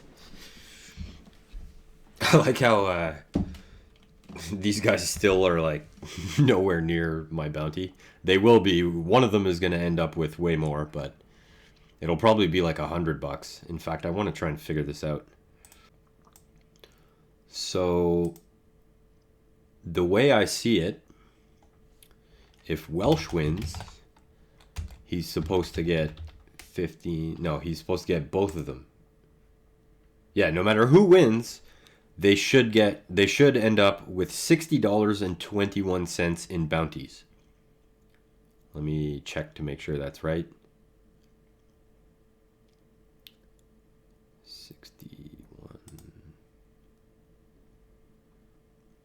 Yeah, it took, by my estimation, I've noticed this a couple times. So now that we're this close to the end, I'm actually going to watch and see what happens, because I'd like to try and work out exactly what happens when somebody wins a KO tournament, because I have won a few KOs, but I never paid enough attention. Wow, that was a hero call.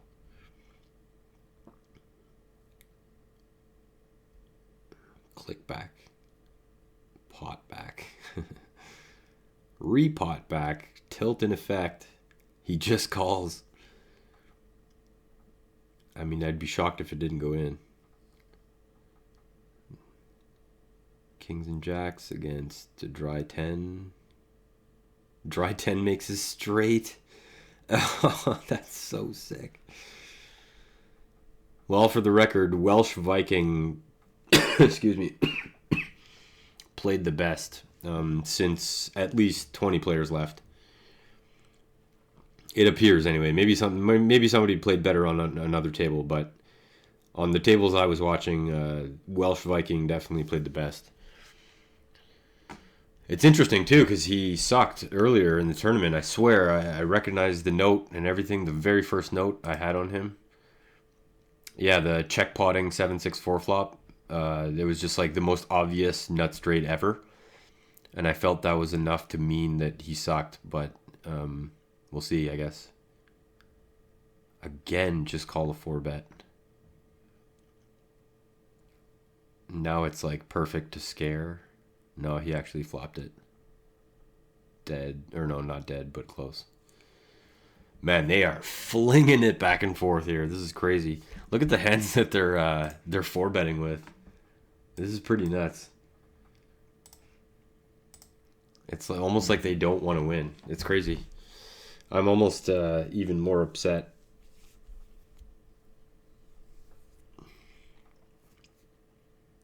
There's a lot of gambling going on here, heads up.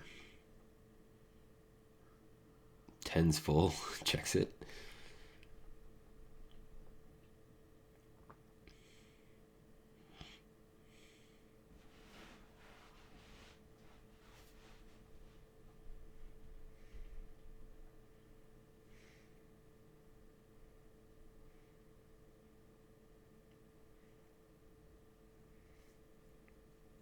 The blinds are only 4,000, 8,000 too, which means there's 200 big blinds in play. More. The average stack is like 108 big blinds almost. So there's tons of play, and yet both players have been all in and at risk.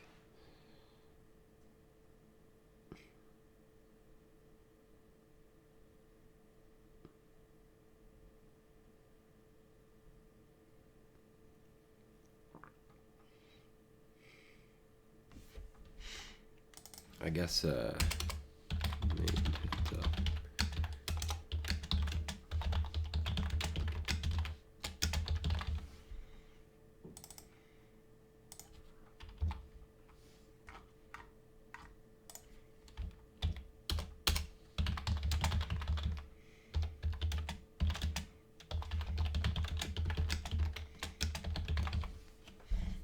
Could be relevant later.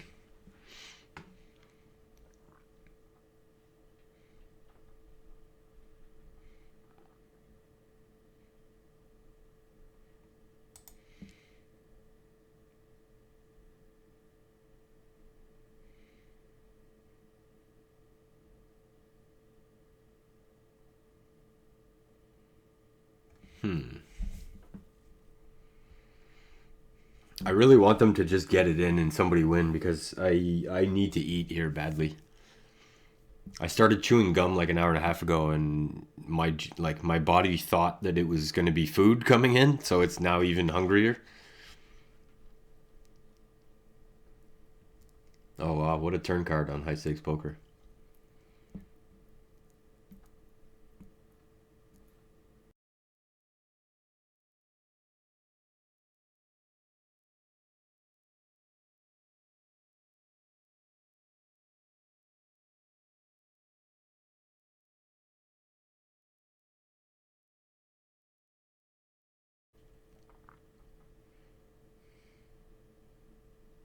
Feels like Welsh Viking is a huge favorite here to win, not just because of the chips.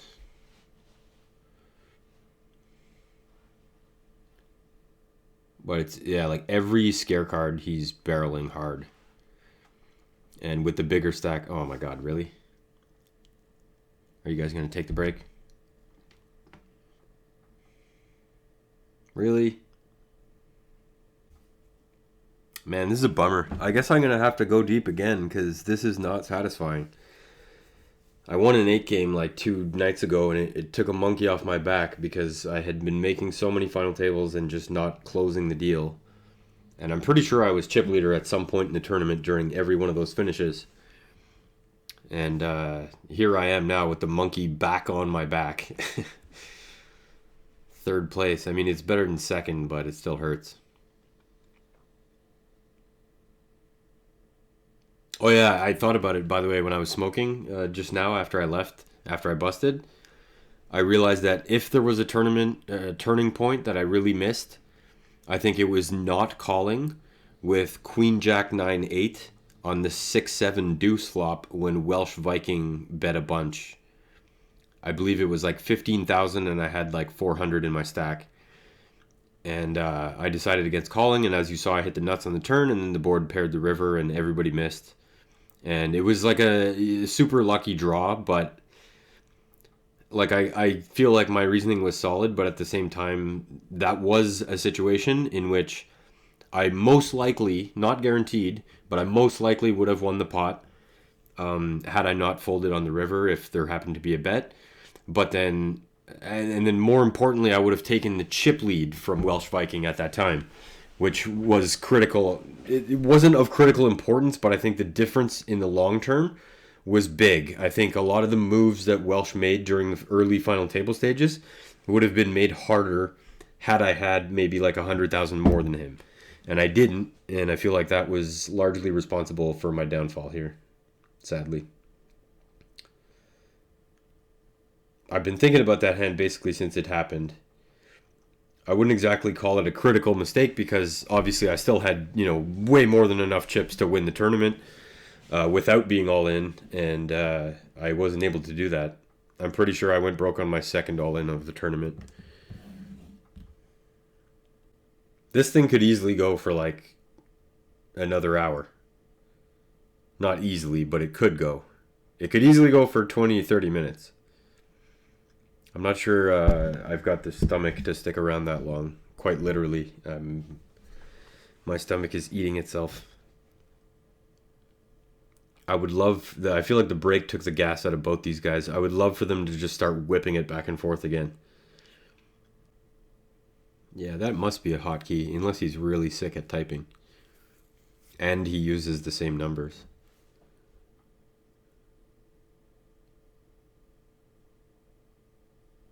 Interesting turn action there. Feels like a6 is somewhere. Probably there. It looks like Bad Dream had a 6 and then he filled up on the turn.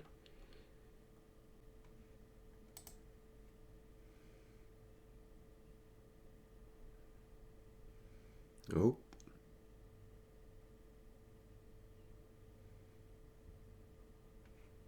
Eights and an open ender. Snap hit. Game over. Wow. Congrats, buddy. Yeah, so look at this. So remember when he only had a small amount of bounties, $30 just a second ago? So instead of just winning both the bounties, like $32 magically came out of nowhere. And if anybody out there knows the source of that extra money that I keep getting fooled by, feel free to tell me about it in the comments, because I am baffled as to where this comes from. I cannot figure it out for the life of me. I have yet to actually take an entire field and add up all the bounties to make sure that, everything adds up. It seems to me that there's an extra percentage that gets withheld for first, but if that were the case, why would you not just put it on the board? If there was an extra amount, like in this case $32, why would you not just make first place pay out $100? Right? Because if it's going to the winner no matter what, it seems like it should just be on the board. And if it's based on the bounties, where the hell does the extra money come from? Anyway, that's my 2 cents. I'm gonna go console myself with some kind of steak dinner.